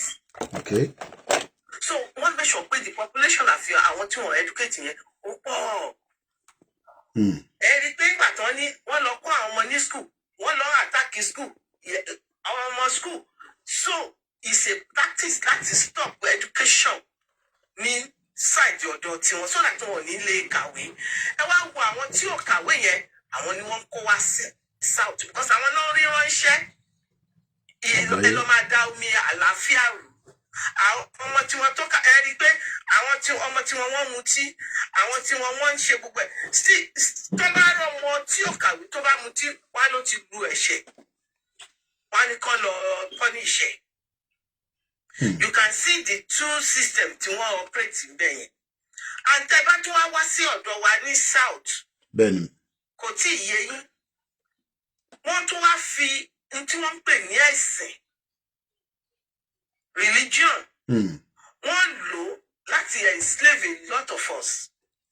Religion is good, but we should be mindful of how we use it to enslave others. And this thing is one of the things tó ṣe wípé wọ́n fi ń kó a lot of people ní omi ọbẹ̀ ẹ̀jẹ̀. I'm to the core, you know, mo ọmọ ẹlẹ́sìn ni mí. Ṣùgbọ́n nígbà tá a wà ní Nàìjíríà, bá a ṣe gbé ẹ̀sìn rù, wọ́n ṣe fi ẹ̀sìn condition ọpọlọ wa. Nígbà tá a dé bíbá, a rí wípé ó yàtọ̀, ó yàjọra bí èèyàn kan ṣe ń sọ lẹ́ẹ̀kan yẹn. Gbogbo bí tá a ti gbọ́dọ̀ kọ́kọ́ lọ tún àtúnṣe ṣe òun nìyẹn. Àwa gangan fún ara wa, a gbọ́dọ̀ kọ́kọ́ change mindset tiwa fún ara wa pé we have different mindsets. Whether a gba Yorùbá nation, tá a bá gba Yorùbá nation, ẹ mọ̀ pé Yorùbá nation yẹn àjọ léwájú ẹ̀ ni, àjọ ń pariwo ẹ̀ káàkiri ni, àjọ wà nínú ẹ̀ ni deep, àjọ wà nínú ẹ̀ ni. Ṣùgbọ́n tá a bá tiẹ̀ ń pariwo Yorùbá nation, tá a ń pariwo Odùduwà nation, tá a bá change mindset wa, kò tí ì yé yín. Táwa fún ara wa gangan tá a bá ní different mindset, tá a bá gba Yorùbá nation lọ́la, the same problem tá a ń sá fún ibi tá a ti ń bọ̀, òun náà là ń lọ bá wájú yẹn. Because àkọ́kọ́ ní láti change mindset wa yìí pé ìlú yìí we are in it to make progress. Àwa nílùú onílùú níbí báyìí. Àpẹẹrẹ àwọn tí constitution wa ló máa change mindset wa. Ẹni sùúrù Constitution wa ló máa change ẹ̀ mà. Ẹni sùúrù. Olóṣèlú lè mí bíbá. Kò tí ì yé yín. Mi ì jẹ́ kí n ṣe olóṣèlú tí wọ́n fọwọ́ rọ́ sẹ́yìn. Olóṣèlú gidigidi ni. Wọ́n dẹ̀ mọ̀ bá ṣe ń ṣe ètò ìlú yìí. Àwọn olóṣèlú ní báyìí kò tí ì yé yín. Ẹ lè sọ wípé tó kọjá fún mẹ́ẹ̀ẹ́dógún ẹ gbọ́dọ̀ fún mẹ́ẹ̀ẹ́dógún ni mo pè fún yín ìwé lásán ẹ lọ sí orí kíní ẹ lọ béèrè pé gift tó bá ti kọjá pọ́n mẹ́ẹ̀ẹ́dógún ẹ gbọ́dọ̀ declare ó máa gbé sórí Google ni ipe lágbájá ṣọ́ àìpẹ́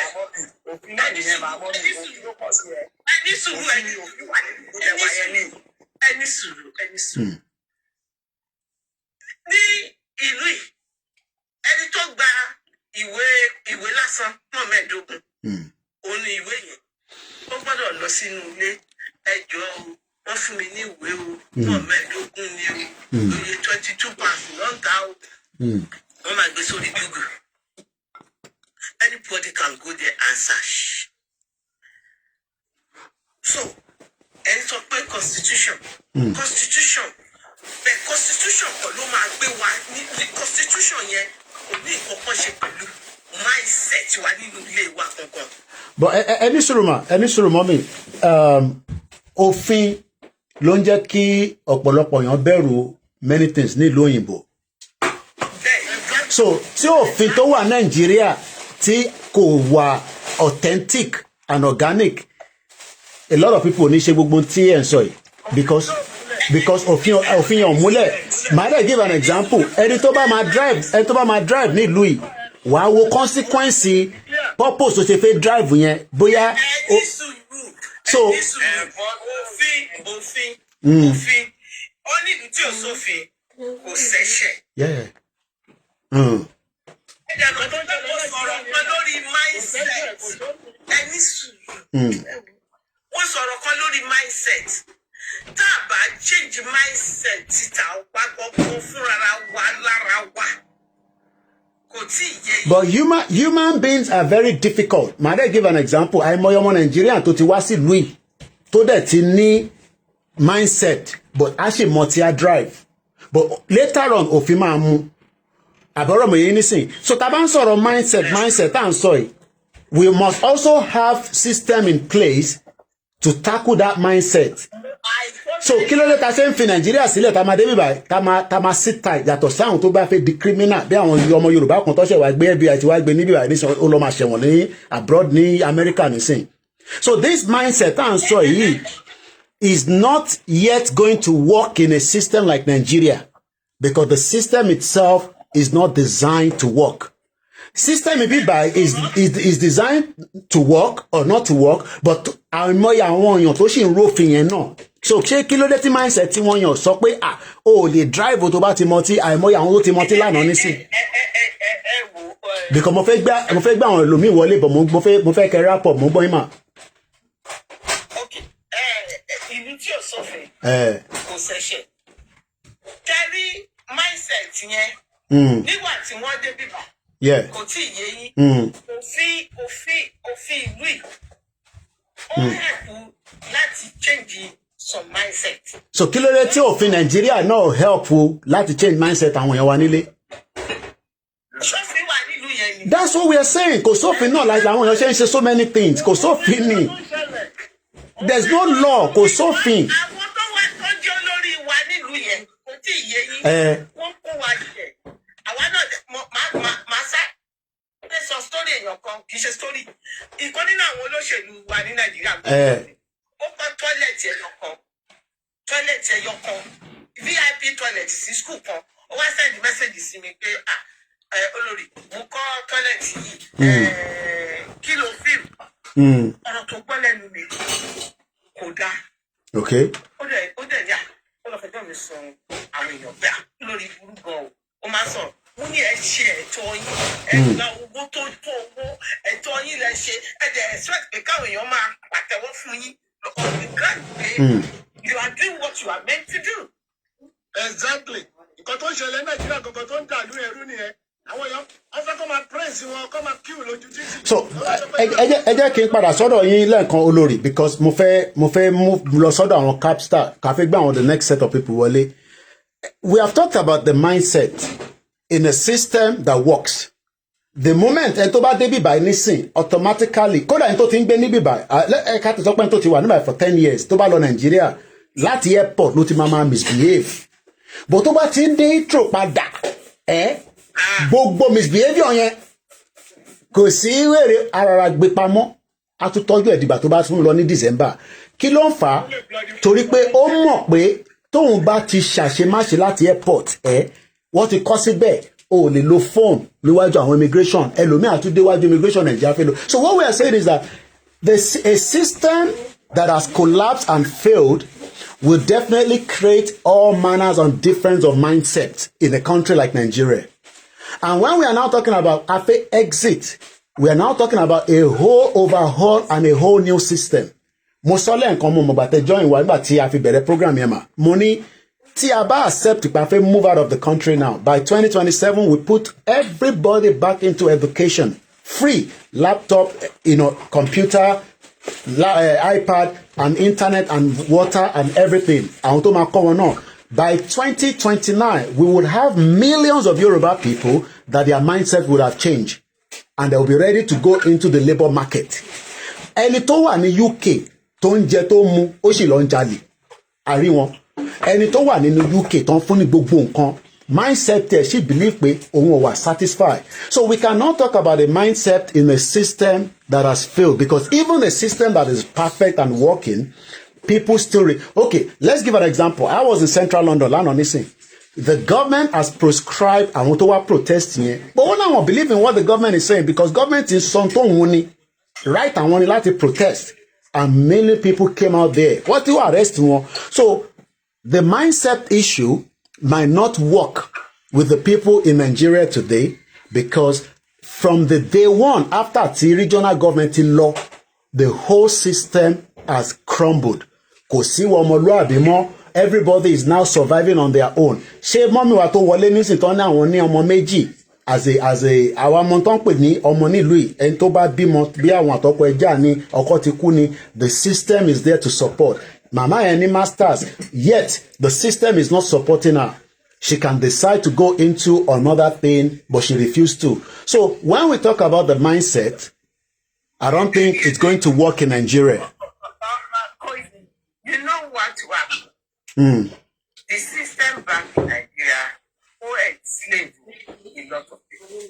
So Toba enslaved a lot of people. Should we continue with that system? And that's what we pay. Tell me about something. One share in Nigeria, 70,000. I just wonder how much is 70,000? How can somebody survive on 70,000? That is not possible. That is slavery. Okay. And you can see me, I want to want me okay. One joke only, I want to have the silent me only. One surprise. So is it not better to overhaul the whole system so that we can now have a mindset and a system that will eventually work for the future Yoruba people? I don't care about others, because I want to sort around out, because our people are being suppressed, marginalized by Fulani, Hausa, Yoruba, Igbo. Gbogbo wọn ló marginalize àwọn èèyàn wa, ló create this havoc láwọn èèyàn wa lórí in conjunction with the partnership of the foreigners. So is it not better to overhaul the whole system?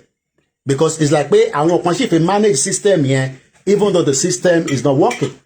It's like pàfẹ́ máa patch ilé tó ti wó, ilé tí kò ní foundation mọ́, òun lọ́rọ̀ Nàìjíríà. Anyway, mo ń padà bọ̀ lọ́dọ̀ yín, Mr. Capstar, ẹ bá wa conclude after tẹ́tí gbọ́ analysis díẹ̀ sí. Again, sorry, conclude. There is a mindset on this particular discussion already. In the sense that capping, overhaul. Ṣé àwọn èèyàn tó wà nínú ẹ̀kọ́ gẹ́gẹ́ bí olórí ṣe sọ náà kọ́ ló yìí wà? Ẹ jẹ́ answer bẹ̀ yẹn, ẹ jẹ́ answer, ẹ jẹ́ fún ẹni sọ̀rọ̀ ẹ jẹ́ bá yín answer, ẹ máa fún yín answer yẹn straight away. Nígbà tí mo dé ìlú yìí, a máa ń kọ́kọ́ drive without license. Òyìnbó tó jẹ́ girlfriend ọ̀rẹ́ mi ló sọ fún mi pé láyé ó gba kọ́kọ́rọ́ mọ́tò yẹn, ó ní you will never drive until tá bá lọ ṣe license wa. So people will change when the system is eventually working. Òun náà láti sọ nísìn. I'm asking you a mo ń gbọ́ sà. Yeah. Sọ pé mindset ti wà already, so mi ò fẹ́ anything rather than tell you the truth. Yeah. Tí power yẹn bá wà láti change overhaul, go ahead change overhaul. Nǹkan tí àṣọ tábà dé bridge yẹn a máa cross ẹ̀. But mo sọ fẹ́ pé as presently bẹ́ẹ̀ ṣe láwọn èèyàn tẹ́ fẹ́ kó change náà lẹ́ láwọn èèyàn náà tá fẹ́ kó change.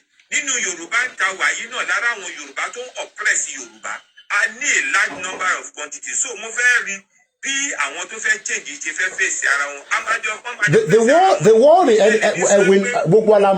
the world itself, there is no way you can be 100% perfect. Even in a system like the UK. Mo fún yín example. Lánàá táwọn tó jáde. Mo agree with you. Èmi fún yín ní suggestion solution kan. Okay. Sọ pé it did not work. But mo dẹ̀ wá wò pé power ta ní láti fi change and reset. Yeah. The same power yẹn náà lè change definitely reset láti inú. You cannot. Okay, kí ni nǹkan tẹ́ fẹ́ reset? Kí lẹ fẹ́ reset? Tẹ́ fẹ́ lọ reset the constitution Nigeria ni. How do you reset the constitution of Nigeria? Àwọn èèyàn wa tó wà ńbẹ̀ ní sin aṣọ fún wọn, a ní senator, a ní house of reps tó wà l'Abuja, but they are not going to listen to you because they are not going to work with your own agenda fún kan tó máa da fáwọn èèyàn wa. Yeah. Okay.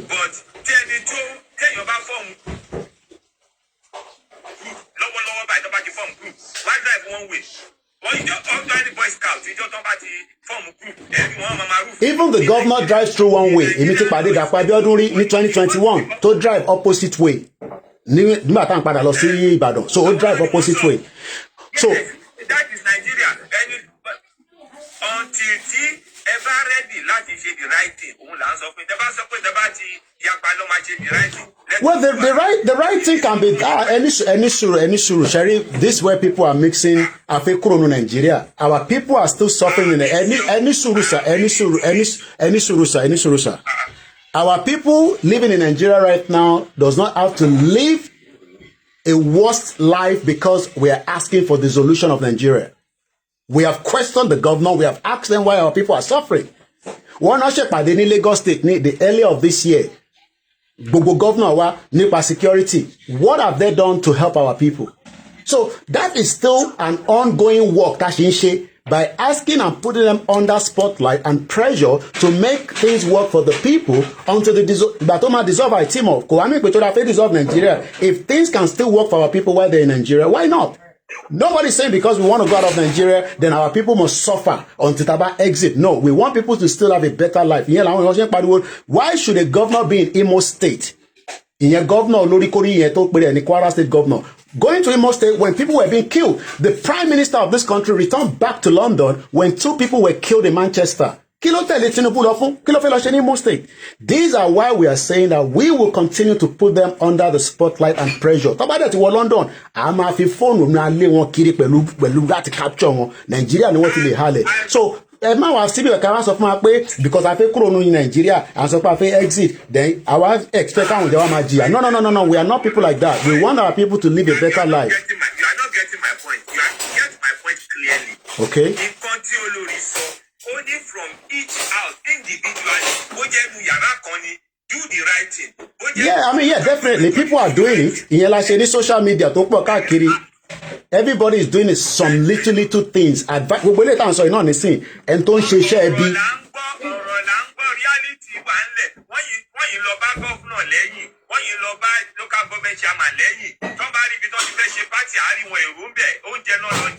But they blame àwọn tí poverty bá wà yẹn ó máa jọ́njọ́ táwọn gan self so kò sí kò tá bá ṣe sí yẹn poverty wà nínú ìlú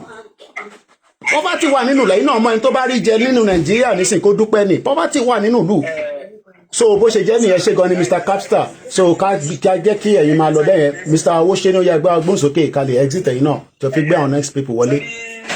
Aspect ibi tí bàbá wa ti sọ̀rọ̀ láti yìí ṣe rí issue kan ṣẹlẹ̀ ní state mi right now ṣe rí ẹ̀wọ̀n Ìjàgbá West ní wọ́n ti ń pààyàn yẹn máa kan wà bẹ́ẹ̀ house of rep ni máa yẹn láti wá sínú Èkìtì ó wá ń ṣiṣẹ́ nínú Èkìtì débi wípé ó wá ní pé kọ́mọ èèyàn wá máa ṣe voters regulation card sí ọ̀dọ̀ òun so ẹ̀mọ̀kan tó wá ń ṣe sà ó máa ta tent sí ilé ẹ̀ á wá ṣe oúnjẹ fọ́mọ èèyàn á wá fi mọ́tò ọ̀fẹ́ á wá fi kó àwọn èèyàn láti ọ̀dọ̀ wá bíbá ẹ̀ á máa kó wọn lọ ó lóun fẹ́ ní 3 million voters. Mo ń bọ̀ mẹ́yọ̀ mo ní láti clear one tó wà ní mo fẹ́ kọ́ ìrìn kọ́kọ́ wọlé mọ̀ títí bá clear tó wà bíbá ẹ̀. Ó bẹ̀rẹ̀ sí ní ṣe kí ní ẹ̀ just because of food Okay. 20,000 naira. Ó máa ń fún àwọn ìwọ̀n tó bá ti ní voters card síbẹ̀. Okay. Ó máa fún ẹ ní 20,000. Okay. Every tó bá ti fẹ́ ṣe ọdún, tó bá fẹ́ ṣe ọdún instance, ó máa fún wọn ní 10,000. Tó bá fẹ́ ṣe ọdún Christmas, ó máa fún wọn ní 20,000. Okay. Just because of ọ̀rọ̀ tí mo sọ wọ́n kì í ṣe for years. Okay. Oda. Okay. Wọ́n ti fi ebi pa àwọn èèyàn. So poverty náà ni Oda. Okay, ẹ ṣe gan nítorí time. So Oda. So again, when people are living, okay, nísìn gbogbo tí mo sì jẹ láàárọ̀ yìí nísìn, mo mu tea àbí coffee. Tí bá rí nǹkan mi justifying. When hunger is there, gbogbo ọ̀rọ̀ mindset, ká má bá olóṣèlú ṣe, àwọn èèyàn wa kan sì máa bá wọn ṣe because they are hungry, and the politicians have used poverty. Let's give an example. À ń sọ pé káwọn èèyàn wá padà lọ sóko. Oko wo lẹ fẹ́ kó padà lọ nígbà tó ń pa wọ́n lójoojúmọ́. Wọ́n ń pa àwọn èèyàn lójoojúmọ́, so people cannot go to the farm. So until àwọn governors tọ́nà àwọn ṣèpàdé ní March, gbogbo alárí wọn wọ́n kọ Yorùbá anthem inú wa dùn. What have they done up to date? Nothing. Rather, they continue to put our people in a very difficult situation. Ẹ jẹ́ n lọ sọ́dọ̀ bàbá wa Olú, ẹ bá gbóhùn sókè kí ẹ bá wa wo ìtẹ́ tútù gbọ́ kó tó di pé a máa jẹ́ kẹ́yìn náà exit. Bàbá wa Olú, tẹ bá ṣì wà pẹ̀lú wa, ẹ bá wa unmute. Bàbá wa Olú, Olú náà ni orúkọ wọn. Ẹ bá gbóhùn sókè sà. If otherwise, ká lọ sí ọ̀dọ̀ dádì wa World More. Ẹ bá gbóhùn sókè. Mo ń bọ̀ offline. Ẹ jẹ́ kí World More bá wa sọ̀rọ̀. Bàbá wa náà ni wọ́n. Kò sí mo ti rí èjì wọn tó sọ lẹ́ǹkan. Mo ń gbọ́ yín dádì, ẹ gbóhùn sókè sà. Yeah, brother mi Koiki ṣe gan. And question kan lè mi fẹ́ pè lọ́wọ́ yín o. Yes. Because you are well-vetted and you are international. Kí ni ẹ̀yin fi pé ṣe mọ̀ pé ẹ̀yin you are an anchor and you are an activist. Bẹ́ẹ̀ sà. Kí ni ẹ̀yin fi pé ó máa jẹ́ way forward tí gbogbo wa máa campaign lé lórí for the betterment of that country? Well, the way forward is what we have been doing since 2019. Is to exit Nigeria. Into ba ti mú wa ká tún lọ ní all of vote again. Ẹ ti renew agenda Nigeria for another 4 years. It's as simple as that. So it's either our people understand that election only work because kò ń ṣe pé Tinubu fẹ́ rig election. Britain ti rig election fún wa ní 1959. Only the first election. So Tinubu bá rig election, ó máa dájà sílẹ̀. Bó rig election tó bá wọlé, ó máa dájà sílẹ̀. Why are we going to put our people's life in danger? So what we have campaigned for is a total dissolution of the country. Simple as that. But while we are still asking for dissolution, does not mean that our people must suffer the consequence of the injustice, freedom of speech, iná ń jó ní market ní kò sómi ní ààrẹ tó wà lọ́sítítù tó yẹ pé gbogbo last week títí di weekend yìí mo sọ nínú program wọn ní nurse tó máa tẹ̀lé ọmọ yẹn lọ sí the next point of the another ibi tó ti máa gbọ́ ọmọ yẹn lọ fún medical treatment mọ́tò wà but a máa rẹpo sí mọ́tò ni but kò sí nurse. Why is there not a nurse? These are questions that our governors need to look into and make the life better. But anything short of dissolution and renew another 4 years, that means Britain will be happy, America will be happy, China will be happy. Very dark, madam, Apolongo, power bank, fún gbogbo yín. So bó ṣe jẹ́ nìyẹn sir. That's very good. Because mo fẹ́ mọ̀ ni then so a lè jẹ́ nǹkan tí gbogbo wa máa work. Bẹ́ẹ̀ni sir. Bẹ́ẹ̀ni sir. Bẹ́ẹ̀ni sir. Ẹ ṣé gan ni sir. So we want our people to understand it. Àti ṣe pé àti jà ọ̀ní gan sọ pé Koiki orúkẹ mo dẹ́ mọ́ ni mo mọ̀ ẹ́ dáadáa àti kí àwọn bàbá ti apologize. So we are now asking our people to understand that yes, kò sẹ́ni tó fẹ́ràn Tinubu èmi ò gbàdúrà kú fún but the future of Nigeria Shettima sọ ó ní restructure my foot àwọn náà ní agenda. So even tí Tinubu bá tẹ̀ fẹ́ ṣe anything it's not something that mama sọ pé 2027 it needs to do it now because anything after 2027 nobody knows. Àkànṣe àǹjí ni kò sẹ́ni tó mọ ìgbà tó olúkálukú máa lọ à ń bẹ Ọlọ́run kó fún alẹ́mí gúngùn ni tí Tinubu bá dákẹ́ pàrọ̀ báyìí nísìn Shettima gba gọ́ọ̀mẹ̀ntì nìyẹn ìta ń sọ yìí Ọlọ́run àjẹkọ́lé omi lè wà nínú wa ẹ ṣe gọ́ọ̀dì. Bàbá mi Olú ti butú pé ilé nǹkan sí otherwise ká lọ sí offline ká lè kó àwọn ẹ ti jẹ́ kí n pẹ́ lórí program láàárọ̀ yìí ẹgbọ́n sókè offline. tí màá sọ ni pé bí ọ̀rọ̀ tẹ́ ti sọ tẹ́lẹ̀ náà ni pé a ní láti wà wíẹ̀ awareness yẹn ó ní láti gbalẹ̀ kan because ọ̀nà wo lẹ́yìn rò pé awareness yẹn fi lè gbalẹ̀ because number one NBC ò lè fún mi ní license láyé bí Oríyọmí Hamzat tàbí Yínká kọ́ọ̀tì gbogbo àwọn tó ní station yẹn. Lai Muhammed lọ report page mi Koikimedia ó kàn jẹ́ ọ̀lẹ́ ní lẹ́tà yẹn ó sọ fún wọn pé kó pull it down completely pé ó fẹ́ da Nàìjíríà rú nìkan òun kan fúnra rẹ̀ nísìn gbogbo community ẹ̀ ní local government ẹ̀ lọ́ ti pààyàn tán ní Kwara yẹn kò lọ lé mọ́ nísìn ọlọ́lọ́mọ tó ń gbé kọ́ àtẹ̀gbùrù bàbá yẹn mọ́ tí ó sì wà Nàìjíríà bó ti sá lọ sí Saudi Arabia àbí Dubai ló ránjẹ́ tọ̀ ìtàn Lai Muhammed bàbá dáadáa òye ẹgbẹ́ òsèké kí lẹ́yìn rògbà lè ṣe láti create more awareness gbogbo yẹn kan ló lè afford the data tí gbogbo ìfi ń wò mí. awareness yẹn ó dá lórí pé ṣé ó ṣàní bá ṣe máa ń mọ̀ pé tó máa sọ fún nǹkan nìkan tí gbogbo a máa débẹ̀. ok ó bẹ̀rẹ̀ látòrí ọ̀rọ̀ tá à ń bára wa sọ. ok nínú ilé ọ̀rọ̀ tí bàbá ń bọ́mọ sọ̀rọ̀ tí ìyá ń bá ọkọ sọ ọ̀rọ̀ tí àbára àdúgbò sọ. ok pé kíní yìí ibi tó tí àwọn èèyàn bá ti mọ̀ ọ̀rọ̀ sensitize náà wà wíẹ̀. ok wọ́n máa mọ̀ pé ok àsìkò tó ok ó tẹ̀ ti dé ní kò ṣe pé tó bá ti dé campaign ti ń lọ lọ́wọ́lọ́wọ́ báyìí. wọ́n tún máa dìbò.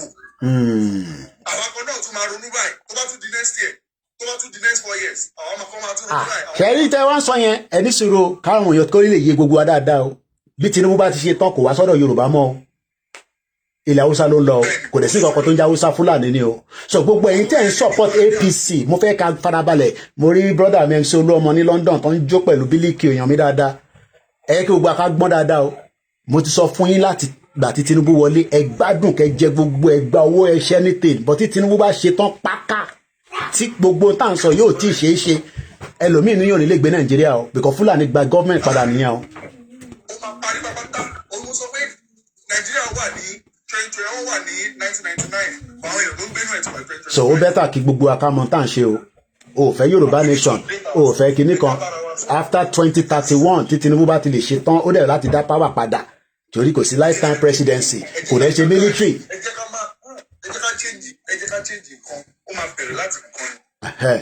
so bó ṣe jẹ́ nìyẹn o so ẹ ṣé gan ni gbogbo èèyàn wa tí ẹ bá mi dá sí ṣé mo lè ní time láti gbé àwọn èèyàn wọlé báyìí aago 10 ti lù mí tí mo ní mò ń lọ Tottenham tí a tún fi lọ ṣàwọn iṣẹ́ mi ó dà kákọ̀ gbé àwọn sẹ́ẹ̀tì ilé wọlé a máa control yín gan ni ọ̀tẹ̀ bá ti wọlé kíákíá ni màá push yín ni because mo ní láti lọ wẹ̀ kí mo lè bá gbogbo ohun tá a ti ń ṣe bọ̀ látàárọ̀ yìí kọ́lọ́n kó túbọ̀ fún wa ṣe délẹ̀ ni tẹ́ bá ti ń wọlé ẹ bá wa mute mọ́lẹ̀ náà àwọn gbogbo àwọn tó wà níbẹ̀ bishop gọ́dà pọ̀ ti pé ẹ bá wa mute ẹ ṣe ń wọlé o èmi ni máa sọ̀gbà tí olúkálukú máa sọ̀rọ̀ ẹ bá wa mute mọ́lẹ̀ so mo mọ̀ mélòó ló lè wọlé ó dà pé mo ti gbé enough wọlé already ó dà ká control àwọn eléyìí náà ká lọ láti ọ̀dọ̀ ẹjẹ́ lọ sí Amẹ́ríkà torí àwọn time wọn ó lè ṣeéṣe pé ó wà lẹ́nu iṣẹ́ ni torí sometimes kò ṣe pé torí nǹkan kan TJ bàbá gbóhùn sókè gbogbo yín ní 3 minutes fún ẹ bá òmèyàn move mọ́lẹ̀ ó ń ṣe àlejò lórí TikTok move mọ́lẹ̀ please TJ bàbá gbóhùn sókè òmèyàn move mọ́lẹ̀. Aago 10 ni a wà bẹ́ẹ̀ ni aago 10 yìí sí wa èyí ṣé wà ń dájí ṣẹ́nu wa ní. pẹ̀lẹ́ ọlọ́run àfàlàfíà sára kò easy.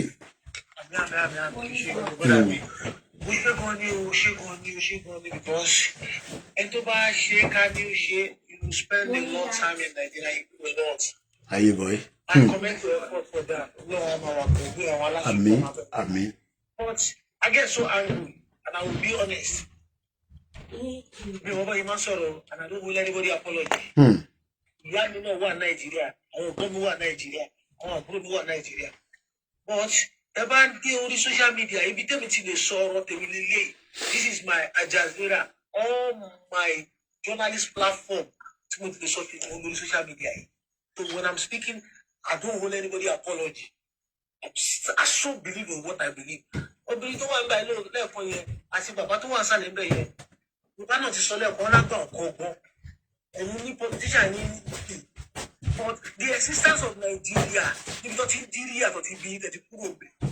Kò sí nǹkan tó ṣiṣẹ́ tẹ̀ fi kúrò bẹ̀ o. You now said people should go back home and did what? Don't give me for now. So finish. Don't worry. I have 30 minutes. Start from home. Why do we have leader? Nigeria have produced 8 military head of state. Kò sí kankan nu wọn torí line up ta lè dé bá di sí ilẹ̀. 27 years of democracy ṣáà ta òun. Káwọn Yorùbá wá sórí ibà tó bá wá ń parí pé Nàìjíríà làwọn my brother. Òye yìí ẹ̀dá àgbàlagbà yẹn ló kàwé náà. If my phone say you see now, we know my try, you know. Any custom in Nigeria for now, what is Nigerian culture? What is Nigerian language? I'm in America. America has their language. In the language in Nigeria, they have to lori. Because about we Italy they work. You know, she low. 27 years of democracy. Democracy. The TJ Baba, within that 27 years alone, ignore the past, Latin 1999. Is it Cheko iti to ki àwọn èèyàn wa gbegbe a little bit of life after 27 years? Tamara sọ pé mindset yẹn, 27 years kò jẹ́ kó ti change mindset àwọn èèyàn wa by giving them the basic things of life. They are animals. Okay. You never fought anybody. The Nigerian government obviously they are not doing it. Okay. Animal in man's skin. Take that statement and look at the environment, the country that you are trying to develop. Okay.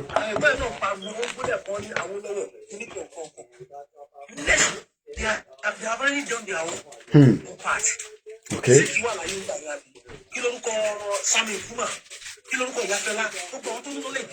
Familiar Ransom Kuti. The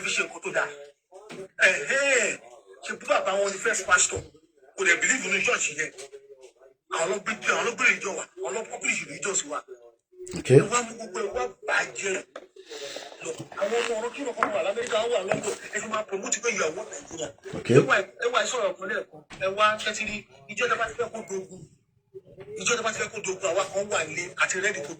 Okay.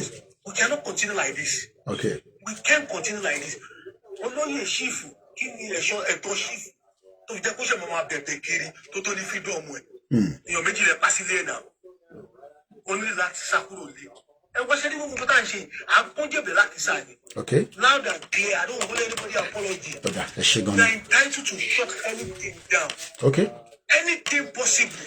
The last question before I let you go, because mo fẹ́ kó lọ rest dada. Ṣé President Bola Tinubu ní agenda fún Yorùbá at all?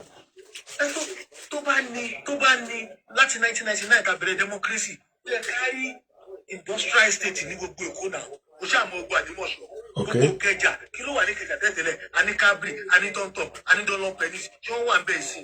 Ẹ wá ní ó lájẹ̀dá àkọ́ fúnlẹ̀ Yorùbá. Oda. TJ Baba.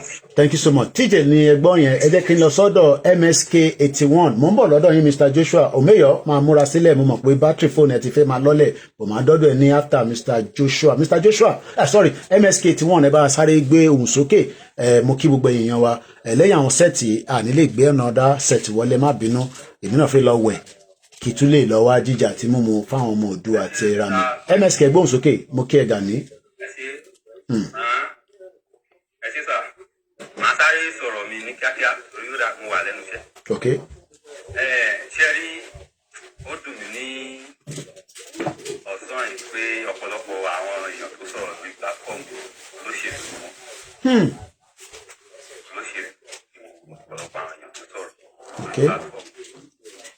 Mo dẹ̀ lè fi gbogbo ẹnu sọ láì tọrọ apology lọ́wọ́ ẹni bọ́ọ̀dì pé ó lè ní gbogbo wọn ó lè. Kí lẹ rí tẹ́ fi sọ bẹ́ẹ̀? Bí ẹ ṣe gan sà, tí mo sọ bẹ́ẹ̀ lélẹ̀, tí mo ti sọ bẹ́ẹ̀ ó pọ̀ díẹ̀ kó máa sáré sọ àwọn ọkàn. Jẹ́rí ọ̀pọ̀lọpọ̀ àwọn tó sọ̀rọ̀ yẹn. Ẹ bá fún wọn ní opportunity, wọ́n jẹ́ kánsẹ́lọ̀ ní local government lásán. Wọ́n máa ṣe ju nǹkan tí àwọn tó wà bẹ́ẹ̀ ṣe lọ nísìnyí.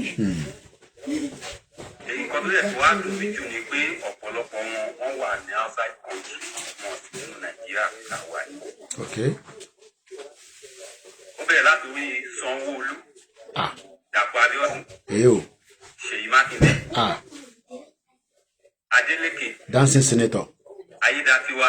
Ayé ẹ̀ má ti dá tiwa kẹ̀. Àti ti Èkìtì State, mi morúkọ.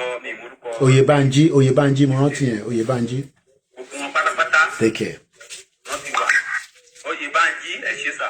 Gbogbo àwọn èèyàn tí mo dárúkọ ìpátápátá àti ìlú òyìnbó iná làwọn náà ti wà. Mo lérò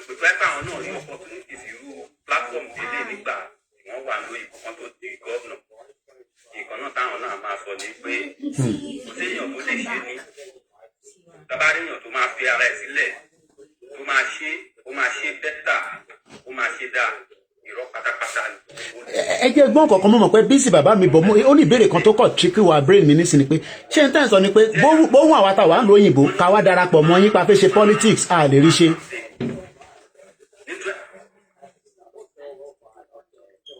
mo ní ṣé ó possible pé ẹni tó wà ń lo òyìnbó tó bá darapọ̀ mọ́ politics Nàìjíríà a lè rí ṣe ṣé nǹkan tẹ́ ń sọ nìyẹn sà.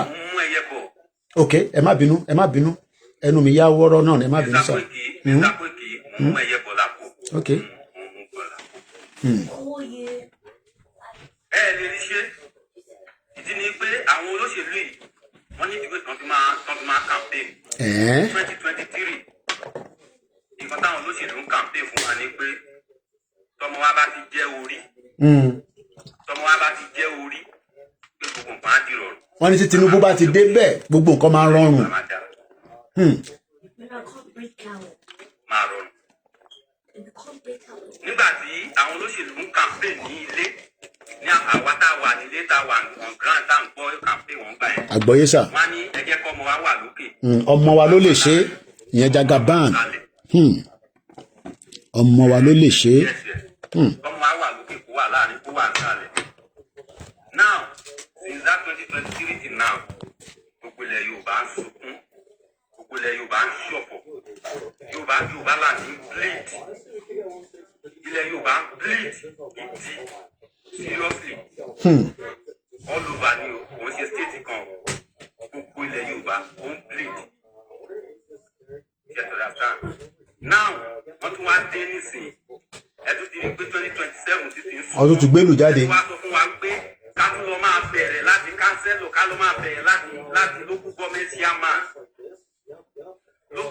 chairman tí wọ́n give judgement pé wọ́n fún wọn ní full autonomy. tọ́ fún wọn. táwọn gómìnà bẹ́sẹ̀ ti tán ní wọn gbà. tó tó máa ní ẹ ní sùúrù ẹ rí pọ́ìntì yẹn mú jáde o. tán ní wọn gbà. because Tinubu ti ní kó fún wọn ní full autonomy owó tó ń wọlé sí wọn kọ́ mọ́ tó bó bá fẹ́ ná fúnra wọn kọ́ ná bó bá fẹ́ jí kọ́ jí bọ́wọ́ gbélé àwọn gómìnà gbélé wọn náà wọn gbà. then ẹ jẹ́ tún béèrè kankan kí ló dé tó yẹ pé ní state kan party kan ló máa ń win gbogbo local government party kejì ò kì í win láàrin wọn torí kò rí bẹ́ẹ̀ nílùú òyìnbó kódà independent party kan wà tó máa ń di councillor. ẹ kò sí bí ò ṣe ní win kò sí bí party kan ò ṣe ní win kò sí bí party kan ò ṣe ní win system tó ti wà ńlẹ̀ nìyẹn. ok. system tó ti wà ńlẹ̀ nìyẹn. system tó ti wà ńlẹ̀ nìyẹn. ọ̀la mú mi gbé ọ̀rọ̀ mi jọ́jọ́ nǹkan tí ìyẹn ló máa mú mi já sí ọ̀rọ̀ mọ́mí wa tí wọ́n sọ pé mindset lẹ́kọ̀ọ́ ẹ̀. wọ́n ní olóṣèlú ni wọ́n ní kọ́ńtì tó wà fáìn. jẹ́rí kò sí nǹkan tó ń jẹ́ mindset kò sí kankan tó ń jẹ́ mindset. bíbélì sọ fún wa pé ó ní àyà ọmọdé ni wèrè jì sí ó ní ẹgbàá láti máa lè jáde. ok. àgbọ́yé. túmọ̀ kan bíbélì sọ fún wa bẹ́ẹ̀ ni pé kò sí ọmọdé tí ò ní fẹ́ wùwà ọmọdé tí ò ní fẹ́ ṣe nǹkan tí ò dáa. máa wù bí ẹ̀ lámọ̀ pé nǹkan tó ń ṣe yóò dáa. kò dáa. láwọn bá nà lẹ́gba lámọ̀ kí nìyẹn kò dáa. àgbọ́yé mo kẹ́ èèyàn wá bí Sunday. ó dà àgbọ́yé kíákíá. àgbọ́yé. kò sí nǹkan tó ń pè ní mindset ju wípé òfin tí ọwọ́ òfin bá ti ṣiṣẹ́ any country tí òfin bá ti ṣiṣẹ́ mindset everybody has straight. orí a pé. mindset. ìgbà àkọ́kọ́ tí wọ́n kọ́ máa jáde kúrò Nàìjíríà mo gba sẹ̀mẹ̀ ẹnìkan ti tó wà lẹ́gbẹ̀ẹ́ wa. bẹ́ẹ̀ni mo gbà bẹ́ẹ̀ mo ti travel fún wa sí Dubai jẹ́gbà tí mo dé inú airport Dubai sà orí mi set ọpọlọ mi ó dá ìgbà tó bá pín ọ̀ ní battery set tó bá kún fóònù. ó máa rí fọ́mátì ni. kò sẹ́ni kankan tó bá mi sọ̀rọ̀ ẹ̀záàlì sà kò sẹ́ni kankan tó bá mi sọ̀rọ̀ ọtí nǹkan tí mo rí bẹ́ẹ̀ni. nǹkan tí mo rí ó sáré change narrative mi instantly. ó dà torí àsìkò torí a fẹ́ gbá àwọn tó wà ń lé wọlé náà. ẹ má fi ẹkún mi ní 5 seconds. wọ́n máa jẹ́ kó máa wọ́ndà sí mi tí bá láwọn èèyàn kan tí wọ́n ti wà outside country tó bá ṣe ń sọ̀rọ̀ olóṣèlú fún wa nísìnyí tí ẹni kò sí solution kankan tó nínú Nàìjíríà yẹn káàpín the only solution ẹ bá ta power tap ká gbé 100k ẹ ṣe tó bàbá wa MSK wọ́n ní ká má máa sọ̀rọ̀ mindset níbi tí kò sí òfin tó ń ṣe Omeyo ọ̀dọ́ ni mò ń bọ̀ lọ́dọ̀ bàbá wa Joshua àti Yorùbá Freedom torí mo mọ̀ pé Omeyo fóònù ẹ̀ nígbà tí mo rí ó máa ń tètè jó bátìrì á máa tètè jó ni a dẹ̀ ti gba táìmù ẹ̀ díẹ̀ náà láàárọ̀ yìí òun ni ọ̀dọ́ wa ní gbogbo Yorùbá Nation nílé a dẹ̀ ní bàbá wa Ológunolúwa mo kí gbogbo ẹ̀yin èèyàn wa o Idol TV show ibi báyìí ni a ti ń polongo Yorùbá Nation bí wọ́n bá wa náà fẹ́ Yorùbá Nation kò sí problem bọ̀ ṣáwa bó ṣe máa jápa kúrò ní Nàìjíríà mo bẹ̀ torí Ọlọ́run jápa o jápa Omeyo gbóhùn sókè tó bá ṣe ń gbọ́ mi bá mi gbé ohùn sókè ní kíákíá kí a gbọ́ látọ̀dọ̀ ẹ ṣe gan ni brother mi dáadáa ẹ̀dẹ̀kùṣẹ́ bá kí àjagun náà. ẹ ṣeun bàbá mi wọ́n kí gbogbo ẹ̀yin bàbá mi mo kẹ́ ìyá mi kẹ́ ẹ̀gbọ́n mi. Can you slow that TV a little bit? I don't want this thing to filter into my broadcast. ó dàbí pé ó ń tírígà mi náà láti wá sí orí ètò yìí náà ni wípé nǹkan táwọn ìyá wa àti bàbá wa tí wọ́n sọ lẹ́ẹ̀kan yẹn irọ́ bá ń sá nítorí wà ní pé gbogbo alámọ̀ wípé anybody tó bá wà ní òṣèlú Nàìjíríà gbogbo wọn tí wọ́n sú ó ti lè lórí 1999 fraudulent constitution tó lè jẹ́ wípé níṣe ní wọ́n máa try láti protect any last of their blood ló lè fà ní pé wọ́n benefit ní nǹkan tá à ń pè nínú òfin yẹn. òfin náà dẹ̀ máa ń sọ yìí náà àwọn olóṣè tó máa ń ṣe àwọn Fúlàní gẹ́gẹ́ bẹ̀rẹ̀ tí mọ̀ yá ẹ̀ ní kan statement kan pé ẹnìkan wà ní ọ̀dọ̀ àwọn ní bóyá London lọ́pẹ́ ni wọ́n nígbà tó di pẹ́ ni ẹ ṣe pápọ̀ tó ṣàwò tán níṣe ni àwọn tó jẹ́ àwọn gọ́vnà tó wà ní north wọ́n padà fún ẹni yẹn níṣẹ́ ẹ̀rí nǹkan tá à ń pè ní corruption bẹ́ẹ̀ yẹn. ok bẹ́ẹ̀ náà la dẹ̀ náà ọmọ tó wà ní north yẹn tó dàbẹ́ pé wọ́n ti sọ wọ́n di èèyàn lásán èèyàn yẹpẹrẹ tí wọn ò dẹ̀ ní any access láti ṣe ní tí wọ́n máa sọ wọ́n ní kó wọ́n lọ sí school. OBJ mo kẹ́ ẹ. wọ́n máa ń ṣàlàyé fẹ́ protect ara wọn. wọ́n sọ pé Nàìjíríà máa wọ́n kàbọ̀ fẹ́ patch anything wọ́n máa sọ nípa mindset. ẹ bá ń bẹ̀rẹ̀ kí ni mindset nígbà tó bá dàfẹ́ kò sófin tó di àwọn èèyàn òfin olówó dé wà nínú Nàìjíríà tó bá ń ṣe òfin àwọn tí wọ́n á lọ ṣe. àwọn ẹlẹ́ran ni wọ́n ṣe because why ni wípé àwọn Fúlàní nǹkan tó bá gbé kalẹ̀ kí lè expect ẹ lè rí nǹkan tó dá bẹ́ẹ̀ because sọ́mọ̀ pé àwọn ti sọ láti 96 ní pé bàbá aláàbò bàbá àwọn otu madá fódíò àwọn máa protect Nàìjíríà láti lè fún bàbá àwọn yẹn tó bá ti wá jẹ́ ìmọ̀ tó dàbẹ́ fún wọn ti wá ní intentional láti 96 táwọn ọdún bẹ́ẹ̀ ló sọ ẹ bá dẹ̀ dorí gbogbo ẹ̀ máa bá ń bẹ̀ wọ́n wá sọ pé àwọn máa lo àwọn tó dàbí àwọn politician tó ń sọ ìdúró àwọn ìyàwó tó sọ̀rọ̀ àbáwọn bàbá tó sọ̀rọ̀ wọ́n náà máa lò wọ́n as a willing tools against àwọn èèyàn wọn lè máa jẹ́ nípa wọn sọ pé àwọn Yorùbá aláìdá ni wọ́n àwọn Yorùbá olè ni wọ́n àwọn Yorùbá tábà ti lè fún wọn ní nǹkan wọn lè bá iṣẹ́ lọ́fẹ̀ẹ́ èyí náà orúkọ tí màmá yẹn sọ wọ́n sọ̀rọ̀ nípa mindset pé lè rán anybody níṣẹ́ nílé wọ́n máa expect ìwọ́n látọ̀dọ̀ wọn ni báwo lẹ́ ń ṣe expect ẹni tí yà ń jẹ́ bí ń pa tó dàbẹ́ pọ̀ òun fẹ́ bo ọmọlúwàbí ara ẹ̀ jẹ́ ibi tó dẹ̀ mọ̀ pọ̀ ti lè láti lè fi benefit ètò wa sọ fún má lè demand anything kò possible because system Nàìjíríà ti bàjẹ́ already ìlú tó bá dẹ̀ ti dàbẹ́ mú system yẹn ti bàjẹ́. Omeyo ọ̀dọ́ nìwọ ilé nìwọ wà Omeyo àwọn ṣe lè fẹ́ bá ń bèrè báwo over 520 different languages nínú Nàìjíríà nìkan.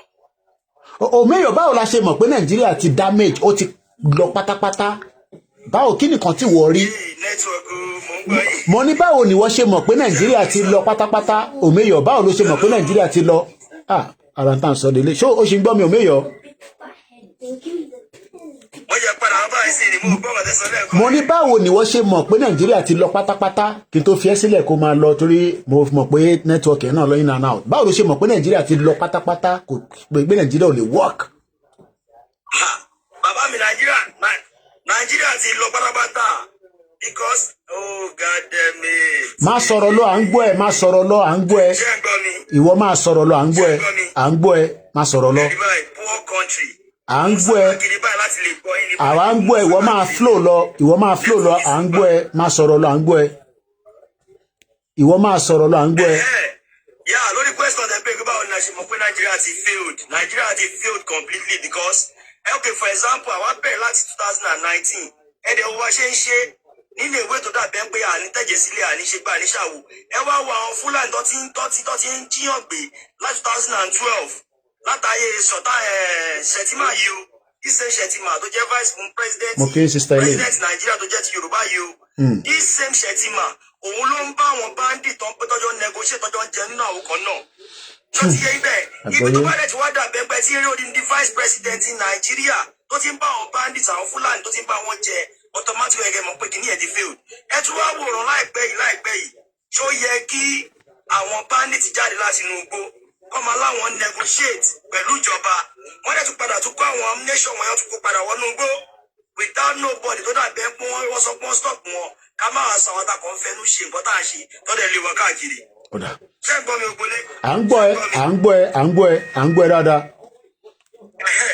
so automatically ló ti fail ẹnìmọ̀ tó bá sọ fún kẹ́ dúró síbẹ̀ wọ́n fẹ́ ba ijó ọ̀la àwọn ọmọ wa jẹ́ ni àdẹ̀ nígbà fún wọn àwọn àtàjẹ́ ọ̀dọ́ gẹ́gẹ́ bí nǹkan tí bọ́dà wa sọ ni pé awareness ló lè ṣe ẹ jẹ́ ká sponsor àwọn tá à ń ṣe awareness nílé láti lè jẹ́ ká máa lọ káàkiri láti máa bá àwọn èèyàn sọ̀rọ̀ káàkiri every places ní gbogbo lẹ́ka láti máa ta wọ́n jí yóò lè ti láti ṣe nìyẹn o ẹ ká máa ṣe wake up call àwọn ọ̀dọ́ wa àtàwọn ọjà àwọn ìyá wa àtàwọn bàbá wa ẹ ṣé gan. Thank you very much. That is ọ̀dọ́ gbogbo Yorùbá nílé tó tẹ̀lé ẹni tó jẹ́ leader wọn ní diaspora Ológunlúwa ẹ ti rí Ológunlúwa àti olóyè àtẹ̀mí àwa mẹ́ta la máa ń rìn mo kí gbogbo àwọn èèyàn wa mo kí àlùkà mo kí obj mo rí gbogbo ẹ̀yin tí ẹ ti wọlé náà lọ́tún lọ́sì awareness yẹn náà ni à ń bá lọ Young Yorùbá Freedom ṣé ká kọ́kọ́ lọ sọ́dọ̀ Mr. Joshua kí Young Yorùbá Freedom wá bá mi parí ẹ̀ Mr. Joshua ẹ̀yin náà ti gbọ́ gbogbo tí a ti ń bá bọ̀ látẹ̀ǹkan a ti fẹ́ ṣe tó wákàtí 4 mo mọ̀ pé táǹtì lọ bẹ́ẹ̀ gan sẹ̀ ẹgbọ́n sókè. ẹ káàárọ̀ Mr. Koiki. mo kì í sá happy Sunday and happy new month fáwọn tí a bá ti rira ẹ ṣe gan ni sá ẹgbọ́n sókè.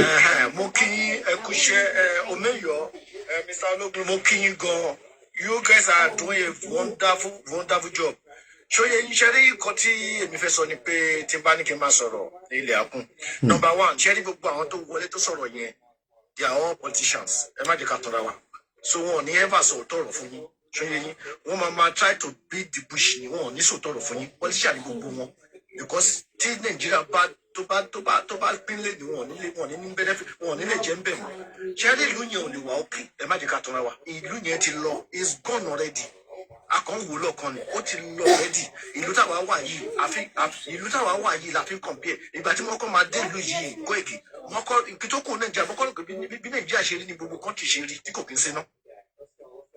The first day I slept in this country tí mo wà yìí mo wò pé wàá ò tilẹ̀ mọ iná ò lọ mo wò pé wàá ò so bẹ́ẹ̀ la wà ní ibi tá a wà Nàìjíríà ò lè wà ó ẹ má jẹ́ ká tọ́ra wa jẹ jẹ́ gbogbo àwọn tí wọ́n pàmpá Nàìjíríà yẹn wọ́n ń jẹ bẹ́ẹ̀ Nàìjíríà ò lè wà ó kẹ́ only Yorùbá nation can solve the problem division can solve the problem ṣé yẹn wọ́n mọ̀ they all know ṣùgbọ́n wọn ní sọ síta nítorí pé wọ́n jẹ́ ń bẹ̀ mo dẹ̀ ń bèrè question kan lórí ìgbà tí mo send message yẹn mo ní what is Nigerian language mo dẹ̀ ní kí wọ́n sọ nípa genocide bí wọ́n ṣe ń pààyàn Nàìjíríà mí ìrẹ́yìn tó rẹ́sì pẹ́ẹ́tì yẹn bí wọ́n ṣe ń pààyàn Nàìjíríà kò sẹ́ni tó rẹ́sì ẹ̀ what is Nigerian language who created Nigeria kò séèyàn tó rẹ́sì kan tó rẹ́sì ẹ̀ kò séèyàn tó fún mi. tá a bá fẹ́ mọ̀ pé ìlú kan ó ti collapse indices wo la fi wé ti Nàìjíríà pé Nàìjíríà is gone eléyìí mo rí ìtọ́ni Tinubu nísìnyí ó ní Tinubu urge promotion of peace declare no place for hate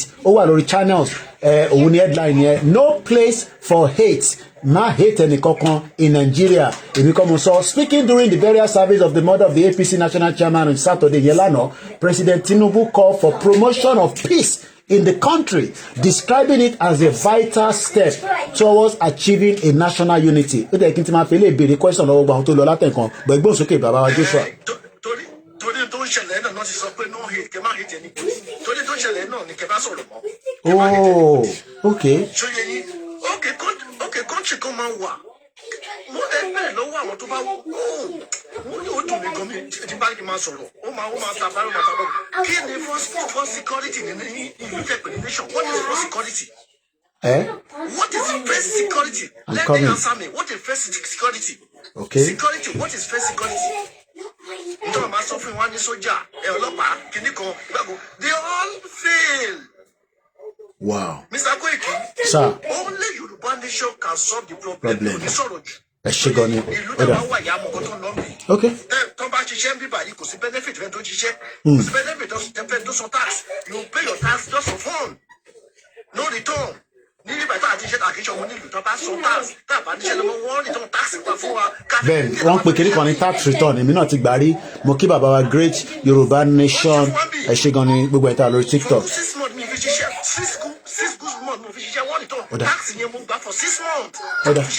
Thank you very much ẹ ṣe gan ni kò possible ẹ ṣe gan ni sir thank you very much. ẹ jẹ́ ká lọ sọ́dọ̀ Yorùbá freedom mo kí gbogbo èèyàn wa tí ẹ ti ń dá sí àwọn ọmọ yín ní the access like I said mo tún lè máa hold wọn nígbà tí mo dúdú délé mo lè jẹ́ kó play video game wọn tó ń wò lórí TV because I filter wọnú broadcast mi kò dẹ̀ dábẹ́ so after the last person a máa gbé broadcast yẹn to the end mo mọ̀ pé bishop ó ṣeṣe kó yẹ pé àwọn ọlọ́tí ń pè látẹ̀ nǹkan tí bá sì get wọn lórí phone if otherwise á di ìgbà míì nìyẹn mo kí ẹ̀ ìtùnú báńkì girama mo kí gbogbo ẹ̀yin tẹ́ wà ní Ìlárò ní Ògùn state ìyẹn kan béèrè pé ṣé Ìlọrin ilẹ̀ Yorùbá ni bẹ́ẹ̀ ni but according to Nigerian system right now it is under the northern part of Nigeria but àwa la ní Kwara àwa la ní gbogbo ibẹ̀ yẹn Yorùbá freedom gbogbo ẹ̀ náà lẹ ti ń gbọ́ èèyàn ṣàjòjì lórí ìkànnì wa oríṣiríṣi èèyàn náà ló máa wọlé ẹ jẹ́ ká ní understanding olóṣèlú náà máa dọ́gbọ́n wọlé but in tá à ní tolerate lórí platform wa ní ẹ̀ ní campaign ní bíbá ẹ ní right láti tan broadcast ti yín náà kẹ́ tan fóònù kẹ́ gbé síwájú yín 1 2 3 4 5 6 fóònù mẹ́fà mọ́ tàn síwájú a ní ever jẹ́ kẹ́ lo platform yìí pé fífi wá polongo èmi ní Tinubu ni kódà ilé polongo ṣòwò rẹ̀ a lè sọ̀rọ̀ dọ́dọ̀ wọn bọ̀ pé ẹ fi wá fi bíbá ẹ fi ṣe bí a lè gba ọ̀dọ̀ Koiki wọlé kakọ̀ lọ sọ fáwọn èèyàn Koiki pé Nàìjíríà sì máa da gbogbo ẹnu mo fi sọ 14 years after I was born ni màmá mi sá kúrò Nàìjíríà bí ẹ̀ṣẹ̀ wọlé Rugija mo kí ẹ I was born in 1978 màmá mi sá kúrò Nàìjíríà ní 1990 kò sí nǹkan kan tó ń pè pé màmá mi ṣeré lọ ó sá kúrò Nàìjíríà ni o má jẹ́ kẹ́ni kankan fúlẹ̀ o màmá mi sá kúrò ó sá kúrò o mọ bá ń gbọ́ sá ó sá 440 o mọ why kí èmi lè ní future nísìn làwọn ọmọ mi èmi náà wá ń wo pé ṣé ẹ̀yin náà lè ní future mo wá rí i pé future yẹn ò lè sínú Nàìjíríà mo ṣe ń polongo Yorùbá nation tó bá wá sọ pé future máa wà nù Nàìjíríà ṣíkè ni wàá polongo yẹn lọ́dọ̀ tiẹ̀ so bó ṣe jẹ́ nìyẹn Yorùbá freedom ẹ má bínú ẹ bá gbóhùn sókè akin.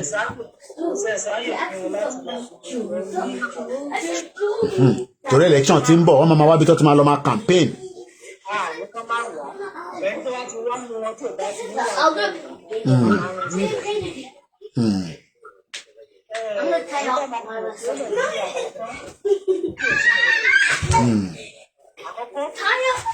Well, I mean, this one, I don't know.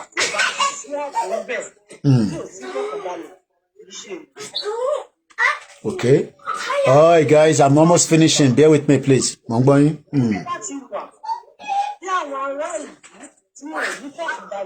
Okay. Osho Mayor, thank you.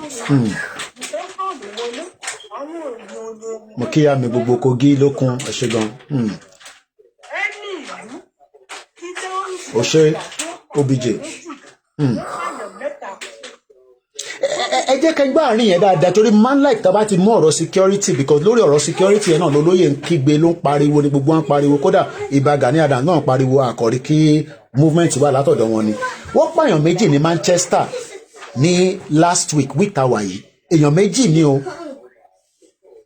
èèyàn méjì no mẹ́ta tẹ̀ ni wọ́n bọ̀ èèyàn méjì tí wọ́n pa yẹn wọ́n ọlọ́pàá pa kan tó jẹ́ tó ń pààyàn bọ̀ mo gbọ́ pé ìbọn ọlọ́pàá ló pa ìkan náà àwọn èèyàn tí ó kú yẹn now ìbéèrè tí mo wá fẹ́ béèrè ni pé wọ́n pa èèyàn 15 plus ní Kwara State àwọn mídíà àgbáyé ò tẹ̀ bá wa dá sí wọ́n gbóhùn sókè ṣé n tẹ́ ń sọ nísìn ni pé ìlú tí kò bá ti sí ààbò ìlú yàn kì í ṣe ìlú ṣé kò sí president nílùú yẹn ni ṣé kò sí gómìnà ni ṣé kò sí senator ni ṣé kò sí house of rep ni táwọn kan wá ń pe àwa Yorùbá nation ẹ wá gbà wá o Ìgbòho wá gbà wá o ṣé Ìgbòho ní gbogbo resources tó fẹ́ lọ fi jà ni lákọ̀ọ́kọ́ Ìgbòho lè lọ anywhere torí pé Ìgbòho kọ́ ni gómìnà yín ẹ ní gómìnà lọ́wọ́ ẹ dẹ̀ ní senator ẹ bá mi gbóhùn sókè Yorùbá freedom.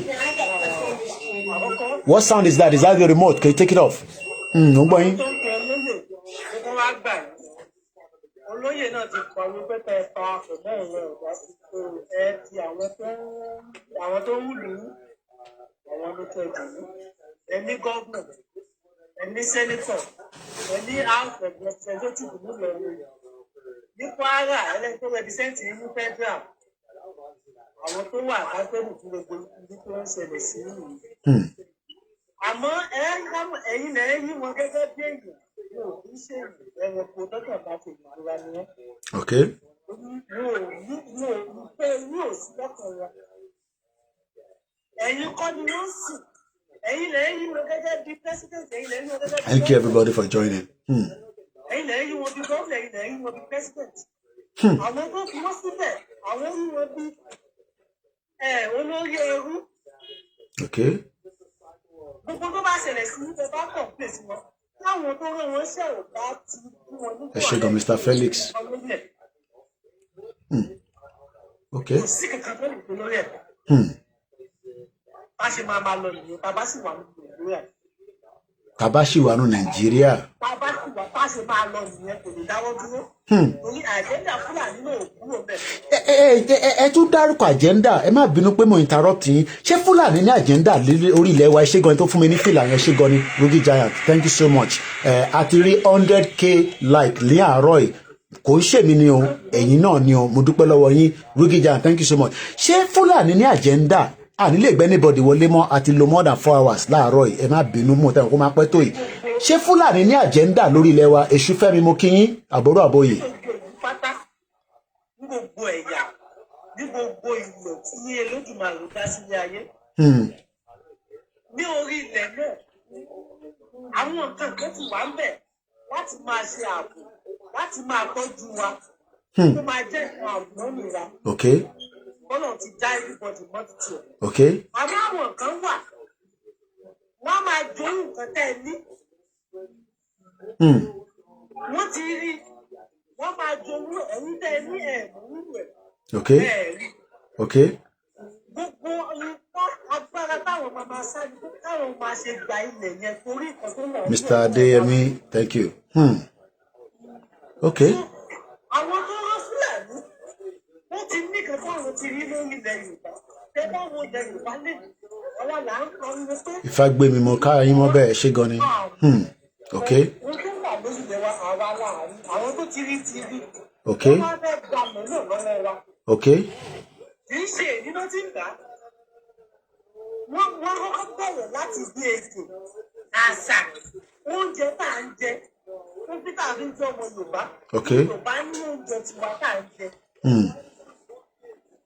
Wọ́n ti ń fi ebi pa wá báyìí láti òkúra oúnjẹ náà. Nǹkan tá a tún. Thank you so much everyone for joining. Àwọn èèyàn rẹ̀ kí ló lọ sóko mọ́. Wọ́n ti balẹ̀ díẹ̀ díẹ̀ gbogbo wá sí sákòrò lé. Àwọn táwọn á fi síbẹ̀. Thank you so much Ifá gbé mi. Dáàbòbò wá. Mo wá lè dáàbòbò wá mú báyìí. Ilẹ̀ wa ló tún wá padà wá báyìí. Wọ́n ti gba èdè wa lọ. Wọ́n ti gba àṣà. Wọ́n ti lọ. Ilẹ̀ ló kù wọ́n tún fẹ́ gbà báyìí. Ilẹ̀. Mo rẹ̀ ká dìde. Àwọn èèyàn wa tó wà níta. Ẹ má máa rí àwọn èèyàn wa tó wà nílé. Bẹ̀rẹ̀ pọ̀ lórí. Tẹ́ ẹ bá sẹ́yìn owó sí wọn, ẹ rìn wọ́n lọ́wọ́. Ẹ má máa wọ̀ pé wọ́n gbẹ́kẹ̀lé yín. Wọ́n bí nǹkan sọ pé mindset lẹ́ẹ̀kan. Bẹ́ẹ̀ni. Mo fẹ́ kọ́mọ̀bìnú ní ìṣẹ̀lẹ̀ kọ́mọ̀bìnú. Mindset tí wọ́n gángan fún wọn ní òjá. Kí lẹ rí? Bí mindset tí wọ́n bá dá ní àwọn ò lè dìde wọ́n wá sórí ibú. Tó mo sọ báwo ni wọn ò ní mindset sílé tí àwọn ni wọ́n ń dà àwọn ni wọ́n ṣèjọba. Kí ni mindset tí wọ́n láti máa sọ fún wa pé ká sì kọ̀ntínú pẹ̀lú Nàìjíríà? Ní àjẹ́ndà tí wọ́n fún àwọn kọ́ nìyẹn. Kọ̀ǹtíṣà ni àwọn fúnra wọn níbi tán wà. Báwo tí wọn ò ṣe fún aṣọ fún àwọn kọ̀ǹtíṣà tó wà lóde? Ṣé tí wọ́n ṣe ń ṣe òṣèlú níbi táwọn wà lọ́dọ̀ ṣe òṣèlú? Ó dà. Ẹ ṣé gan ni. Ní ọ̀nà tá a lè ṣe kò síbi tá a lè lọ Yorùbá nation. Oòduà òun lọ́nà ẹ ṣé gan ni. Tó ká ṣe bó ṣe jẹ́ ká ṣe kó lè rí bó ṣe yẹ kó rí. Tó òun náà ni àgbékalẹ̀ tó ní àárọ̀ yìí ní first Sunday. It's good to be back to London. I'm being honest. Bí pàtí gbogbo èrè ló tún rí ni o. I am being honest. It's like going out yesterday. I felt like, wow. After, you know, in Africa, ẹ̀rù á máa bẹ̀, kò bá lọ mú phone jáde, kò má lọ wípé kí ló record. You know, you have to be very descriptive in Nigeria. Yàtọ̀ sí pé tí a bá jáde pẹ̀lú olóyè. But when I'm on my own, I have to be very, very descriptive. It's like I was living in fear, in kind of a fear. Irú ìlú wo la wá wà báyìí? Ìyẹn wà láàrin Abẹ́òkúta, ẹ̀rù á máa bẹ̀. Ìyẹn wà láàrin kíní ẹ̀rù. This is, you know, the fact. So it's great to be back where, you know, I'm not looking at my shoulder. Ọlọ́run ló fi ṣọ́ ẹ̀ṣọ́ gbogbo wa. Whether you're nílé ìgbéyàn kankan wọlé má bínú, you know, I haven't got enough strength. Mo ní láti lọ wẹ̀. So I'm just doing my closing remarks.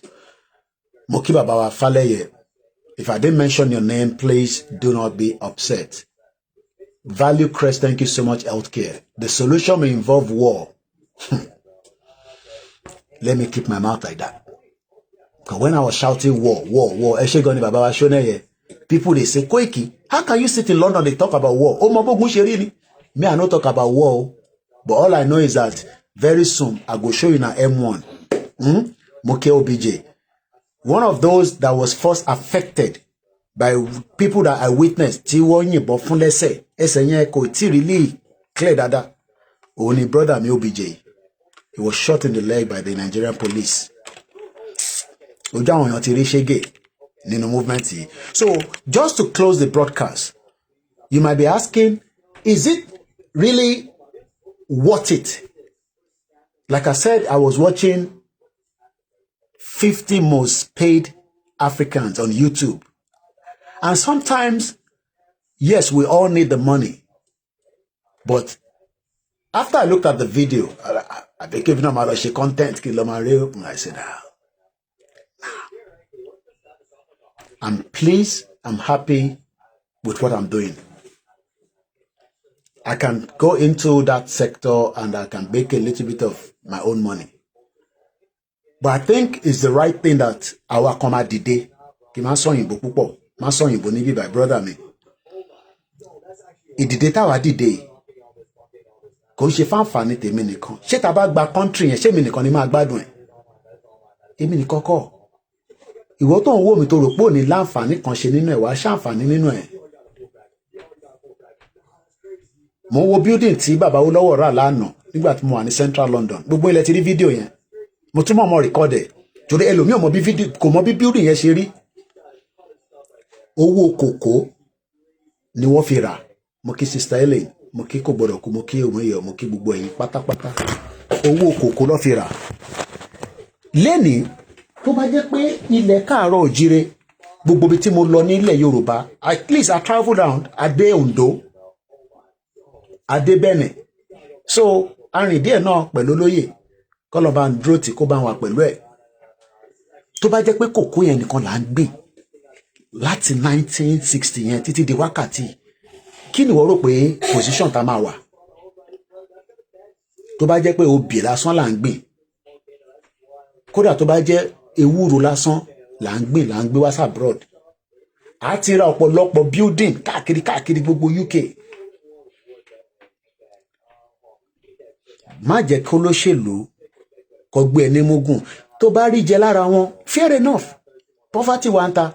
Bọ̀ pé olóṣèlú kan máa sọ fún ẹ pé Nàìjíríà máa da. Sórí statement yẹn kò yín mú sí nípa àkọ́pọ̀ ọmọ àlè. Ọmọ slogan mi níbí báyìí. Bomb bastard. Boniro. Ó gbé ẹmúgùn.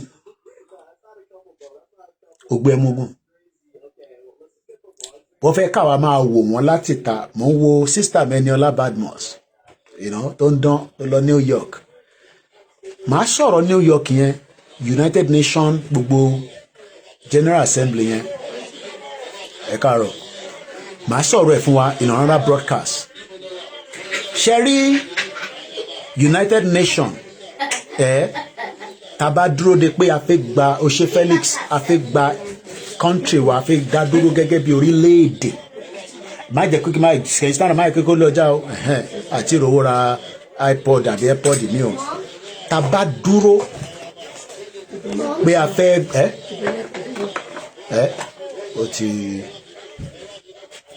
ó ti gone. Mom, you know in the morning.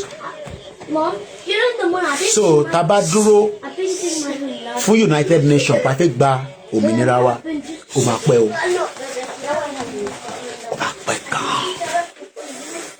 A lè wà lẹ́nu another 30 years. Mo ṣeré o. Ṣẹ́rí gbogbo àwọn tó máa ń wọ suit ní United Nations yẹn, I'm just closing it now. In just 10 minutes, gbogbo ẹ̀ máa broadcast ẹ̀. Ṣẹ́rí gbogbo United Nations yẹn United Nations tẹ́ ẹ̀ rí yẹn, the whole institution is a fraud, complete fraud. Wọ́n ní any impact kankan tó lè ṣe fún wa. A máa engage wọn. I am not saying pé ká máa engage wọn, but a bá dúró pé a máa fi United Nations a máa bẹ̀ wọ́n no wọn kì í fún yàn ní country. But olóṣèlú ti mọ̀ pé ọ̀nà kan tó lè jẹ́ kó yá àìtí fi ṣe gbogbo wa. Torí pé nínú ẹ̀ àwa kan sì fẹ́ náà jẹ lára wọn. Tí gbogbo wa bá ti ṣe tán pé a fẹ́ jẹ lára olóṣèlú, in tó bá máa dì kó dì, in tó bá máa ṣẹlẹ̀ ní kó ṣẹlẹ̀. The whole system will crumble. Tó bá dẹ̀ ti crumble, àdílẹ̀ lè wà lágbára Ọlọ́run. So mo kí gbogbo wa lẹ́ẹ̀kan sí, mo kí yín lọ́tùn lósì. Like I said, it's good to be back home. Home mi náà ní bíbá. I've lived there for 28 years. It's my home.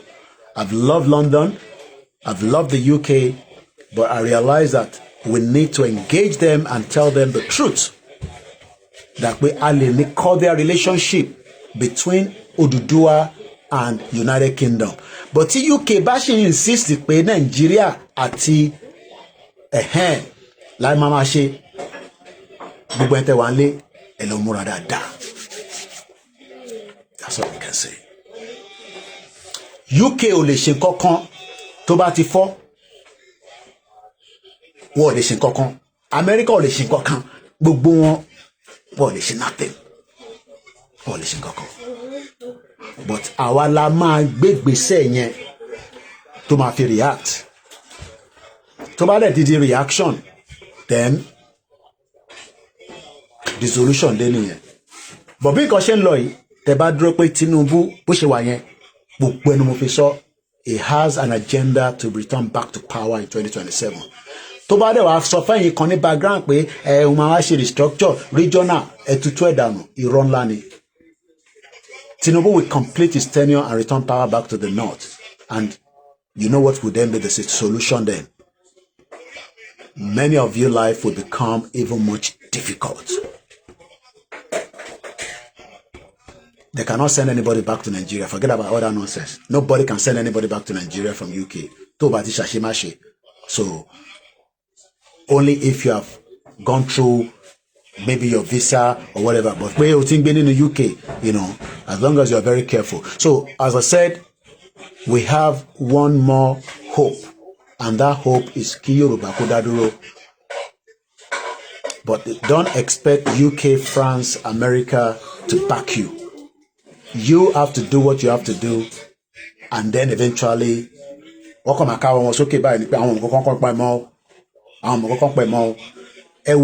long it took Britain or United Kingdom to recognize Palestinian as a state. How long it took them.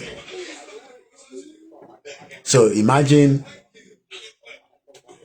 waiting for Tinubu, and Tinubu is ready to do anything again to go back to 2027. I mean it, anything. For me, I'll be here doing the campaign and awareness while we continue to look for food on the table for the family. I know that if family were alone, so happy first Sunday. I hope you enjoyed the program. Please follow me and also make sure you subscribe. Oyibo Pikin. Eshegoni Rugi Giant. Thank you so much, everyone, and God bless every single one of us as we go into a new week. Be very careful. The country is not what you think. We are very, very careful. Enter one lay down. We are very careful. Mo kí gbogbo àwọn media as we share back to back. Thank you so much. Kí so you are not talking about freedom of Yoruba. Kí la wá ń sọ látàárọ̀. Níbo ni wọ́n wà látàárọ̀. Ó ṣe wọlé ni. So ẹ ṣé gan ni gbogbo ẹ̀yin wa. God bless you. Yes, you are making a point. If Tinubu hand over without restructure or regionalization, it is a problem to Yorubas. Everybody knows that, but everybody is playing kalo with the lives of 60 million people. God bless you. God bless me. And make sure you follow, subscribe, and make sure, in Taiwan diaspora, put your contribution to the media so that we can continue the good work we are doing. Bye for now.